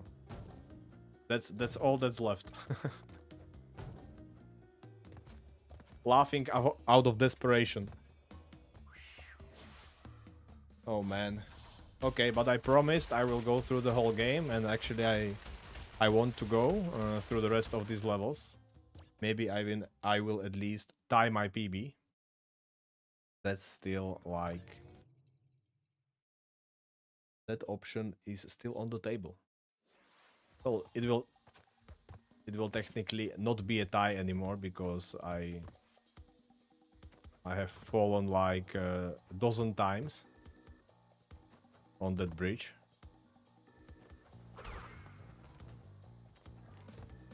So unfortunately,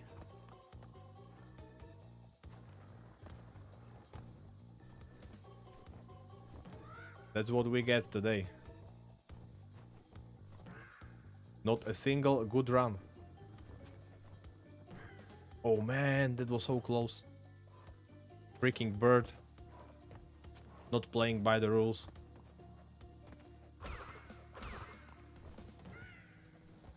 You can hit them at almost any height. But there are places where you really want to hit them at specific height.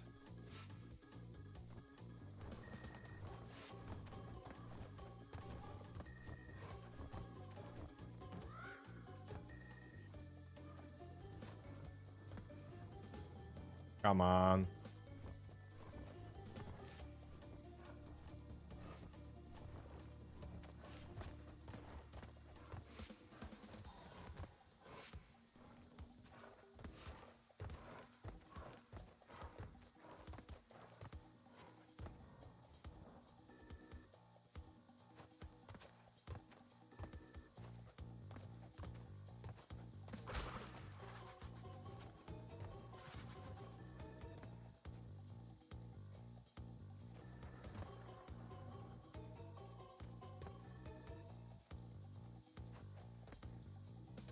Okay. This timing was nice.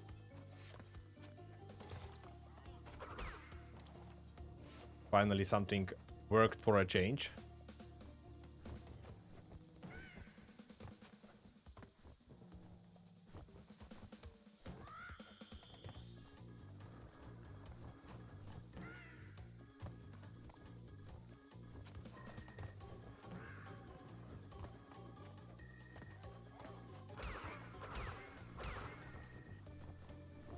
This is the place? Not yet. When there will be 3 of them in a row, that's the place. Where I can't jump high enough, not high enough, but too high actually. This one? Yeah, this one. I need to wait and go now.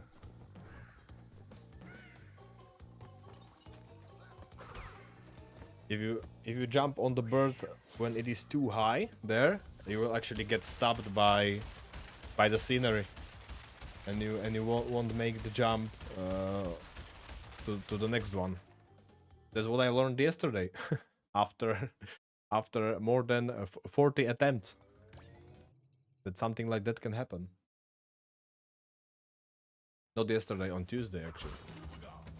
Yesterday I took a break from Crash Bandicoot and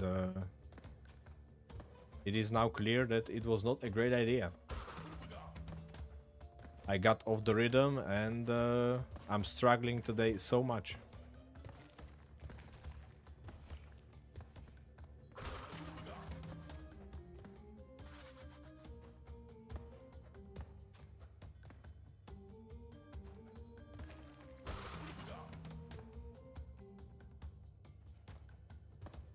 Hey Gene, still here?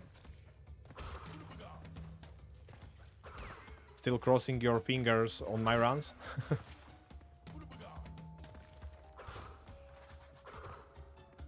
Yeah, I'm considering it. I would like to try it in early access tomorrow. Probably on stream too. That's why I wanted to get this run so much today. Because from tomorrow I wanted to give Path of Exile a try. I played the first one a little bit. Tried couple of oh man, now I need to go blind. Done. Tried couple of builds in Path of Exile 1. I am actually not using any guides or tutorials for the build. I like to experiment myself. That's why I was saying that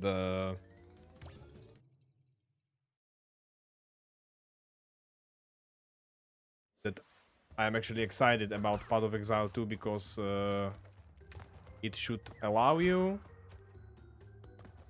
to experiment with builds more, you know? Because you are able to respec just using regular gold, if I understood correctly. I'm not trying to get too hyped about the game. I'm keeping my distance, but I watched some videos at least to get an idea about the game.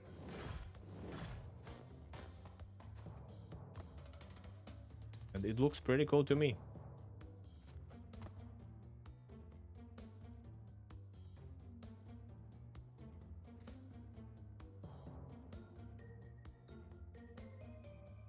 So that's probably what we will do on stream tomorrow. Give ourselves another break from Crash Bandicoot and experiment with this new ARPG. Probably a future king of ARPG genre, we will see.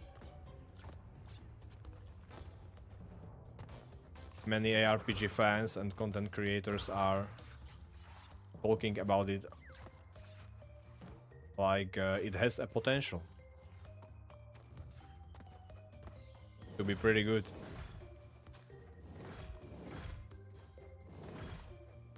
Oh, this was so close.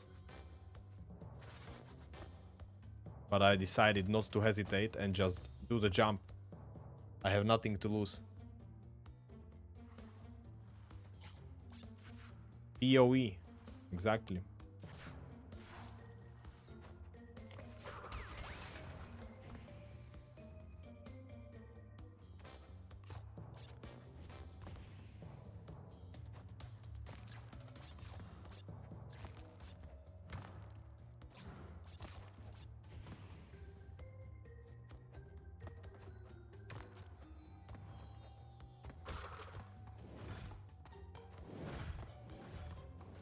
Oh man, totally forgot about that. I'm not paying attention anymore too much to details in these levels. But you see, lights out and jaws of darkness, done, no problem. 1 day, 6 hours left. Yep. So that will probably mean like maybe we will do an evening stream today. So 6 hours from now, that will be like 8 p.m. here in Slovakia, where I stream from. 8 p.m. So maybe we'll do an evening stream, or maybe I will do Saturday stream playing Path of Exile.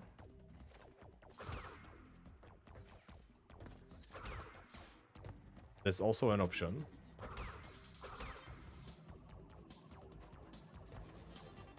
I will think about it.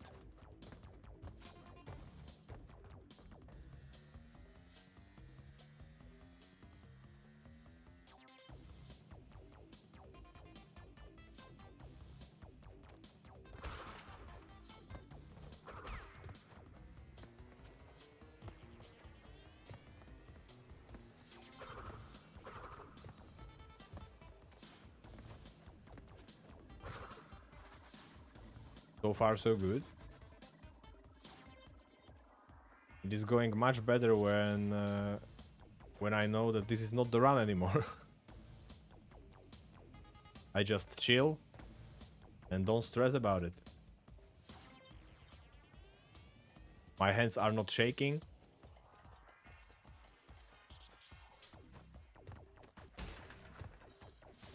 Yeah, it's not about like forcing what to play. It's about how to time my streams, you know.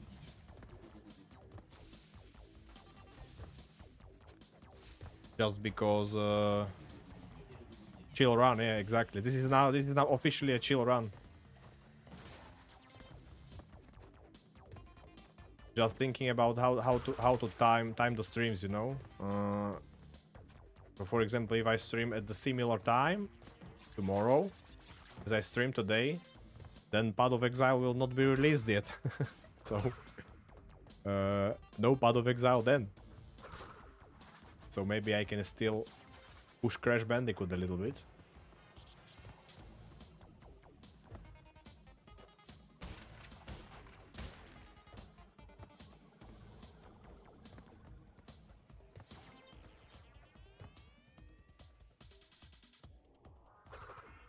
Chill run it is indeed. Nothing to lose right now. We can only gain valuable experience.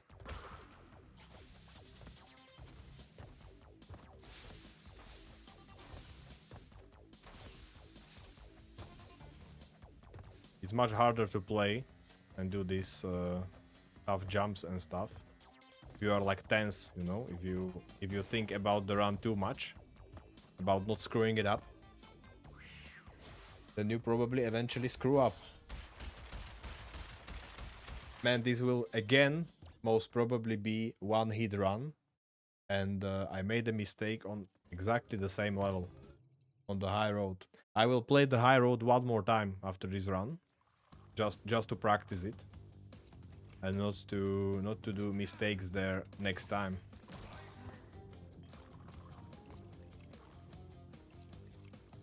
But for example, on Tuesday, I got like 3 full runs of the game, and I made 0 mistakes on bridge levels. That was like super cool. Super cool day for bridge levels.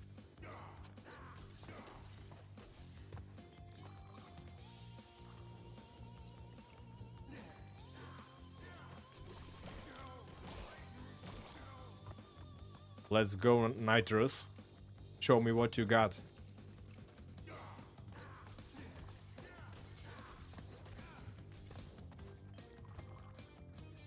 You have nothing on me.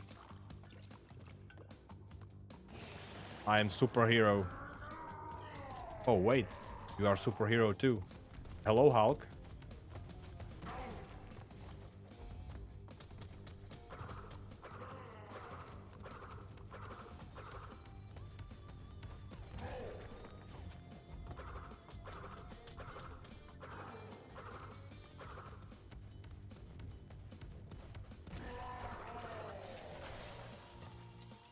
Okay, 2 levels to go.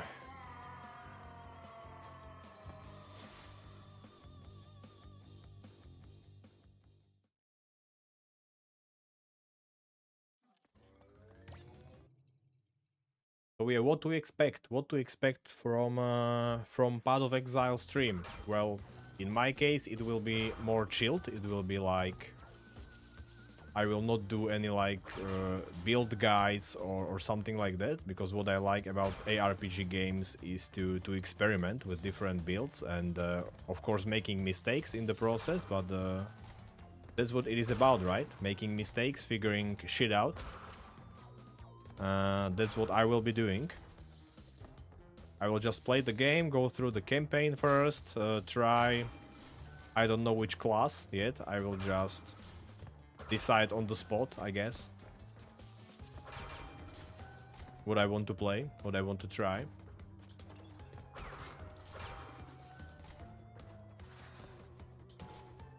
And I will just have a great time going through the campaign. There should be five chapters in place already during early access. Full story, I mean.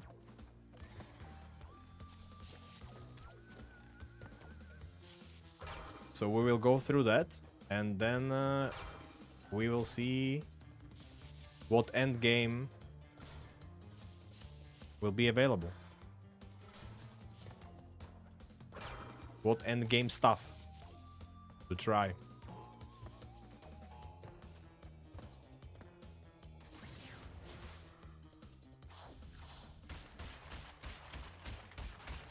Yeah, five act story, right? Or 6 acts? I'm not sure if there will be 5 acts or 6 acts in the story on early access release. That they promised to add more in time, more story.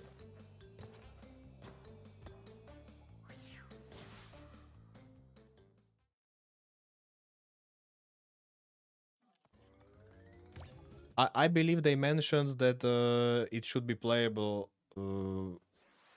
even on older hardware. Like the game should be accessible pretty much, no matter if you are like if you have like high-end hardware or maybe even older one.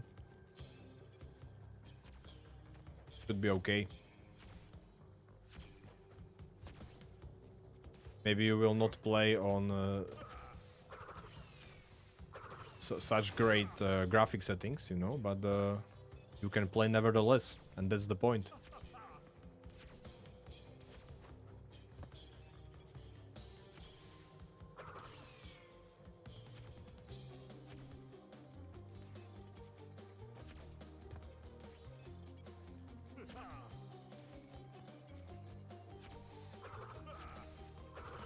Oh, I missed one.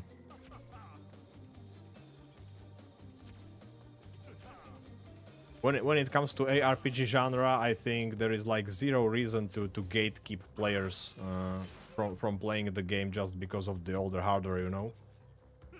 Like, yes, those games can look incredible too, of course, but you don't need to like push it too far at cost of preventing big portion of player base to try the game. That would be such a stupid thing to do for a RPG game, I believe. I mean, like it's not some kind of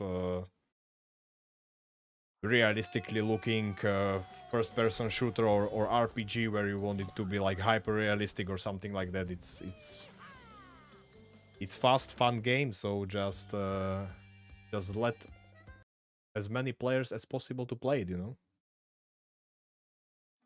Yes, exactly. Performance matters. That's true.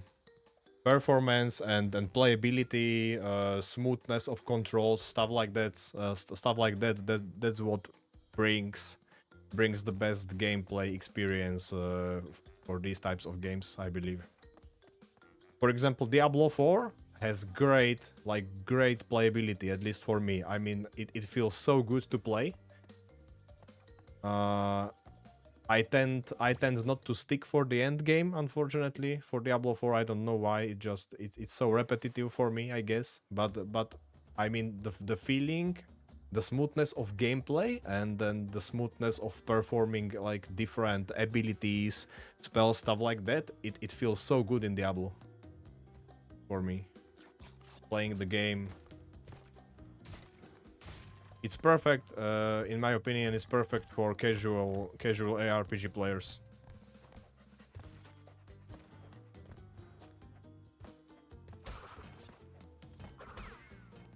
Okay, let's practice these rope jumps. I need to be able to go through this one.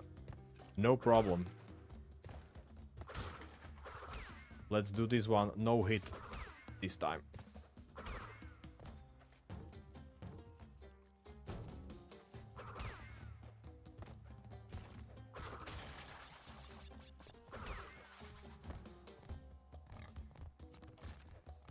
Oh man, how did I miss that?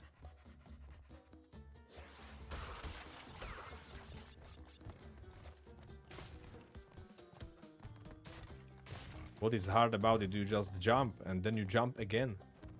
And you just land on a plank. No big deal.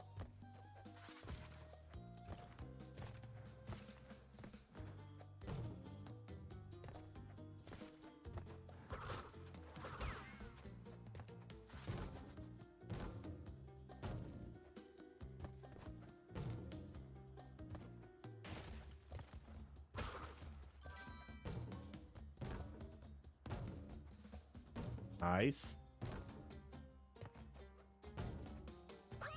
Oh, what? I held the jump button and he didn't like jump high enough. That was weird. I didn't know something like that can happen. Maybe I pressed it too late?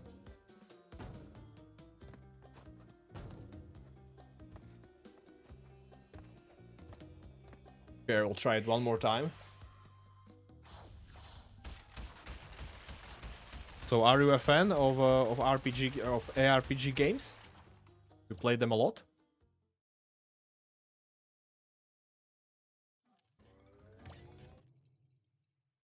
Back in the day, I really liked the how it is called, Dungeon Siege. Very old game, Dungeon Siege. The first one and the second one too. I like those games so much.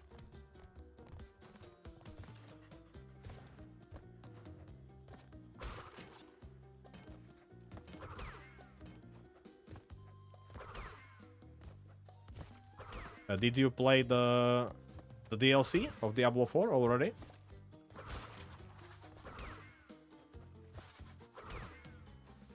What do you think about it?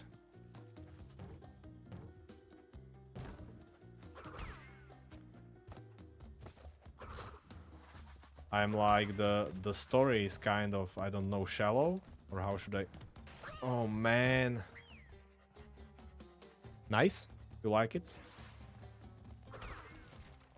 I mean, I like the gameplay, but the story, man, I don't know. I expected, honestly, I expected more from the story. I wanted to... I wanted that story to have some big moment, you know? And at the end of the story, I felt like that big moment didn't come.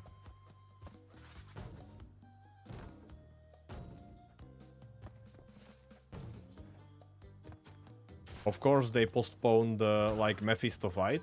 I was expecting that would happen. So they make us buy another DLC later, where it will finally happen, you know. But the story, I mean, story was kind of like, for example, the first trailer of the story of the DLC was so epic, man. I was like, oh my gosh, this is going to be so good, you know. And then as the story starts, the story of the DLC, I mean, it really feels good right at the start, and it slowly like diminishes, you know, as you go through the DLC. You are like, well, I was expecting something big would happen at this point, and nothing like that came for me, unfortunately. So I was a little bit disappointed from the story, to be honest. I enjoyed the DLC nevertheless. Not gonna lie, but I hope in the next DLC they will do something better with the story.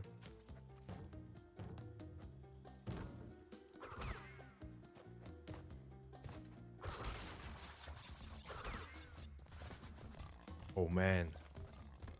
Okay, what should I do? I'll jump like this. Nice. See, I'm getting there already. Figuring shit out.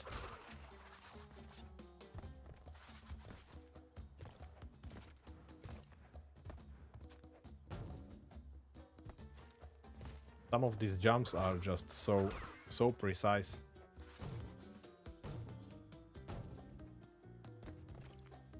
Sometimes you need to jump extremely late. When you are in the air, basically.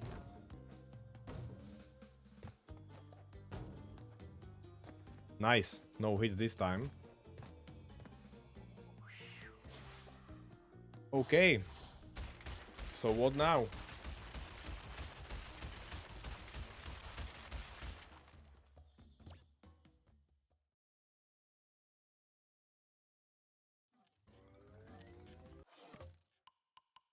I guess one more try.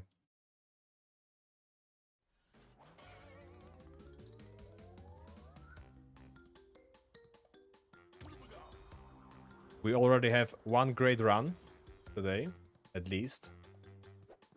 At least I was able to do that, which is pretty cool. Now I will do one more. But this time I am only going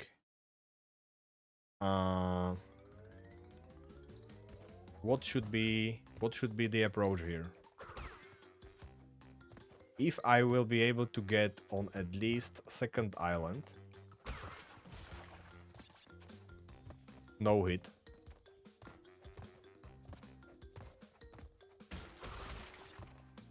Then I will try.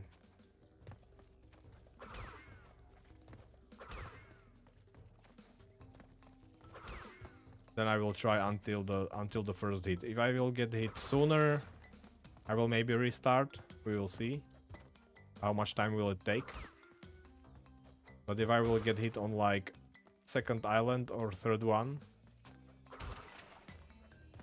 I will just wrap it up for today.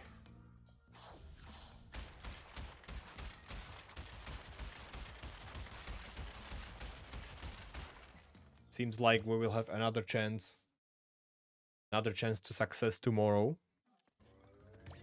before Path of Exile is released. So that's nice. We don't need to stress it too much today.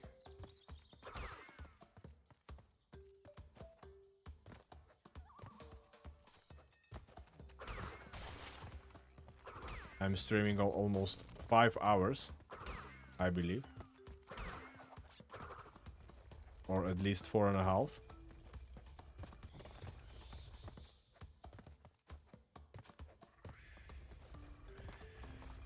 And doing crash hitless for more than 4 hours, actually pretty intense.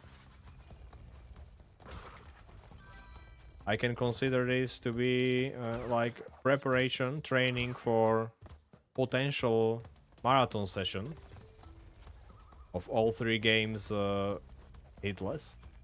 Like, I'm not even considering that right now, but it crossed my mind, you know. I would try to do the whole Insane trilogy. And this is basically how I will feel after 4.5 hours of gameplay that is intense and not forgiving any mistakes. That's gonna be crazy. So I should think twice before I decide going for it.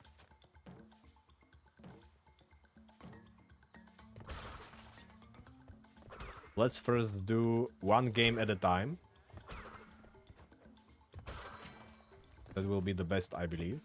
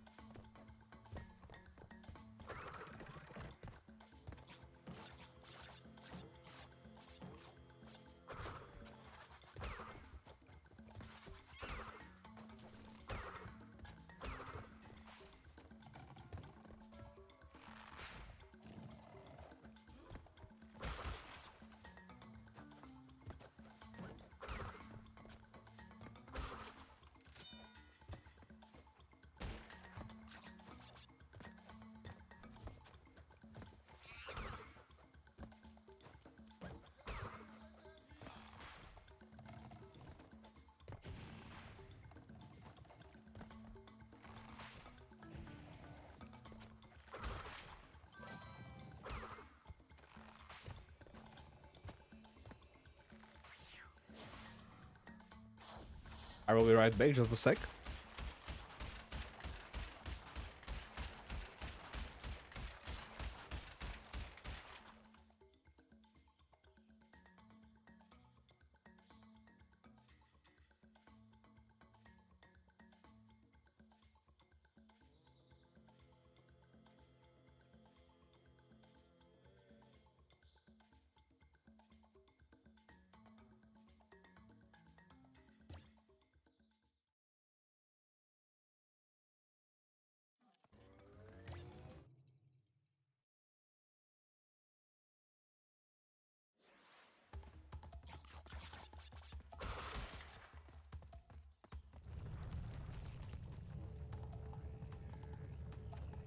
So yeah, now the question is if in Diablo 4, if in the next DLC,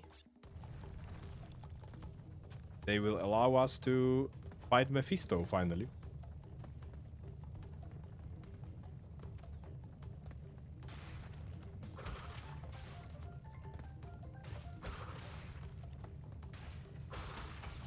And also if his brothers will come.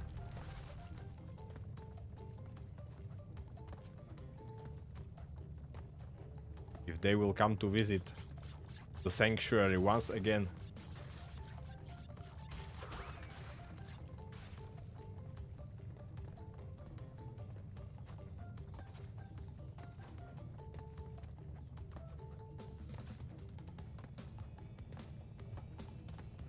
Man, I looked away for a sec and it was almost enough to fall down. That confused look on his face. When only 2 boxes fall on him, that's so fun.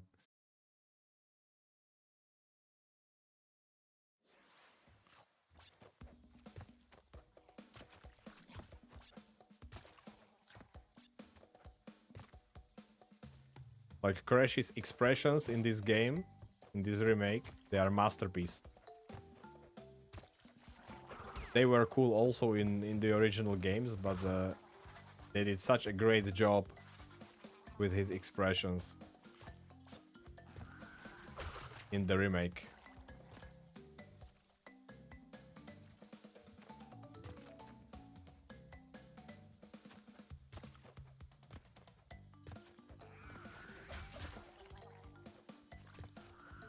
How can you revive our childhood heroes?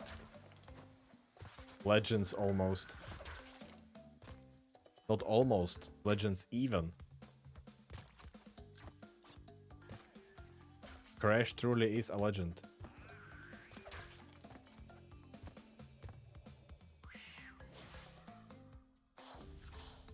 Legend of PlayStation gaming.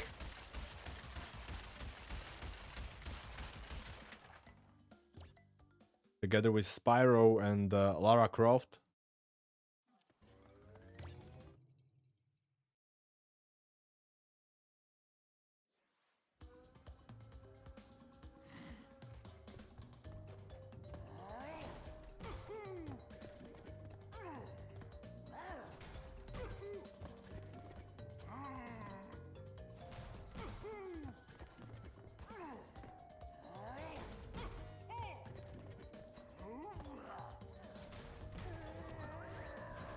Bye-bye.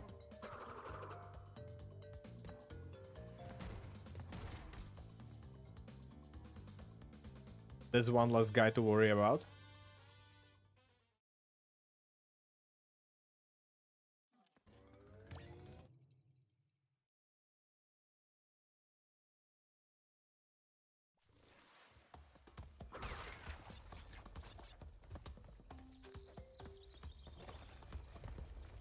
And now we can worry about these rolling stones.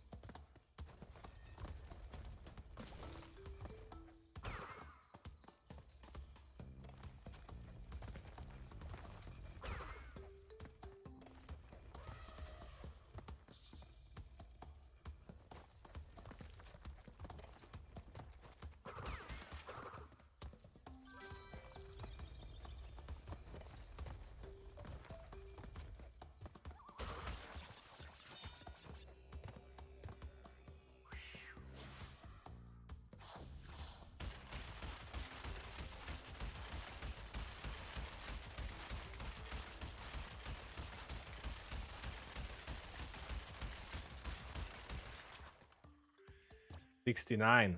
Nice.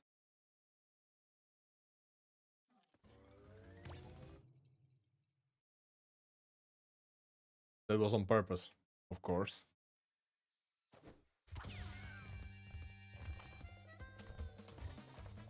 From now on, I'm doing it in every level.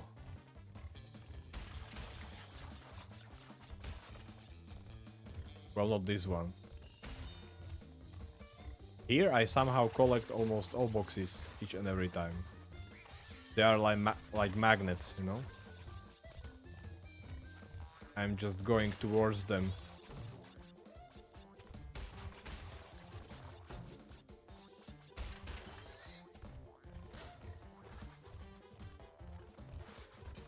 Without even thinking.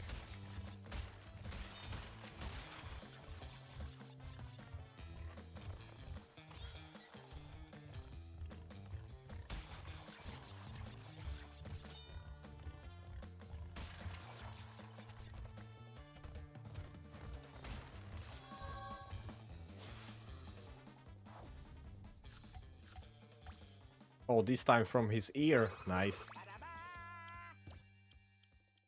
Sometimes it is the ear, sometimes it is his mouth.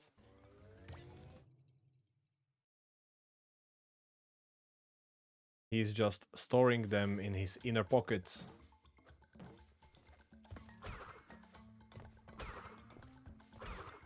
That we don't see.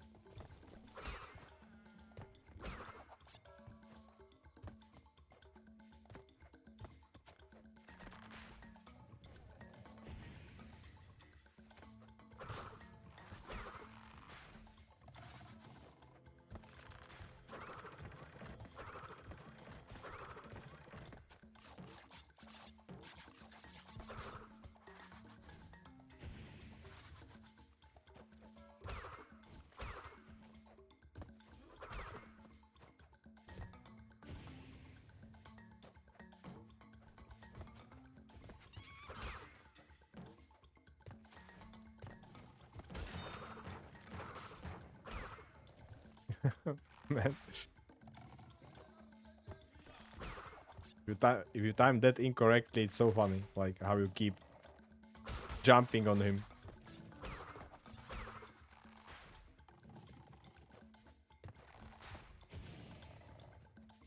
Sometimes it is just an instant KO.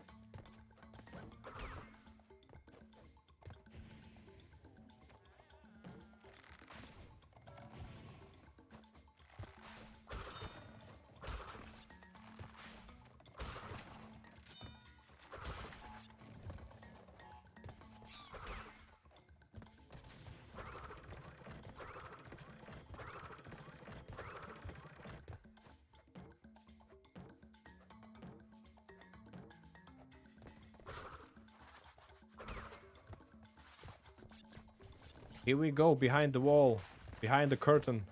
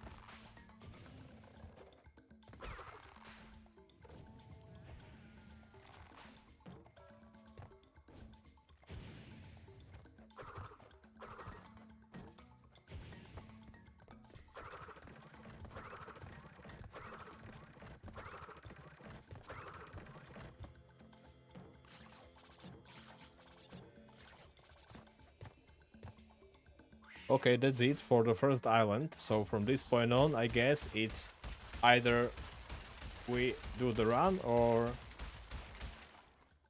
we make a mistake and that's it.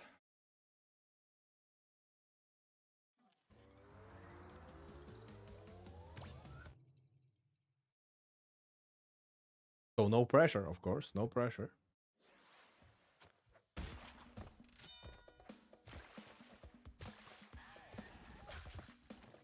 Let's treat it as a as any other run. Let's just chill and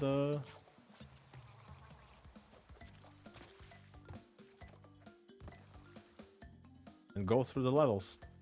Happy thoughts, positive vibes.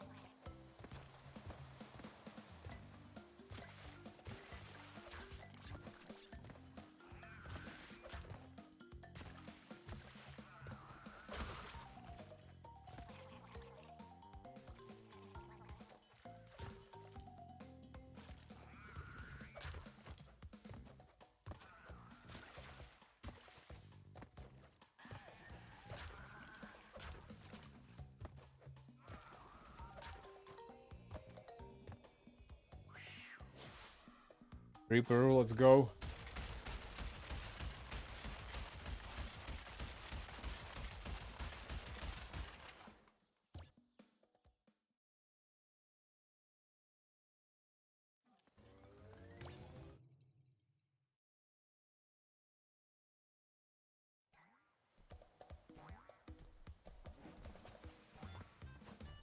Who's the goodest boy? Who's the craziest boy?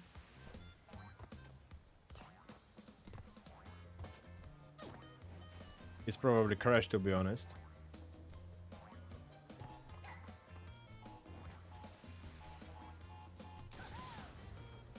Oh, why did he jump? That was not the plan.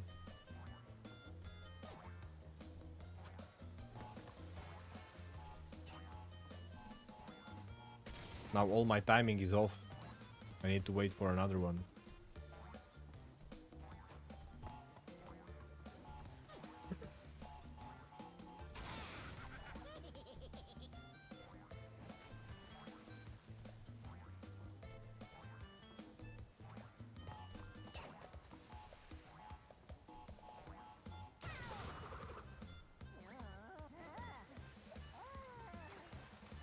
Oh no.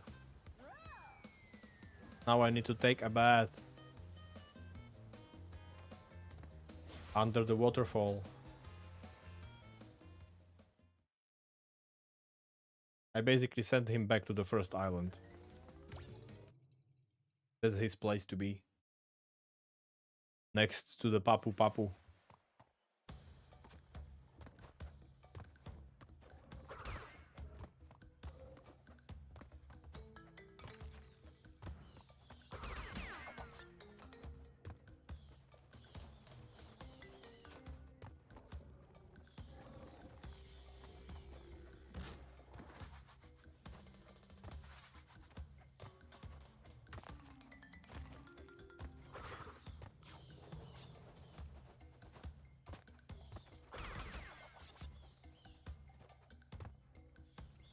Why did I do that? It was dangerous. But we like dangers.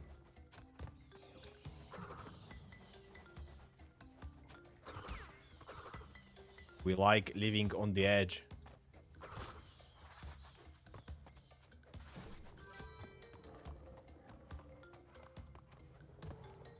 I mean, if you don't risk at least a little bit, then the run is not fun, you know?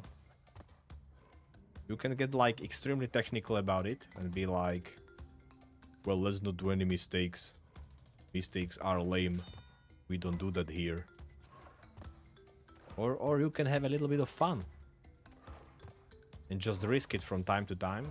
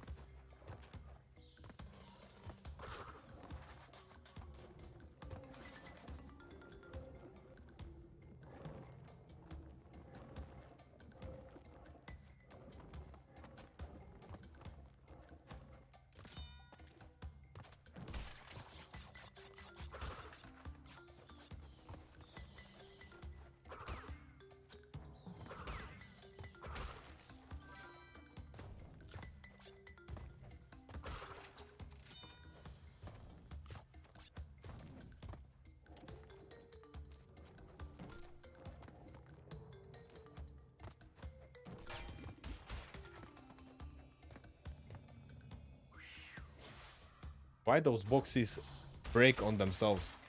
I don't get that.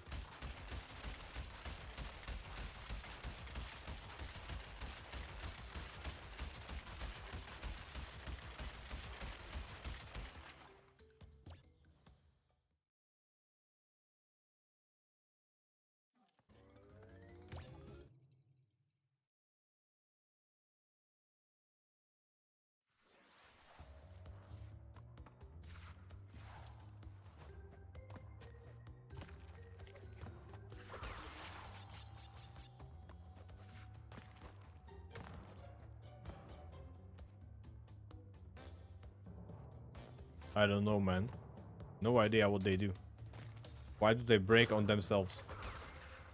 Those are probably the only two wooden boxes in this game that just break. Like that. Probably so you don't miss them, like because they are the last two and you would need to go back, pick them up, I don't know.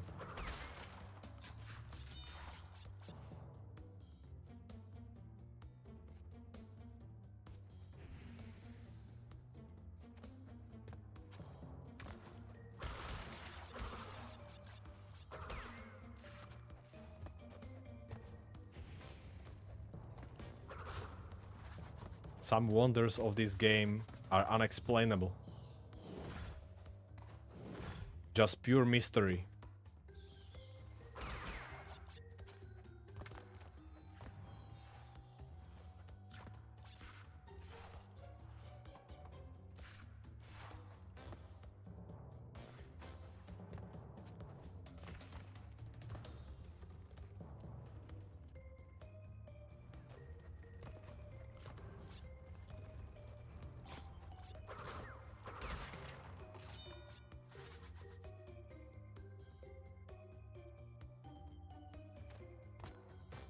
Whoa.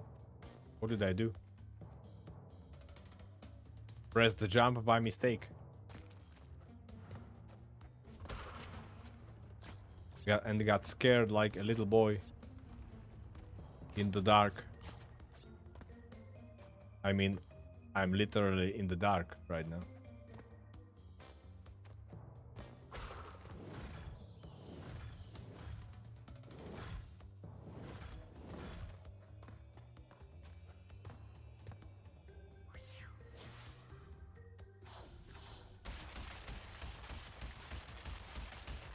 Okay, first bridge level, here we go.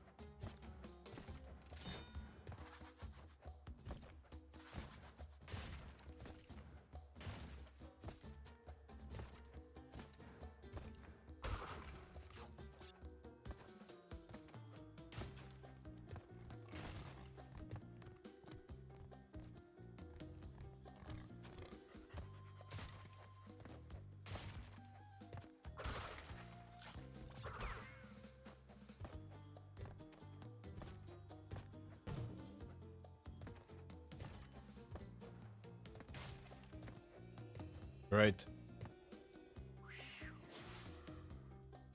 Was not even breathing there in my traditional fashion. In these levels. Crazy stuff.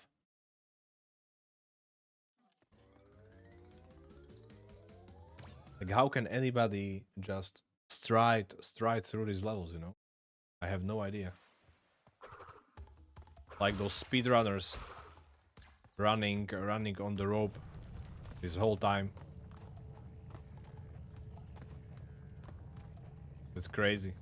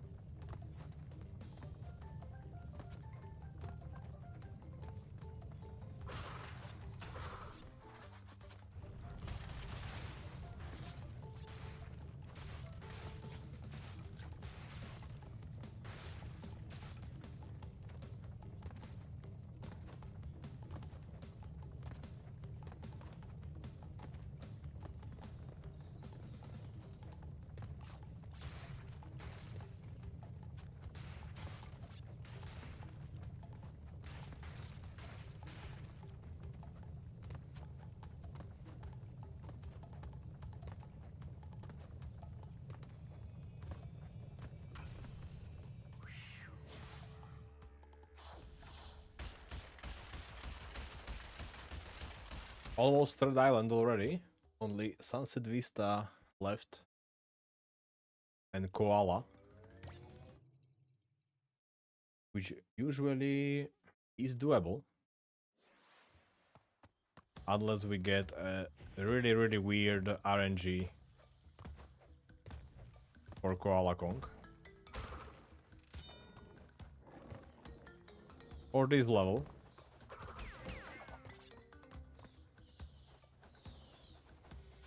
Sometimes there is some pretty weird RNG here too.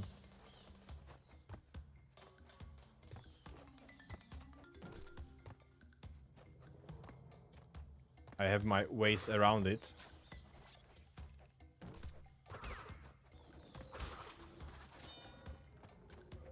But it doesn't work like 100% of the time.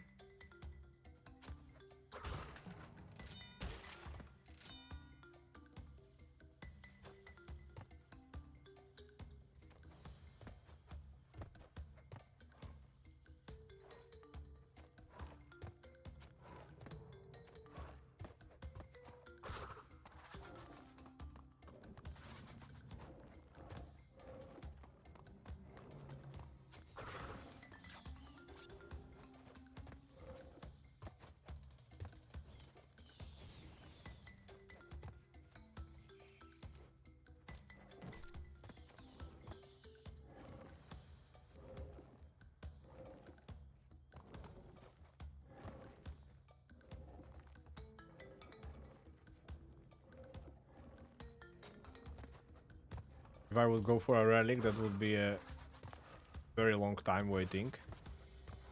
So I would probably have to risk it more.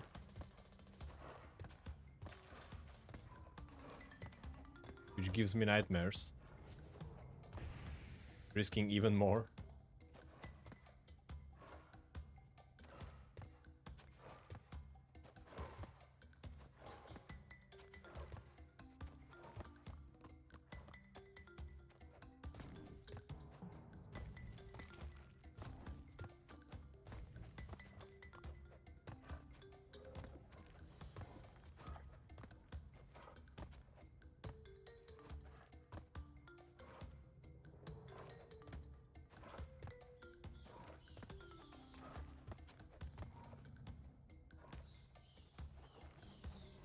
Let's go, Mr. Bat.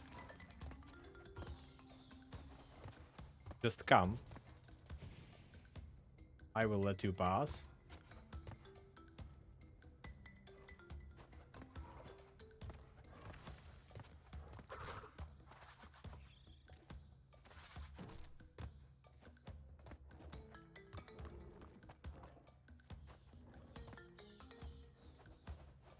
No way. You see, it's situations like this. when the timing really is off and you need to wait. In rally ground, that would be a big problem.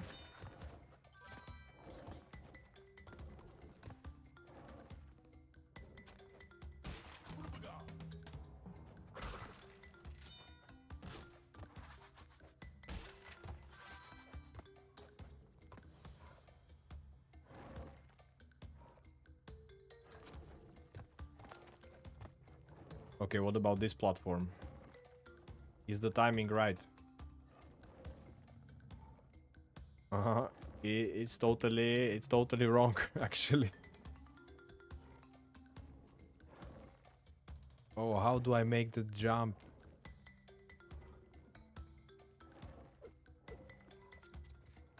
Crash, just stop dancing right now.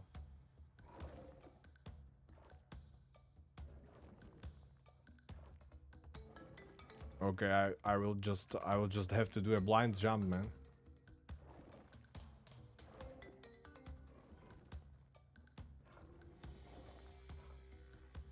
Yeah. Blind jump on the next platform. That's what I do. Nice. Oh my gosh. The worst timing possible for those rotating platforms. Every time I got this timing,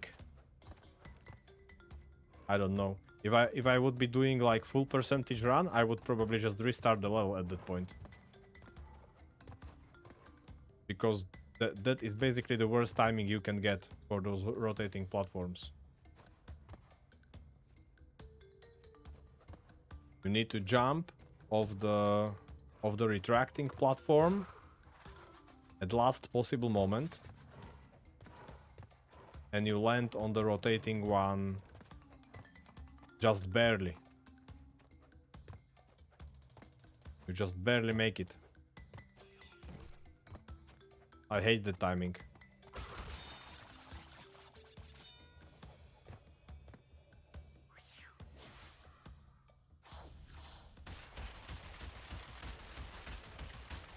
And imagine the first time I encountered this timing, I was not aware that the timing of that platform can actually go so much off and that it can be so wrong. And I was used to the correct timing, you know, just jump.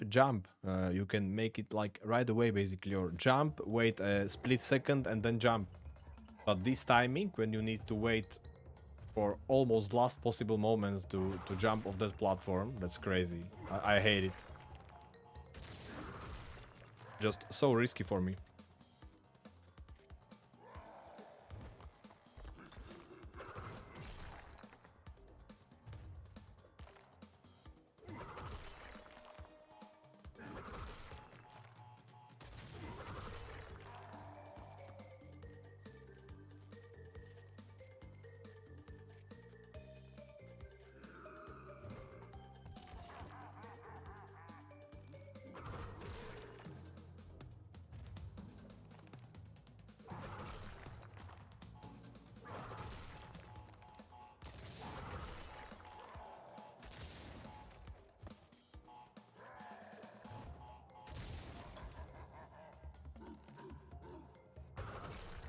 Oh, I hit the minecart.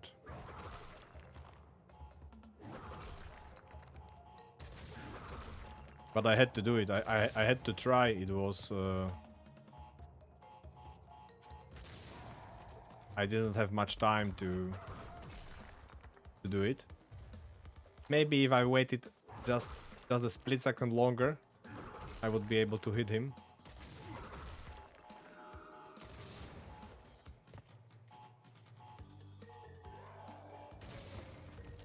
Oh man. That was close. a lot of close moments in this run. I don't have a good feeling about this. Just reaching the last island and already had like a couple hard stopping moments.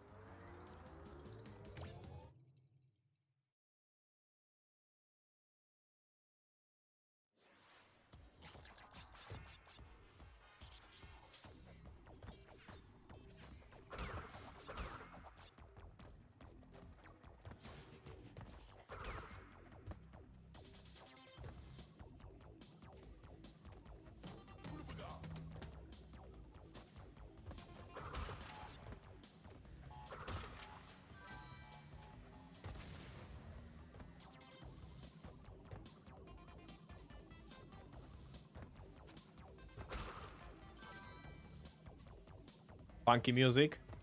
Funky futuristic beat.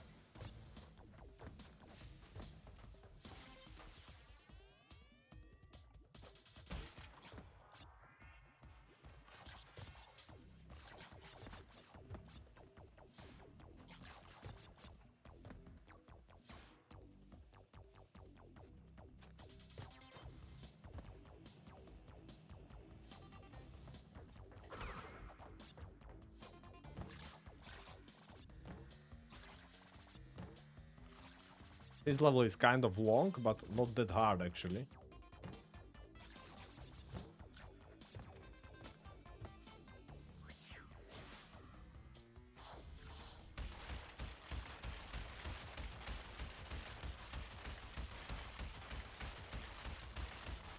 A lot of missed boxes. Will we get 69? Oh, 71. Such a shame. I promised you 69, guys. So sorry about that. I don't know what happened there.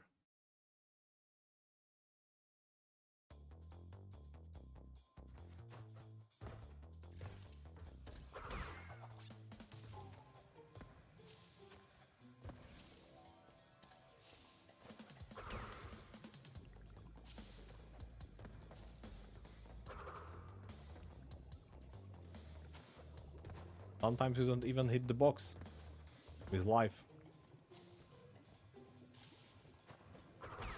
Not that I would need it, but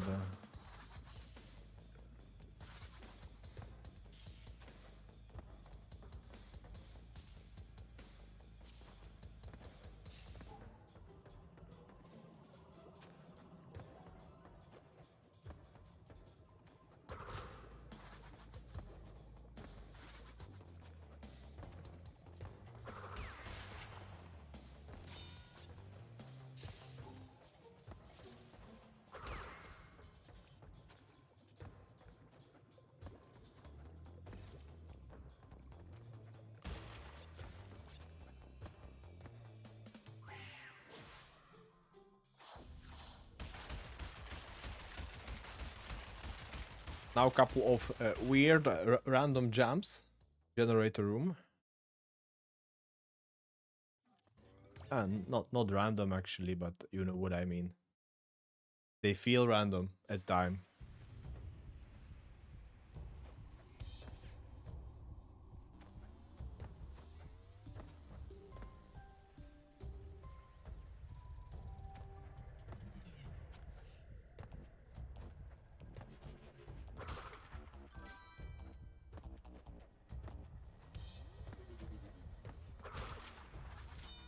I would really like to treat this run as if was nothing, you know, as if I already got hit. But it is so hard to do.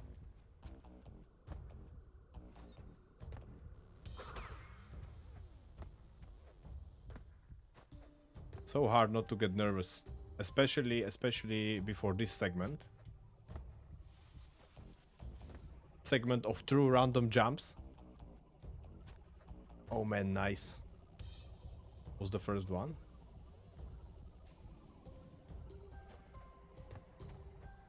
Oh man, I really just need to wait for them to go sideways, right? No jumping over and other bullshit like that.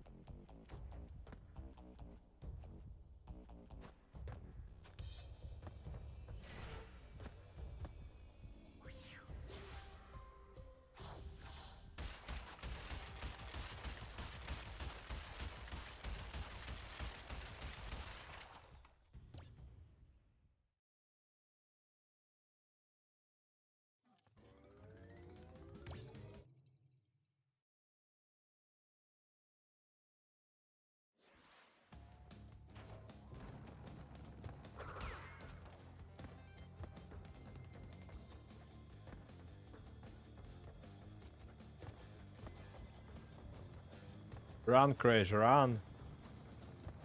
You can do this.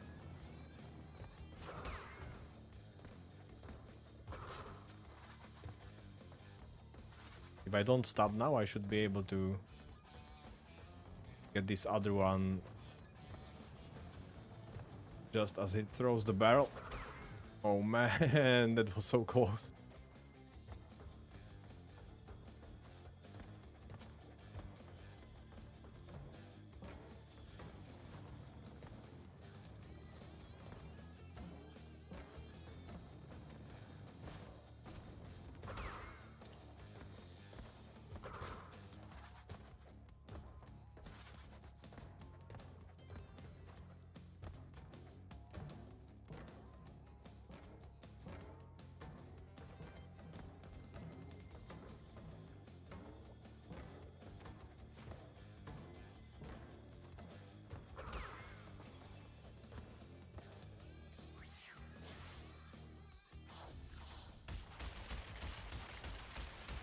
Pinstripe, we meet again with this nice guy with his broken gun. Never bring a gun to a spin fight. That's what I say. Never bring broken gun into a spin fight.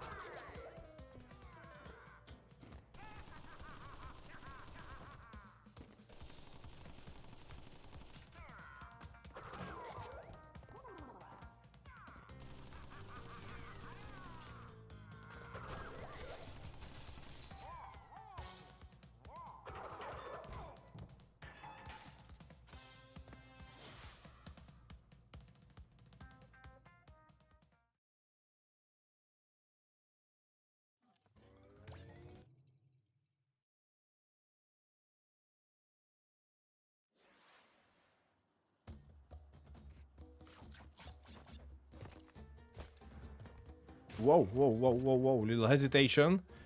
Oh my gosh. What is happening?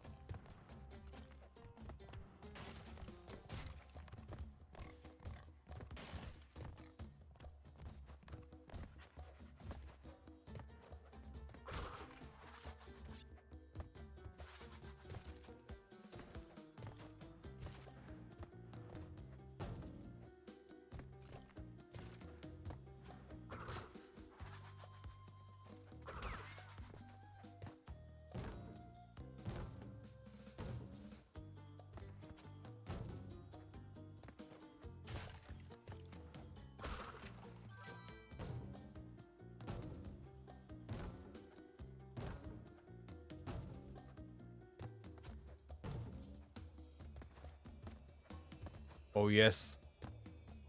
Man, but that beginning, that was crazy.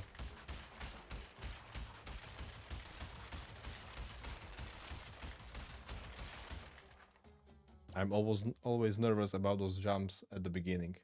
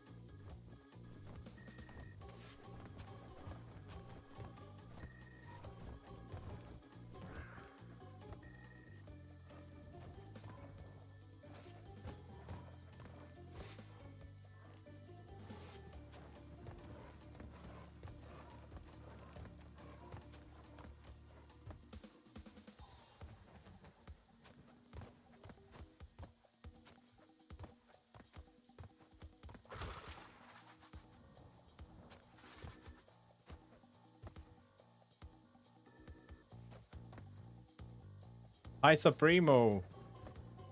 My man, nice to see you here. Great that you stopped by. I have pretty good run right now. Hopefully I will not jinx it. My PB right now is 1 hit, so basically I just need to do the run at this point.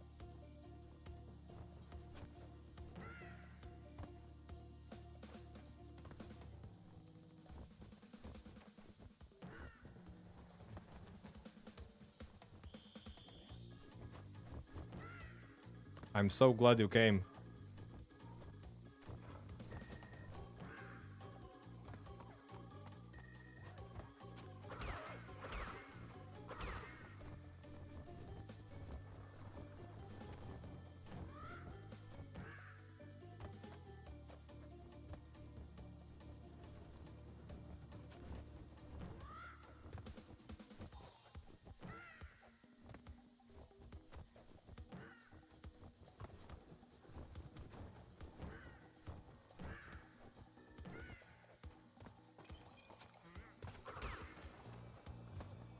Oh my gosh.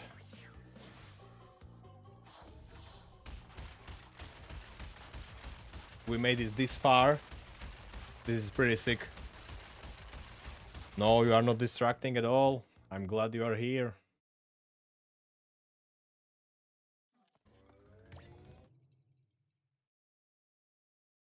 I've seen that you were playing some new games on your streams. Games I didn't see before. I just checked quickly.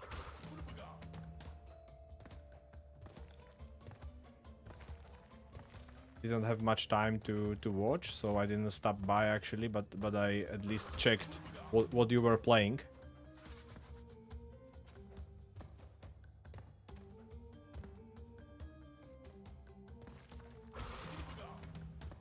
Last time it was some kind of climbing game or something like that. Something, a glove? White glove? Not sure.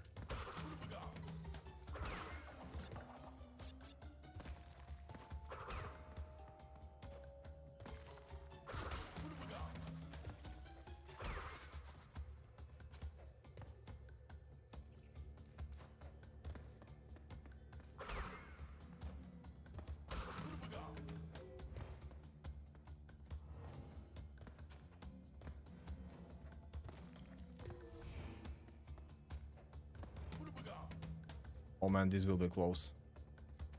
Now I will... Now I will lose light at the last segment. So I need to go fast.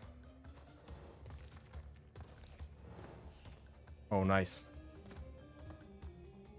Actually, I didn't lose light.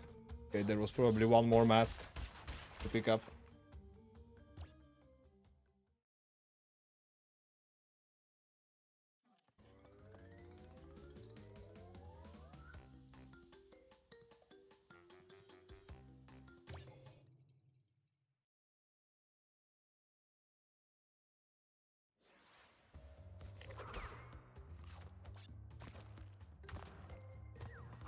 Okay, this is actually my new PB. I never been this far in the game without getting hit, so this is pretty crazy.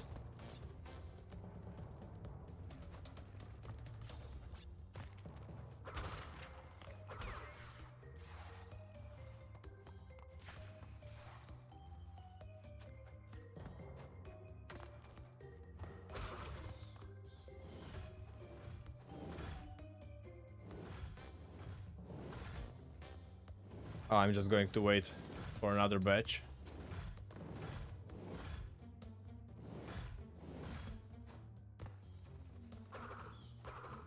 Only one bet? What was that?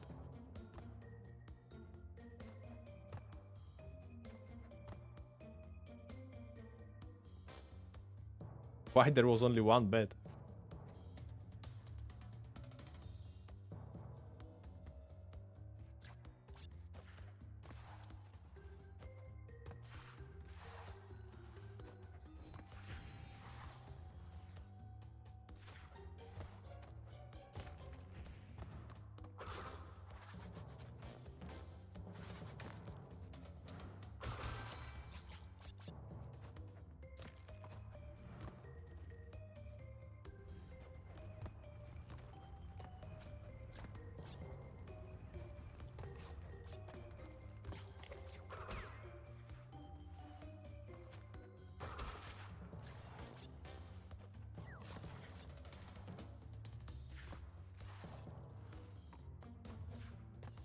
Okay, this part is tricky.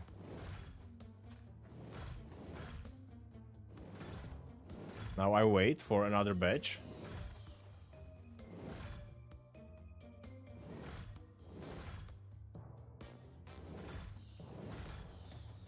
So now they always open together, okay. The first time they don't open together. But then every consecutive time they open together.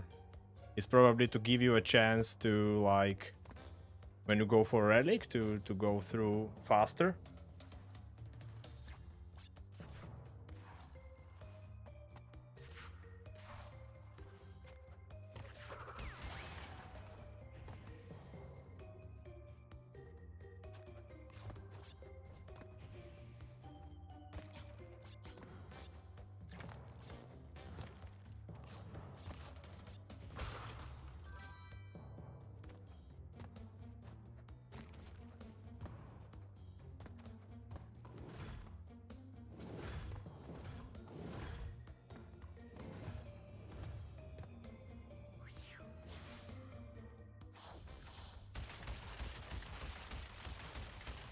Yeah, it cuts their spawn, right?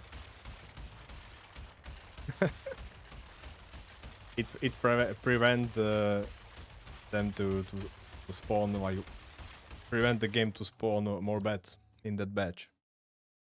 Because I was too close, exactly. That makes sense, actually.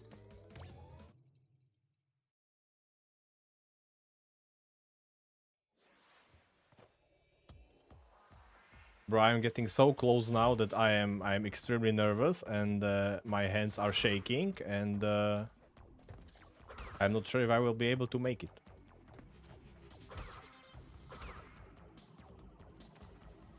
Oh, that was so close. That was probably the last possible moment to do that jump before I would hit the left robot.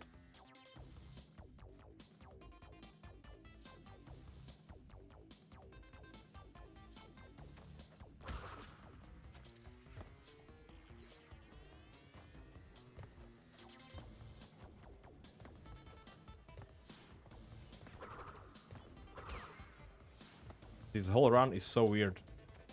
I made so many mistakes, but I was just barely able to somehow improvise my way out of them.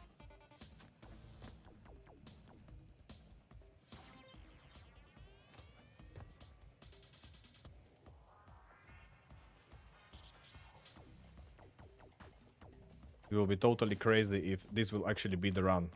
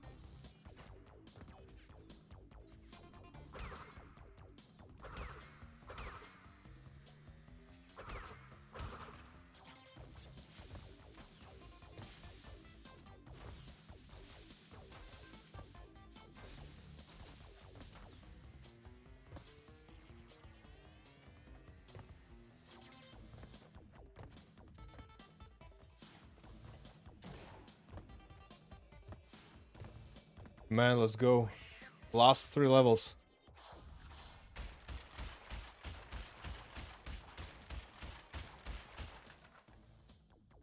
Yeah, man, speedruns are totally crazy. That's a whole another level of playing this game. Speedrunners would laugh at me. Watching me trying to desperately do this run. When they are able to do all this kind of crazy shit in the game.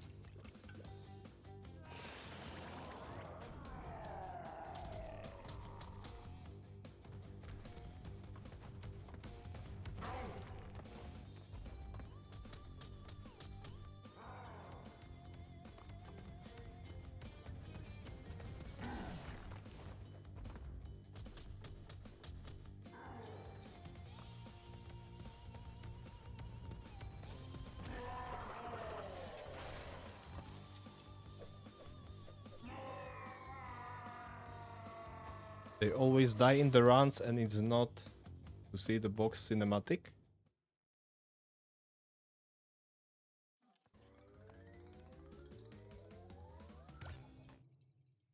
Or like on purpose. They die on purpose.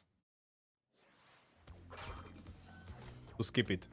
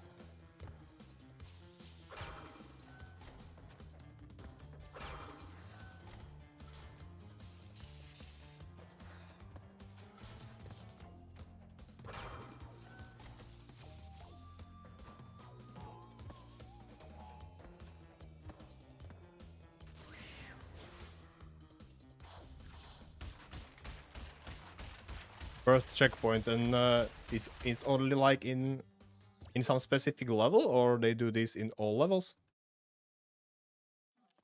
I didn't know about it actually. All levels.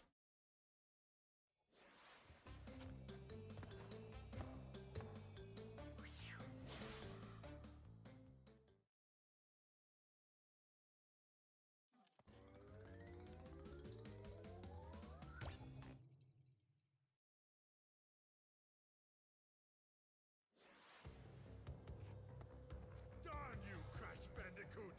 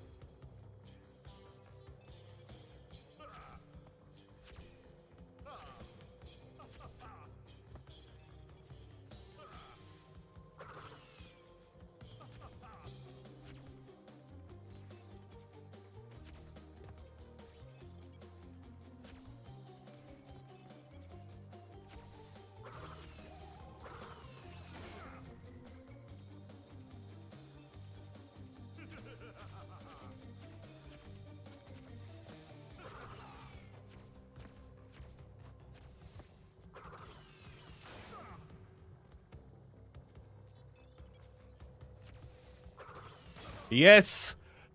Oh my gosh! Oh, I did it! Oh man, here we go! Woo!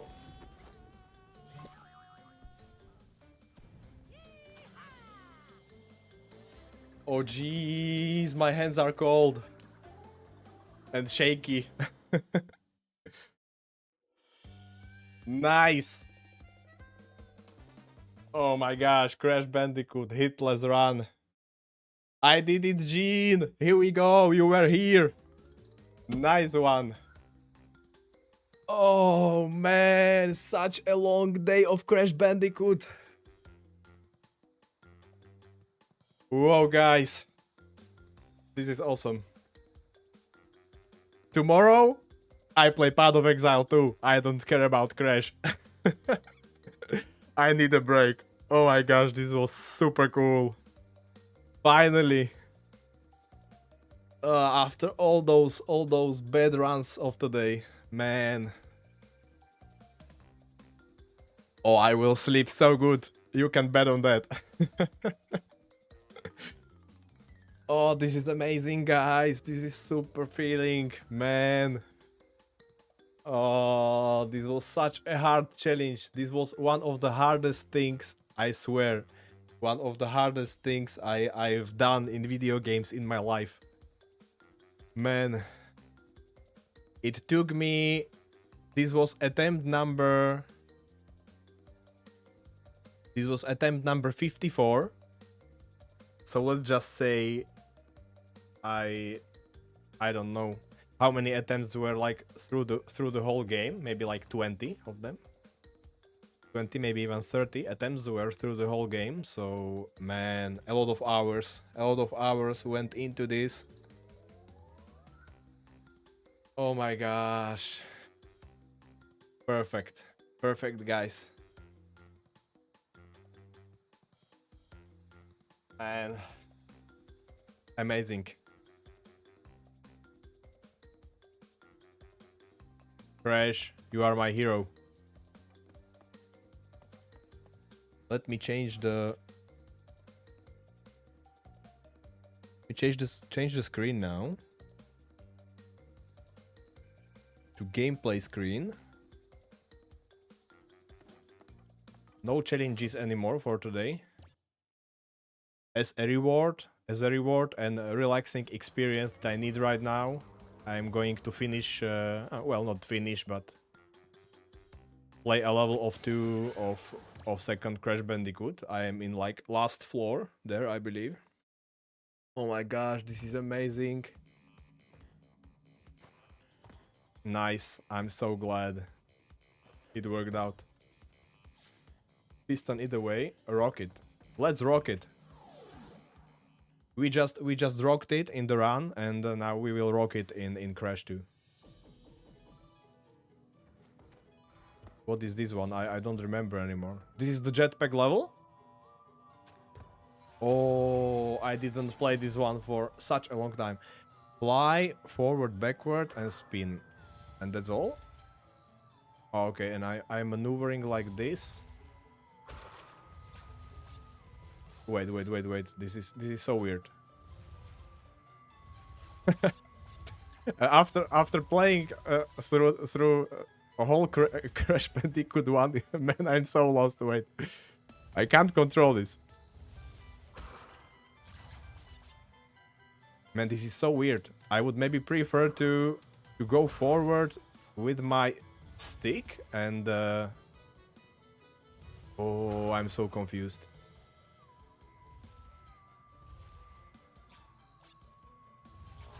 Wait.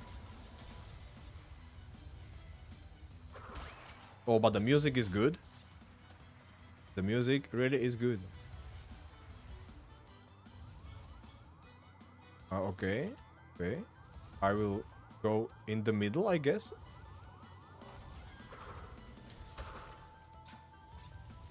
Man, after playing Crash 1 for such a long time, these controls are so weird. Okay, so I use stick for left and right and up and down. What is this guy doing? Oh, I need to kill him?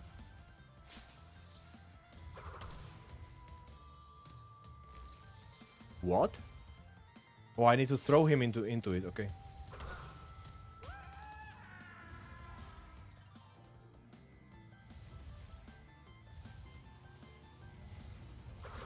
Oh, this will take some time before I get used to this.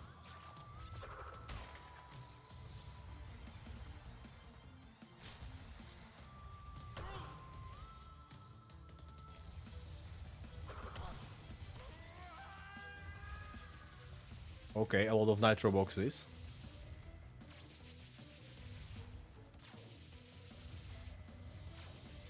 To maneuver around.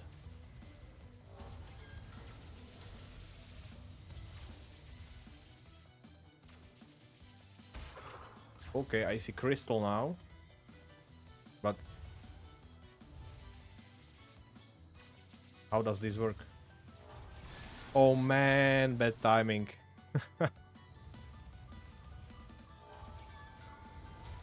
But I would say it's pretty doable. I mean, not that hard. I just did not play this level for such a long time.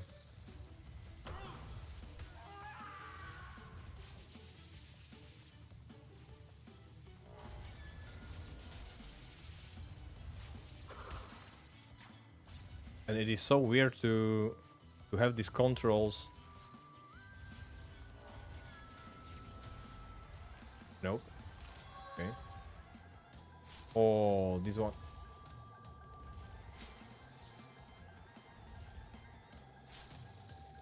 This one will be tricky.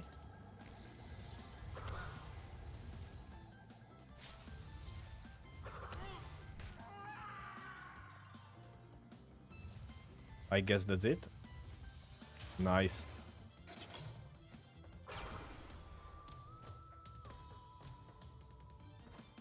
Very weird experience after.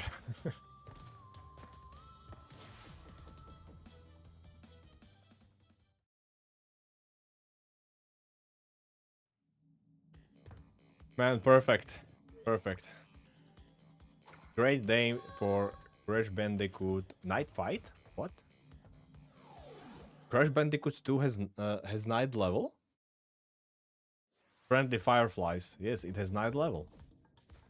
Okay.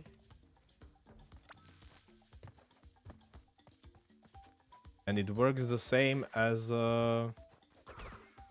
those Night Egypt levels in the third one.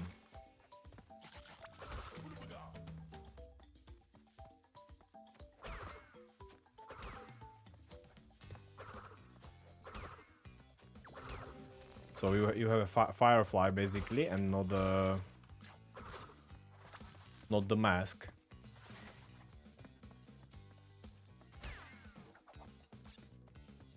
I don't know which way is the crystal. No idea.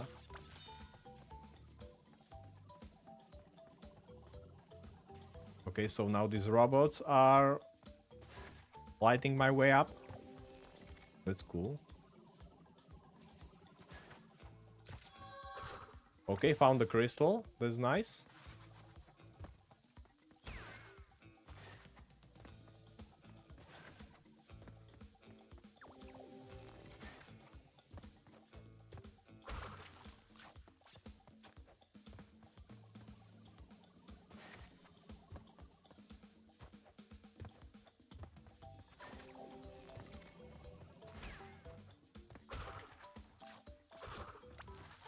Man, this one is long.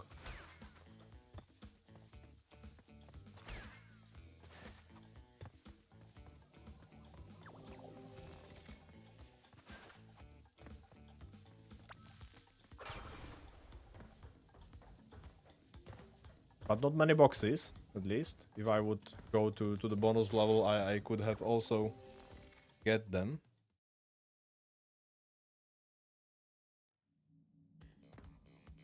I believe only 2 more levels. And I should face Cortex. I will try to do that. As the last thing today.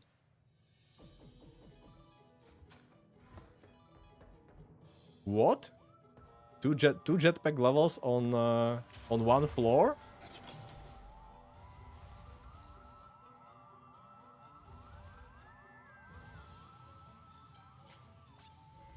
Okay.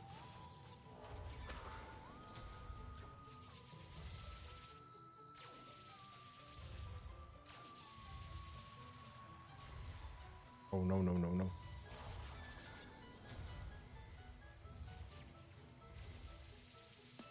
What am I doing?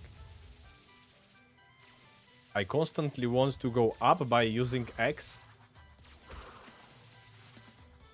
on my controller and not the stick.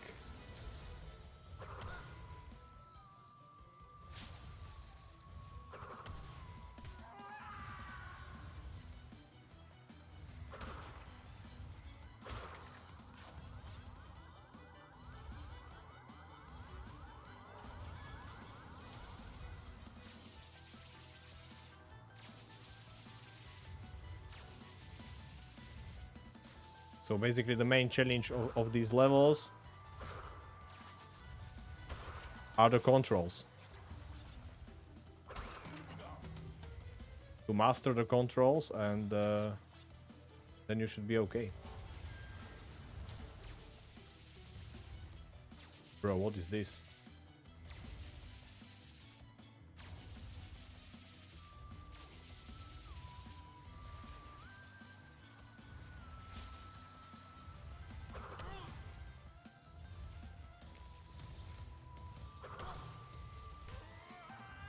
So, Supremo, which games did you try beside Crash already?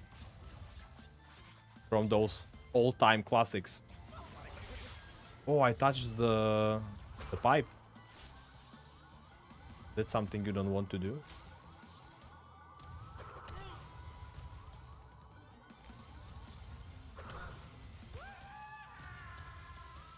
Some good games worth mentioning.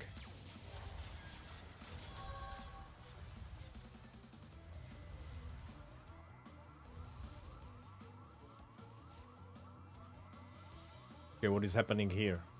What am I supposed to do? Go through the middle.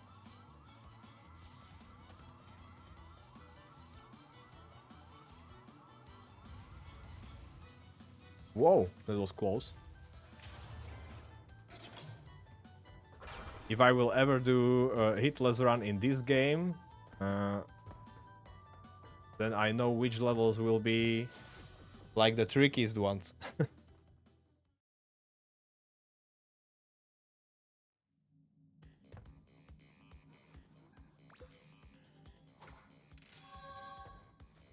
Or I will up. You know what? Oh, okay. Now, no text is on the screen actually because I closed the challenge view already. I wanted to update the text there, but no need. No need. All you need to know, guys, that we did it. We did it, and it's amazing.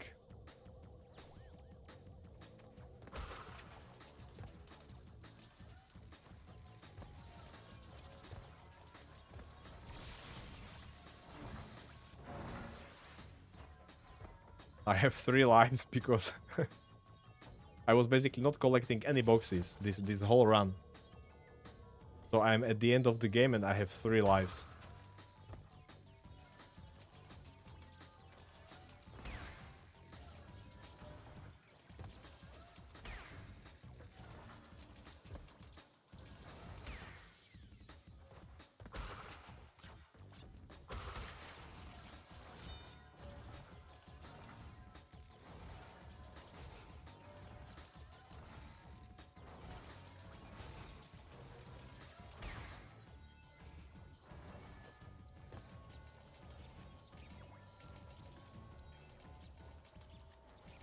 What am I supposed to do here?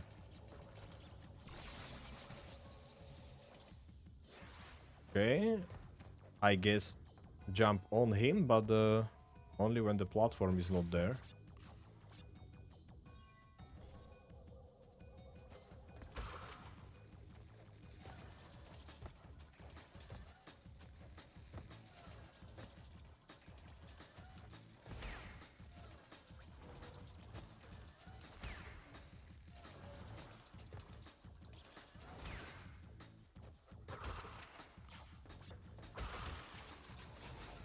Yeah, so the main point of this run basically was to analyze how hard it would be to go for hitless.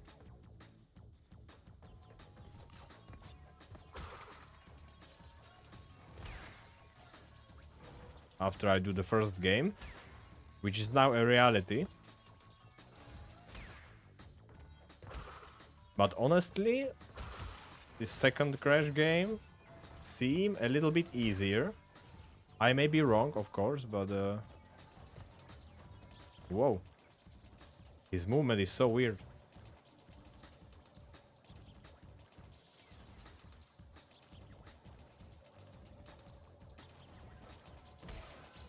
Nice, finally.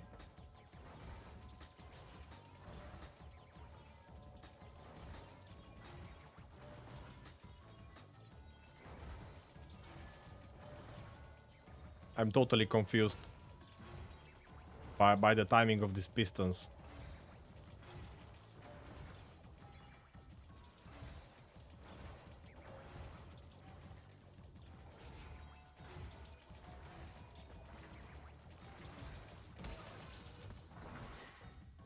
Oh, checkpoint, finally. Maybe it will not matter because I'm not sure if I will have enough lives to go through this level. But maybe if I will go slowly. Whoa.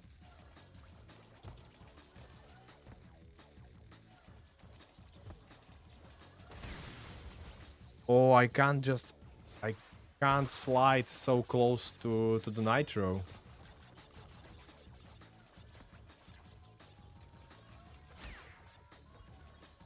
Okay, so I guess I will just jump over him.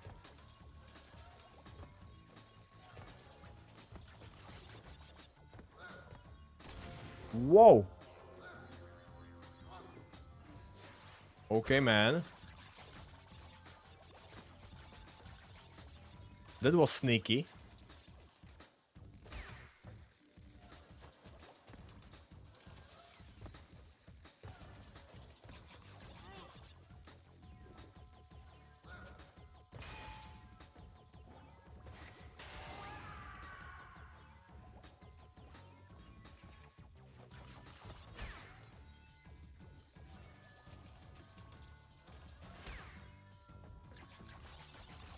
I just wanted to say, gimme checkpoint.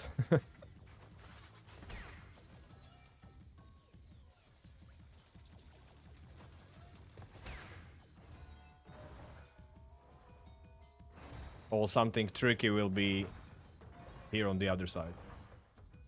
Oh, actually, only a bonus level.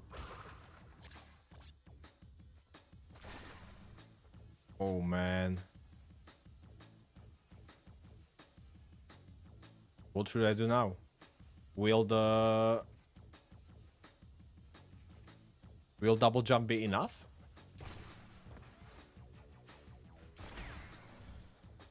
Nice.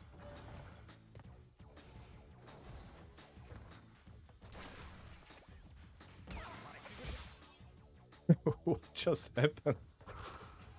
I smashed the ground because I used slide in the middle of the air.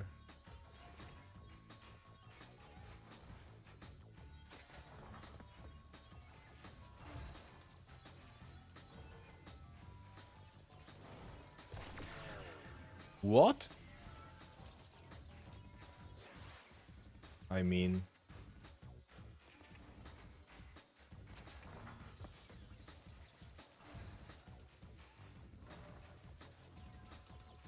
What do I do?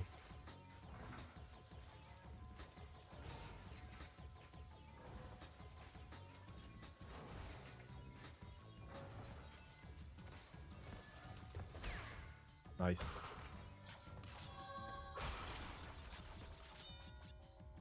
Just barely got one level. Not one level, one life. Whoa, what is this guy doing?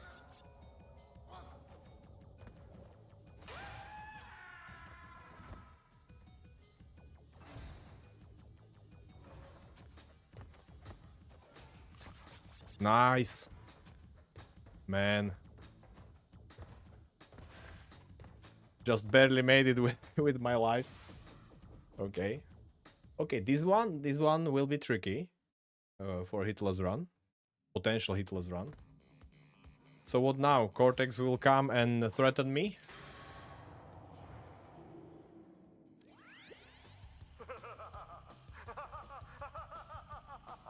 Yes! My plan is nearly complete. And I have you, Crash Bandicoot, to thank for it. Engine, what's happening? What's that? Is she stealing our signal? Crash, Cortex isn't gonna use the crystals to contain the planet's energy. He's gonna harness the force and use it to power the super Cortex vortex he's built on his space station. Super Cortex vortex. Cover the entire world, turning everyone into Cortex's mindless slaves. Crash, don't let him have those crystals. Engine, you fool! She's telling him everything! Yes, we're back now. Pardon the, interruption. Crash, bring me crystals!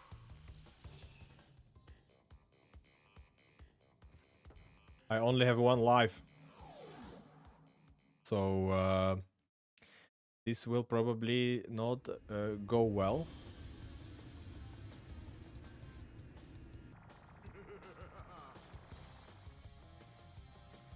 Defeat Cortex before he escapes.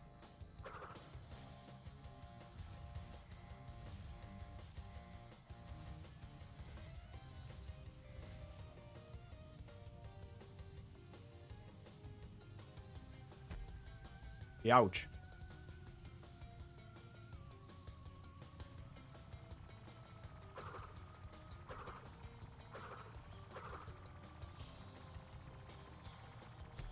Oh man.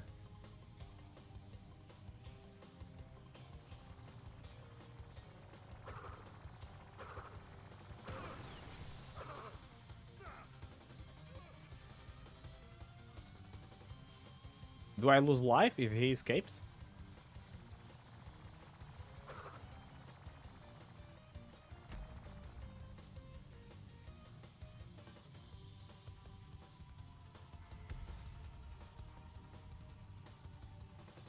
Oh, so nice of him. He's waiting for me.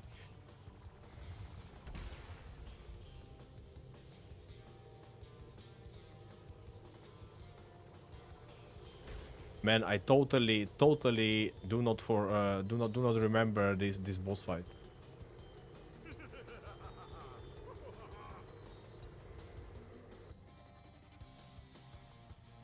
Oh, I actually lose life. Okay.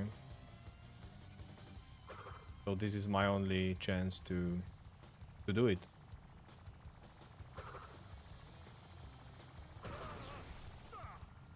Okay, there is a little symbol above his head when I can hit him.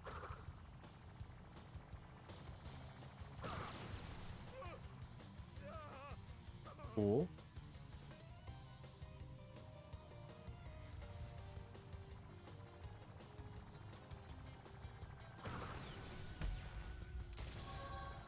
Done? Nice. One life was enough. Now I can run faster. You haven't seen the last of me, Crash Bandicoot. Okay, this boss fight can be a little bit tricky, but little bit of practice should do that. What do you suppose happened to Cortex? And what about the Cortex Vortex? It's still up there. Man, Cortex Vortex is crazy station.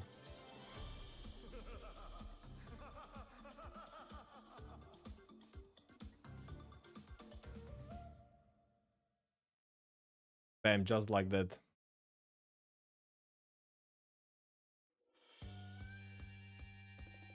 That was Crash Bandicoot 2, guys. Last few levels. Relaxing experience after some tough runs.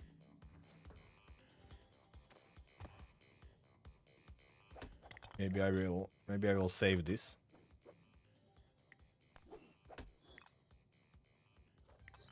To have some game where I can practice all the levels. Okay. I'm going to wrap it up for today, guys. I mean, it was a pretty amazing day. Finally did the run. I'm so happy about it. And so for my next streams, I really plan to try to probably try Path of Exile 2. I will look into it today and tomorrow. I will check when exactly it releases, so that the early access. And I am like seriously considering right now to do just that on my next stream. So ARPG is coming. ARPG fun and experience. We will try what new stuff Path of Exile 2 brings, and I'm pretty excited to try it out. To have something, to have some change, you know. Thanks, man. Thanks. I'm looking forward to. I will be glad if you stop by, guys. It was pretty amazing having you here today. I'm so happy that it worked out and you were here when the run was done. It was amazing. Anyway, guys, I wish you a great day. Take care, and we will see each other next time, probably tomorrow. Bye bye.